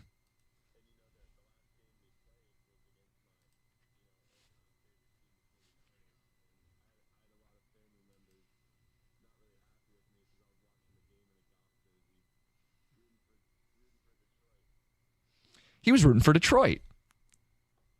Rico, no one's going to be mad at Torkelson for rooting for the local teams here. But put yourself in his shoes. And I want Lions fans to put themselves in his shoes. you grew up a fan of one team. If you move to another city for work, do you stop rooting for your team? Was this treacherous behavior? Should he have been rooting for the Niners there? I mean, we'll welcome him on board. Maybe the Lions winning is that attractive that he felt like, you know what, I want to be part of this. I know I grew up a lifelong Niners fan. I got family that's the Niners, but this Lions run is so special that I will abandon my local team to root for the Lions. Like, Kenny, you've lived here your whole life. Yes. You're a Lions fan. If for any reason you had to relocate, you'd still be a Lions fan, right? You wouldn't root against the Lions in the NFC title game. Jazzy Cat and the Cone are now your afternoon drive in Omaha, Nebraska. It would depend on the location. I might adopt their team as like a B team because I'm living in their community. New Orleans. You're in New Orleans now. Okay, if I'm in New Orleans now, yeah, I could see myself being like a Saints B team guy, but I'm still going to be Lions first. You wouldn't root for the Saints in a playoff game over the Lions. Absolutely not. But I had a buddy who moved down to Ohio in the Cleveland area, and he became a Browns, like, this is my B team. I'm going to kind of root for the Browns, but I'm still a Lions fan. I think that's how I would probably approach it. My question is, would you ever root against your hometown team if you moved to a new city for work? Because that's what Torkelson just did. I don't think I could do it. Maybe both things could be true because he didn't have that great of a year. He's trying to embrace the fan base. You think it's a little politician answer? I think it's a lot of politician answer. That I'm going to go with Detroiters because I got to go up to bat and they're going to boo me because they'll remember this type of stuff. So not going to boo him unless he just strikes out. But in his continuously. mind, maybe that's what it is. No. You can't. You should not change rooting interest because you moved. Be a fan of the team you're a fan of. Unless you're a politician, and then that's what you do. Just saying. Then I would boo him then. I would boo him now. David, No. you're a very mean-spirited man. I'm not trying to get anybody to turn on Spencer Torkelson. He's rooting for our teams. Oh, I'm sorry. But I'm That's just not what we're doing here? because I heard the quote and I saw it. Will Birchfield had tweeted it out, and it's like, yeah, he's one of us. He's Torkelson. He's a Tiger. He wears the old English D. He's rooting for the Detroit Lions. But he's a Niners fan. When you move, do you move your fandom? That would be a question. And I know we have people who have moved out of Detroit, and I think they still support the Lions. They still support the Red Wings. They still support the Tigers. And you see when our teams play in road venues, Detroit fans are there. Some of them are transplants. They never gave up on their team. No, they haven't. Look, I'm from Detroit, and yeah, like I said, when I started following football, I was like, okay, I didn't know anything about it. And I like, okay, this Niner thing and that, because people are like, oh, you're from here and you should. Guys, I knew nothing. Okay. I saw that. And kind of like Kenny, I started following the Lions. I don't hate the Lions, but that's what I first identified with. But it's people wanted me during the whole run. You need to flip over and change. Like, guys, I'm not changing. And it would have been disingenuous for me to get on the air. I don't think anybody would have respected me. No, you got a lot of flack. I appreciate that you were who you are, a fan of who you are, and I wouldn't have faulted Torkelson if he had said on the morning show, guys, I grew up a Niners fan. I was rooting for my team. No offense, no shade. I know Jared. He's a nice guy. I know Dan. I don't know if he knows these guys, but maybe he does. But that's my team. I rooted for my team. Because I think it was they did a report on Jake Moody's parents. I remember this. And they're like, well, they grew up Lions fans, but, they're going to be rooting for the 49ers. And I'm like, this is the dumbest story ever. Their kid plays on the team. I think you're allowed to all of a sudden change. David, if your oldest son all of a sudden got wise and went to MSU for 4 years. Guess what I'm wearing? All Michigan State stuff. Right. Celebrating everything he does. Because that's your kid. Right. They were like, who are they going to root for? Who do you think they're going to root for? So, yeah, that changes. If now all of a sudden you have skin in the game and there's a family member, then yes. Well, maybe Torque would argue he has skin in the game now. He moved to a new city. He feels like he wants to ingratiate himself not just as because he's a Tiger, but a Detroiter. And I'm saying it was because he's now a professional athlete. I think he feels like I'm a part of this young, new athletes here in the city. all trying to do this. We all have to support each other. So we got to go to the Wings games and the Lions games, and we're going to, hey, Cade, we see you, and we're going to support you. We're the 5 people sitting in the stands cheering for the Pistons. But even over the team that you rooted for the first 20 years of your life. I probably wouldn't have shared that story. No, I'm not doing this to judge him. I just think it's an interesting fan question because we do have people because I'm sure his family members were like, wait, what happened to you? He showed up with the golf jersey. And they're like, dude, what are you doing? He's like, these are my Lions. These are my Lions. 248-539-9797. Andres, you're on 97.1. Hey, guys. Thanks for having me. What's up? I can speak firsthand on this one. So born and raised in Detroit, left in 07, lived in Chicago for 10 years when the Cubs won it, moved to Tampa for 7 years when the Lightning won a couple cups. The Bucks won a Super Bowl. And trust me, it's annoying. You're just a good luck charm for the city. Yeah, no kidding. Leaving and having other teams' markets win, and your teams, especially last decade, were terrible. But it makes you more of a homer when you move. If your fandom's deep, right? It just makes you more of an intense homer and root for your teams as you leave because you're not surrounded by other Detroit fans like you are every day in Detroit. That you almost internalize your fandom even more, and your passion grows. So, I lost my kids to the Bucks teams because they won the Super Bowl, and now I got them back because they're Lions fans because they're having success. Bunch of fair weather fans you're raising over there. They became Brady fans. I'm sure I was like, hey, I like this. I do feel like younger kids, they attach to like a star player because you can watch everybody. Maybe when you're growing up 20 years ago, you only got the local teams. Now you can watch everybody. You can be a Mahomes fan. Yeah. I don't know. I'm just fascinated by it. Yeah. I live in Nashville now, and I'm just waiting for the Predators or the Titans to win. Like maybe I'm the problem. Yeah, I'm just fascinated by it. This isn't like a controversial thing, but yeah, Torkelson on the morning show grew up a Niners fan, said he was rooting for the Lions. He moved here. He's adopted the teams. I wonder if that's the norm because I would imagine you'd always keep your teams that you grew up with, even if you relocated for work, which is the oversimplification of what happened with Spencer Torkelson. He's living out a Major League Baseball dream, but essentially he got relocated to a different plant in a different part of the country, and he adopted that team over his own team. I wonder if that's the norm or not. It's a question for you as a fan. 248-539-9797. We'll hear from you. It's 97.1. Hey, everybody's house is different. So, look, they're all the same in one way, but then you have those spots where the Wi-Fi just doesn't go. Maybe it's the attic. For me, it's the upstairs or the basement. Well, if you have wall-to-wall Wi-Fi from Xfinity, you can worry a lot less about those dead spots. With wall-to-wall Wi-Fi from Xfinity, you get fast speed throughout your entire house, reliable connection in every room, and power for all your devices, even when everybody else is online. That's wall-to-wall Wi-Fi only from Xfinity, the 10G network.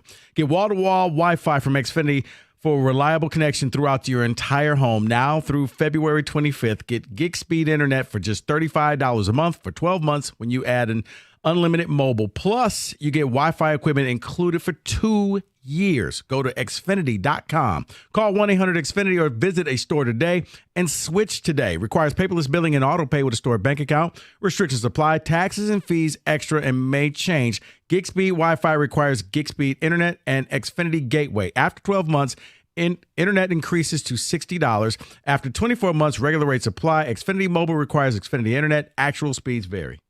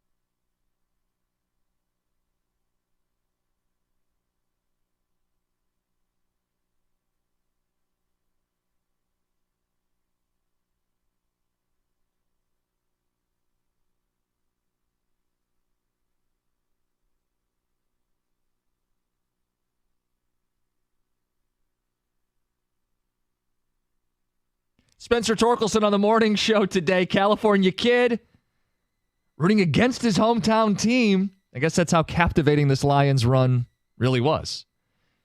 Because I would imagine, even if you move for work, which is an oversimplification of what Spencer Torkelson's life is, but he moved for work, he moved to a new city, and he adopted new teams. To the point where they became his primary teams, rooting against his hometown team to go to the Super Bowl. But you know what? I thought about something in the break. Yeah? And here's where I can say, you know what? I could excuse this. They probably all hang together. Yeah.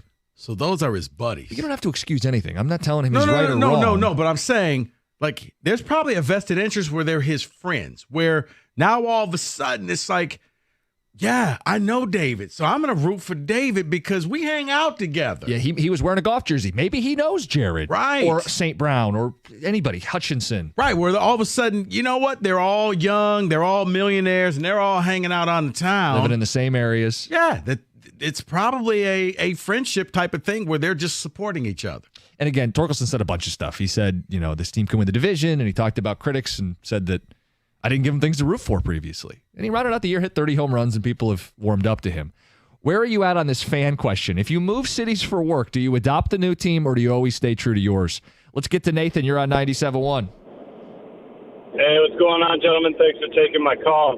Anytime. The Detroit fandom runs deep. The roots are deep. I moved to Kansas City a few years ago. It's probably the easiest place in the world to switch alliances, but I'm always wearing my Tigers and Lions gear for every game that's taken place against the Kansas City team. It's just not even an option. Yeah, you stay I true. can get where Spencer's coming from, though. I mean, he's a professional athlete. You buy into the local community. You have to be part of that community. You want to root for that community. But for us normal people who aren't sitting in the millionaire thrones, it's a little different. But see, I guess it's a little different, Nathan, because he's sitting with his family. He's not like at the bar here in Birmingham. He's at home. That's true. I mean, that would be a tough one to pull off. And Nathan, I wouldn't have judged him if he came out and said, I was rooting against the Lions. That's my team. I grew up rooting for the Niners. Nobody would have held that against him, right? No, you can't hold it against him. But, I mean, in a position like that, you have to adopt the team, especially if you're playing in that city. Okay. Yeah, I'm curious. I know athletes, when they get to a city, especially young athletes, they want to be there for a long time. They want to ingratiate themselves, put down roots. I'm sure that's what this is. He's going headfirst into being a Detroiter, rooting for the Lions over his own team. Let's get to Mike. You're on 97.1. Good afternoon, gentlemen. Hey. What's up? I got a pretty strong opinion on this one because I've gotten a lot of arguments with buddies over this. The city you were born in, that's where God intended you to root for. No changing ever. That's where you're born. That's the way it is. You hear that, Rico? He's talking to you. Kenny's know what? Nodding his head. I talk to God every day. He told me it was okay. No. He told me it was okay. There's bigger things he wants me to do in my life than root for the Lions. Thank you, Rico. Sure, he put you here for a reason. You got to stay with him. Rico's got the hotline to JC. He said, it's all good, buddy. You know what he said? Okay, if you're not going to support the Lions, do things in the community and yeah, do some stuff in the community. But yeah. I like how he said that. It's okay. Where you're born, you have to. I don't think that. I don't think you have to root where you're born. That's the same mentality of saying, well, you were born here, so you can never move. You got to be born here and die here. And yeah, I was taught there are flights to everywhere, and you can move, and I'll come find you. Yeah. Fandom. I mean, listen, everybody's doing it a little differently. I'm not trying to gatekeep it. I just thought it was a fascinating question to ask because it really hit me. Like, wait, okay, he's really turned his back on his team. Just in case, David, maybe you can ask the same. Is it okay? I've heard it's okay, yeah. Because he told me it was all right. Support the community, help the people who live here. You'll be okay. There you go. Yeah, it's fine. Adam, you're on 97.1. Hey, guys, huge fan. How's it going? Hey, what's up, buddy? Hey, just calling in from Michigan's Upper Peninsula, but my brother was stationed in Fort Campbell, Kentucky, and he moved there shortly after the Predators became a franchise just outside Nashville. So when he became a local resident there, he started calling himself a Pred Wing just because, like you had said earlier, Jimmy, that the Preds were his adopted team, but first and foremost, he was always going to be a Wings fan. And the same rang true when the Wings ever came down there at Bridgestone. He was always decked out in his wing wheel gear, just like me. Do you think it would ever change? Like if the Predators really went on a run and he's lived there long enough now, do you think it would ever flip over? He's down there married now with a kid, and they're in the city of Nashville now. But no, he still has the kids being raised as Wings fans. It's going to be a Wings family still in Nashville, but still, his second team is Nashville, but he's a Wings fan still, first and foremost. Okay. Raising the kid a Wings fan in enemy territory. Oh, I could see Kenny doing something like that. Could you imagine Kenny's kid walks in and was like, I kind of like this blue and white Toronto. Dad, is that okay? You live under my roof, don't you? You live under my roof. You play by my rules. No. Put the fork down. That's right. That's my food. That's Wings food. But hold on. About living under your roof. You all watched that Barry Sanders doc that came out on Amazon Prime. Somebody texted in because you mentioned the example of my sons. Barry Sanders' father told him to his face, I hope you win every game except against Oklahoma. And having said that all the way he rooted for Oklahoma while Barry Sanders was at Okie State. So the Moody family could have rooted against their kid. That's what Barry's dad did. I mean, I've seen that before. I mean, like when Glenn Robinson Jr. played for Michigan and the big dog was here, he would only wear black. He didn't wear Michigan colors. He would be neutral. Neutral colors at the game. I'm supporting my kid, not supporting this school. But I'll support my son. Because I remember that he would never wear anything but black at the Michigan games. Justin, what's your story? Hey, guys, I'm a little bit different. I must be the Torkelson of the legal world. But I grew up in Philly, went to Michigan State. When I graduated from State, I went out back east to Rutgers for law school, and then moved back here in 99 when I graduated law school. So first 5 years back, I'd always read the Philly Inquirer every day. Follow up on my Eagles, follow up on my Phillies, follow up on the Flyers. And then it just kind of fell off. And then I had kids, and my kids are, Detroit fans. And so now I've switched. I've become a Detroit fan. And it's not just recently. It's been within the last 15 years or so. And I'll root for Detroit over the Philly teams now. I still love my Philly teams, but I just don't follow them. I'm not ingratiated into that community or anything like that. I don't go to the games, so I go to these games, and my kids love these teams, so that's how I ended up switching allegiances, I guess, over my childhood team. Justin, was there a moment? You said it happened maybe over time. Was there a moment where you said, oh, wow, I didn't realize this, but now I'm a Detroit fan? Yeah, it kind of dawned on me about maybe about like 5-10 years after I started living here. Now, the one team that it really was hard to do was the Red Wings, because in 97 or 98, they played the Flyers and swept them. And I was at a bar in Detroit with all my buddies, and I got so much junk that day for that sweep and that series win and the cup and the whole 9 yards that it's taken me a long time to come around on the Wings. But, there wasn't – so each team's a little bit different. Sure. But I think the Lovable Lions were my first that I came around to. And then probably the Tigers, and then I still haven't really come around on the Pistons, but they aren't really in They haven't really done much anymore, to convert you over. Time. Yeah. Exactly. I mean, if you put aside winning, all the stuff in the community may bring you over to the Pistons. If you put aside winning. You know what? Hey, you could always get a seat. You can go down there. Yeah. You could learn the game. But think about it. He said Philly. I mean, Stoney grew up as a Philly sports fan, and he still maintains he's a Philly sports fan, but he also adopted Detroit teams. So the longer you are somewhere, it does blur the lines. You start having kids, they grow up in the area, they become fans of the team, and it does blur those lines a little more the more your roots are there. But Mike wants our teams to do well enough for business, but he's a New York fan. He's a Giants fan. Giants fan, Yankee fan, Celtic fan. Yep.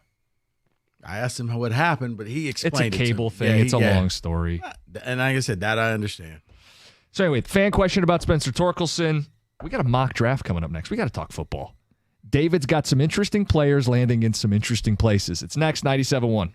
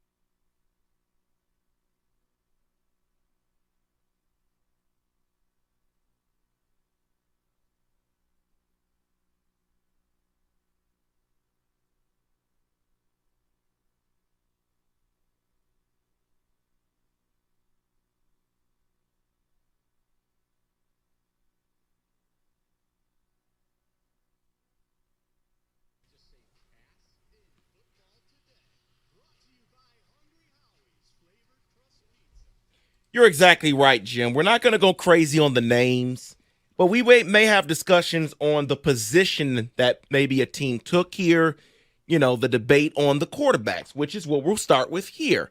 I'm going to give you number 1, 2, and 3. They're all quarterbacks. Bears take Caleb Williams. Commanders take Jaden Daniels. And the Patriots take Drake May. What I want to ask from you, because we all believe Caleb Williams is going number 1. But the debate between Daniels and May be had for the next 2 months. What happens there? Who wins that debate and becomes the second quarterback taken? I think May is the safest pick. I think Daniels has more upside to him. He's that new quarterback with the mobility factor. Did you just land your C.J. Stroud? That guy who can just hit the ground running? I actually like him more than Caleb, but that's a different topic. You love Caleb. I don't. Okay. Love is a strong word. Caleb Williams, number 1, because of what he can do out of structure. I hate that he lived out of structure. I think that can be scary, but the upside is why he's number 1. Jaden Daniels, the upside is that he can run and extend plays too. I don't think that May is a statue, though. He's not a statue, but compared to the other two, I know. He's more of a safer bet. It kind of feels like it depends what you expect your quarterback to do, right? I mean, if you're going to utilize the run game, then Daniels is more appealing. But if you value the drop back passer, you think that's the way you win in the league, then I think you leave Daniels on the board and you take Drake May. Do you think there's any way number 6 Giants, number 7 Titans, or 8 Falcons find a way to trade into the top 3 to get a quarterback? If they had betting odds, I would bet that one of those teams will move up to get one of the quarterbacks. But the teams 1, 2, and 3 all need quarterbacks too, I so know. you're going to really have to pay. No. And it goes back to I do wonder, the Bears don't, because they have a quarterback that other people want, which means you have a quarterback. You may not like him, but what if you traded out of that pick and got a ton of draft capital? That's what I'm saying. It would take a lot to move up for those teams. And that's what I'm thinking. You get this year's number 1 and probably next year's number 1. Yeah, and off the top of my head, I'm thinking like New England, to where you're going to give the guy runway, Jared Mayo, and maybe you say, you know what, we just get extra pick all this capital for the next 2 years and then go. Because there is an argument for you don't want to draft a QB when you don't have support around that quarterback and set him up to fail. And maybe you end up building the support system and then dropping the QB in later. Because the if you challenge, though, is it feels like this is a better group than next year's QB class. We always say that. We do, but it feels true. But because then there's that next tier of quarterbacks that, okay, maybe we drop down and we go get a Bo Nix. J.J. McCarthy is shooting up. Yep. I don't know why. Penix, your guy. Penix is there. So that the next tier of quarterbacks, according to you, would probably be the best quarterbacks next year. But they're the next tier. That the thing about Penix and Nix, they're older. They've been around for a little bit, so they're more established. So if you put them on a team, if like Nix or Penix went to a team like the Atlanta Falcons, I think that they could flourish because they already got pieces there. Yeah, weapons, O-line, run game. Yep. Okay, you're doing it. I was going to wait for this because you brought Bo Nix up. And I mean, if this happens. Ask Kenny, I ruined these things. If this happens, come on now. 20, the Steelers select Bo Nix. You'd hate that pick? He's old. We need to win now. We don't have people around him to win now. David, that's why you would win now. It doesn't matter. Like, see, that's a Mike thing. I've never understood. He's too old. Is he helping me win? I don't care. What talent do we have around him to win now? Well, that's a you thing. That's a you problem. You guys do need a quarterback, though, right? But yeah, but not Bo Nix. You got a running game. I'd rather get a veteran. Like Kirk Cousins. No. You have a running game. Bo Nix is a veteran. He's been playing for 5-6 years. Not in the NFL. I don't know if he can play in the NFL. But David, not to do Steeler radio here, but I like George Pickens. That's all we have. Frymouth's an underrated tight end, and you got Deontay Johnson. You're making faces at Deontay Johnson is not going to be there next Bo Nix is an upgrade over Pickett. Okay, all right. David, all right. You will be okay if you go get him. Okay, let's go back. We'll go back. Okay, I'm sorry. Who's the person out there? We'll see. Who you gonna bring Michael Vick out of retirement? I want J.J. McSizzle. Say no, I don't. No. Where's he going? Who do you want? I don't know who I want yet. We haven't even had the combine. I don't know who I want. I'm just being honest. I don't. It's very early. So you're it's one February. of those fans. Give me somebody, but you're going to boo I whoever don't want they take. him. I know that. Answer the question. Where is JJ in this mob? JJ is. Let me guess. Yeah, guess. JJ, 12 to Denver. You have a guess? My guess is in that range because it's Minnesota, Denver, and the Raiders. I'll say Raiders at 13. Man, Rico, you're so good. It is number 12 to the Denver Broncos, J.J. McCarthy. Now, Rico, be careful how you answer this because you're a Spartan hater. Of course. So what do you think if he goes 12th overall? I think that this is one where Peyton is going to double down that I'm the smartest coach out there and I can turn this guy into something. This is one where he needs to be on a team where he could sit for a year. Because he didn't throw the ball enough that I think he has enough experience that, okay, he can handle this. There were games where he threw the ball, 8, 9, 10 times or less. I'm not a big fan of this, but you have Sean Payton who knows offense. And if Payton wants him, okay. But I think that Payton is trying to prove a point. I'm not for this because the body of work that he has playing in college is not good enough for me. This sounds like a draft and stash, and you know how I feel about that.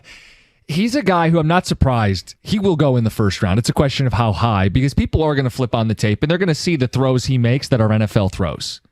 And they're going to say, there's enough to work with there. And in a good offense with a good coach. Minnesota's got an offensive coach. They got a bunch of weapons. Minnesota would make a lot of sense for J.J. McCarthy.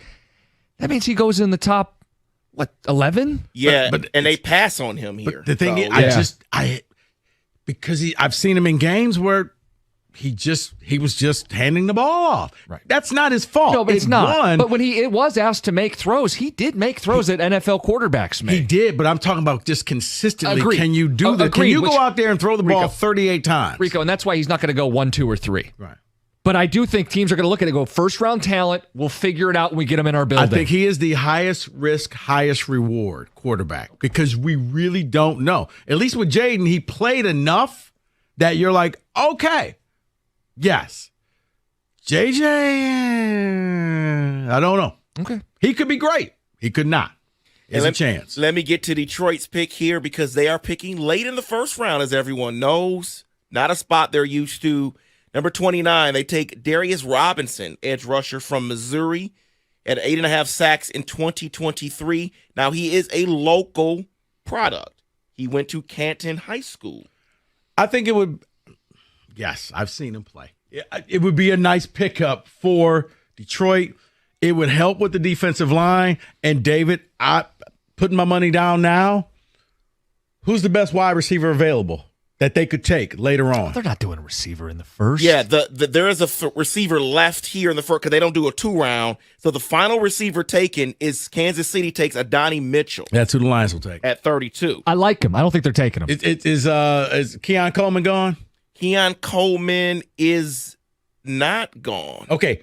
No, he's not. One of those two, because the Lions will not address the defensive line.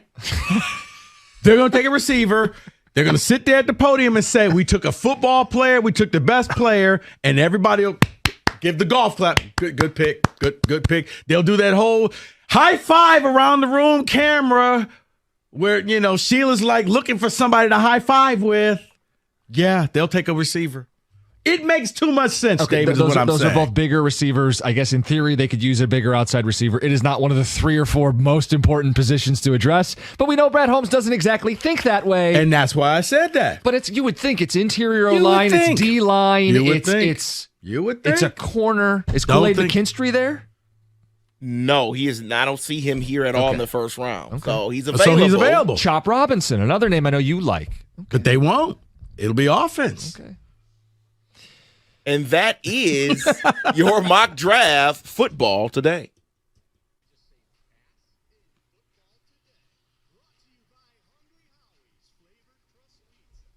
You're exactly right, Jim. We're not going to go crazy on the names, but we may have discussions on the position that maybe a team took here, the debate on the quarterbacks, which is what we'll start with here. I'm going to give you number 1, 2, and 3. They're all quarterbacks. Bears take Caleb Williams. Commanders take Jaden Daniels. And the Patriots take Drake May. What I want to ask from you, because we all believe Caleb Williams is going number 1. But the debate between Daniels and May be had for the guys, next I just 2 finished months. talking to a couple of What Specs happens there? grads. Who wins that debate and And becomes you know the what? second You quarterback too taken? can be a Specs grad, but here's what you got to do. You got to get started first. You want a career in radio, TV, graphics design artist, Specs at LTU can help you achieve your goal. Classes are starting year-round, so you don't have to wait until September. There will be another class coming up soon. Get your name on that list. Here's what you need to do. Visit the website. Be curious. ltu.edu/specs, and you'll learn more about the broadcast media arts, digital media arts, and graphics communications program taught through Specs at LTU right here in Southfield on the campus of Lawrence Tech. You're going to be taught by instructors like yours truly who work in the business. What does that mean? It means you're going to get the hands-on approach from day one. So you're going to learn what it takes to make it in the media industry. So once again, be curious. Visit the website, ltu.edu/specs to learn more. Then make magic by enrolling in Specs at LTU certificate program today.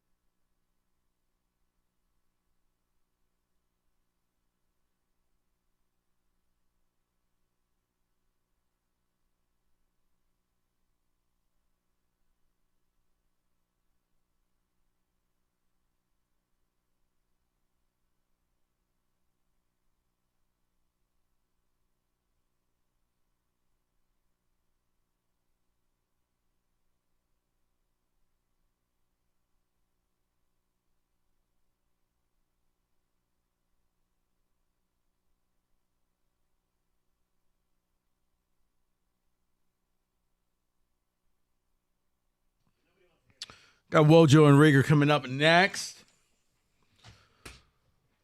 As we get ready to wrap up, they'll be here at 6 o'clock. Sorry, both I out got there waiting. Dragged into their show out there. My bad. 2 days in a row.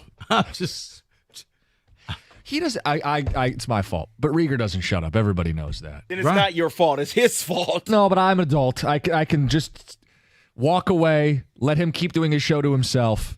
They'll be in here. I've already heard it. He probably gave the same show he called me this morning and around 9:30 this show. My bad. All right, David, catch us up on Ticket Text. Yeah, regarding moving, becoming a fan or whatever. Someone says, I moved to Vancouver 2 years ago, and I'm still a Detroit fan. Listen to 97.1 during my work day. That is from Pat. There you go. Thanks, Pat. Yeah, I can't stand this next one. Oh, born and raised in Metro Detroit. I did live in downtown Chicago for about 3 years before moving back for work. And yes, I did and still kind of root for Chicago teams. That is disgusting right there. Ugh. He lives there. He moved back. He moved back. He let a couple years in Chicago forever change his fandom. And it's Chicago, of all cities. That's why it's weak. You can't become a Chicago fan. Come on. How dare you do that? I'm buy your boys a pair of Jordans for Christmas. Oh, don't. Okay, I'm just going to keep reading. I lived in DFW for 10 years and only adopted their local radio show because I couldn't listen to yours. My wife and I now live in Michigan again, and she is now an avid Lions and Red Wing fan. Good for her. Yeah, I'll be a complete hypocrite. Go ahead and adopt our teams. If you move here, go ahead. Adopt our teams. Give up on your teams. Another one, I moved to Chicago from 05 to 09. Stayed a Lions fan on 16th season and all. Doubled down and got the Lions tattoo on my calf. All right. It's a little much, but all right. Your body, you do what you want. We did have the caller who said moving away made them a bigger fan. Because I think you have to jump through more hoops to keep up with your team. It's not as easily available. You might have to have an extra streaming package. And then, you take all the brunt of when they lose. Like, there's nothing worse for go out of town on Thanksgiving and have to explain why they keep losing on Thanksgiving. Yep. And you're not surrounded by fellow fans. Right. So at you're least, the bad guy. Right. Like this year they were winning, but they still lost again on Thanksgiving. And it's like, I thought this team was good. They still lost. Like they ended up still being very good. But I remember talking to you right around that time, and you're like, no, guys, trust me. This isn't who they are. Right. Trust me. They're not as bad as that looked on TV. Right. I'm not lying to you. Like they couldn't beat the records. Like they really are a good team. They just hear me out. 7 years in a row they've lost on Thanksgiving. That's like this text coming in. Kitty in Oxford says, my parents proudly fly their Lions flag all season at their home in Tampa. They beat them twice this year, and they are now hated down there. Oh, they probably did. Running the roost in that retirement community. Oh, yeah, they're probably hated right now. Got the tricked out Honolulu blue and silver golf cart. Oh, yeah. That's why it's harder to stay a fan when you move, right? Because it's more fun to fit in with everybody else and go to the game and root for the same team. But, I mean, if you grew up a big fan of a team, you don't just lose that. At least I wouldn't. I couldn't imagine living somewhere else and rooting against Detroit teams. I think it's also easier because you can watch the games, where back in the day, you really only saw local teams. Yeah, you were isolated. Or the Cowboys. You're exactly right about that. You didn't get the Sunday ticket package. There's no games on Peacock or where you can stream or Red Zone where you can kind of follow your team. It wasn't that. It was just the local team, and that was it. Someone says, try moving to Pittsburgh and attend one game and think that you won't become a Steelers fan. You will be a Steelers fan.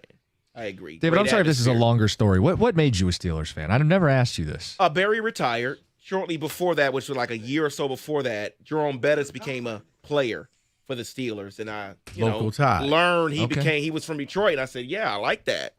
So, yeah, local ties. Okay. I didn't realize that. Yeah. Oh, yeah. Well, Joe, Roberto's been doing that all I never week. knew the story, but yes, I could respect that. So, like I said, same for me. Local ties. Yeah. Super Bowl was here. First time ever in Detroit. Wojo probably covered that game. Did you cover the first one? Not the very first one. First one. Okay. The second one. The Steelers Seahawks boring game. I didn't know. Yeah. Who won that game? I didn't know if you were doing that. I was in college at the time. Really? For the first one, yeah. Mm-hmm. I thought you were 80, man. Yeah. Wow. Yeah, Mike made it sound like you were a lot older. Really, Mike exaggerated something about me. I can't imagine that. Wojo, and as soon as I said it, I feel silly because I'm like, Yeah. I always thought that, like, Wojo probably covered that game, and I wasn't trying to be funny. I mean, you're like, People don't even realize I'm 32 years old. They don't even get this. Wow, you look really old for a Yeah. 32-year-old. It's like that photo I showed in pre-show meeting of Sparky Anderson and said, guys, how old is he? Yeah. Guess. How old is he? 29. Yeah, Sparky got gray at He was 51. Wow. Yeah. I was like, wow, Sparky looked like he was about 65. Remember Drew Miller? His brother. Oh, It for the was, Red Wings, yeah. what was his name? Not Drew. Yeah, It you're was, probably going too far off the beaten path. remember he had white hair? the gray hair, yeah. He had gray hair. Yeah. If you don't know the name Rieger, don't bring it up. All right, is this 2 days in a row Rieger has derailed? No, crosswalk? I was Rieger trying to Yes. say He does it unbelievable. He's good at every day. He's good at it. You got to give him that. Which is why I most of the time don't participate. You don't even pay attention to us when we're in here. He looks right through us, just like that. By the way, have you guys heard any more updates? This is not a joke or anything, but the Kansas City parade thing going on, that was going on during the... I saw that... I'm confused as to what exactly... It was after the celebration was over, and then gunshots went out. I saw a video. It looked as if a couple of Kansas City fans tackled one of the people. Don't know why, but do you really need a reason why? Well... I'm always One interested in the motive. One person has died. Right. 10 are wounded. Some of them are kids. So I didn't realize some of them were children. I thought there were not any children injured. No, at least 8 children are being treated. So, And there's this really gruesome video, too. They show, like, paramedics and just bystanders working on people that had been shot. It's brutal. It's awful. Oh, boy, why did I bring it down like this? It was just top of mind because it was just more and more coming out all afternoon. It happened during the show. So Yeah, it did. and as I said, it's bad because, I mean, Kansas City got up there and they were talking three-peat, and that should have been the big story of the day. That's gone. I mean, it went from Travis Kelce being, like, stumbling crazy drunk to that. Yeah. It's unreal. Yeah, most of these parades we end up talking about some stupid drunk fun. Yeah, and Matt Stafford watching the woman fall off the stage. Or Tom Brady tossing the trophy Yes. drunk from boat to And boat. Mahomes almost giving it away last year to some dude. You let your guard down. You think you can have fun. And Well, my crazy mind on one of my text threads with friends who shall remain nameless, we started playing the game, who will be the most drunk lion at next year's Super Bowl party? It won't be Goff. Goff won't go Tom Brady, would he? See, I think he would. You think he would be? I think at that point... He seemed pretty buttoned up. No, but that's when the buttons come off. It's Yeah. like, okay, you guys never thought I'd make it back here. Yep, we're going streaking. I think it's CJGJ if he's here. I think it's Dan Campbell. Oh, okay, all right. Well, that Could goes you without imagine? saying. Yeah. Dan Campbell and Brad Holmes just chugging beer drunk. That would be amazing. J-Mo. J-Mo? Yeah, Okay, might be all right. J-Mo. Hey, All I right. saw this tweet on social media. Tell Brad me if you agree Holmes, with this. actually. He way up there. Somebody- he was the list. Okay, here's the before we talk and celebrate. He's gonna break out his receipt. USOB Page said 7. I couldn't win. Starting alphabetically. Season ticket holder number 7. We had you mic'd Now we up. get to the media portion. Twitter handle BobbyLane492X. Yeah, where are you at? Huh? Rico Beard from 97 won the ticket. Yeah. Oh, I can't wait for that. No, but I saw this tweet the other day. Somebody said, tell me if you agree, they have more confidence in Jamison Williams than Cade Cunningham. Do we agree? I feel like we're grading on You know two what? different scales there. That sounds like a great show topic for 6 p.m. Hey, 97. why don't you save that till 8? Will do.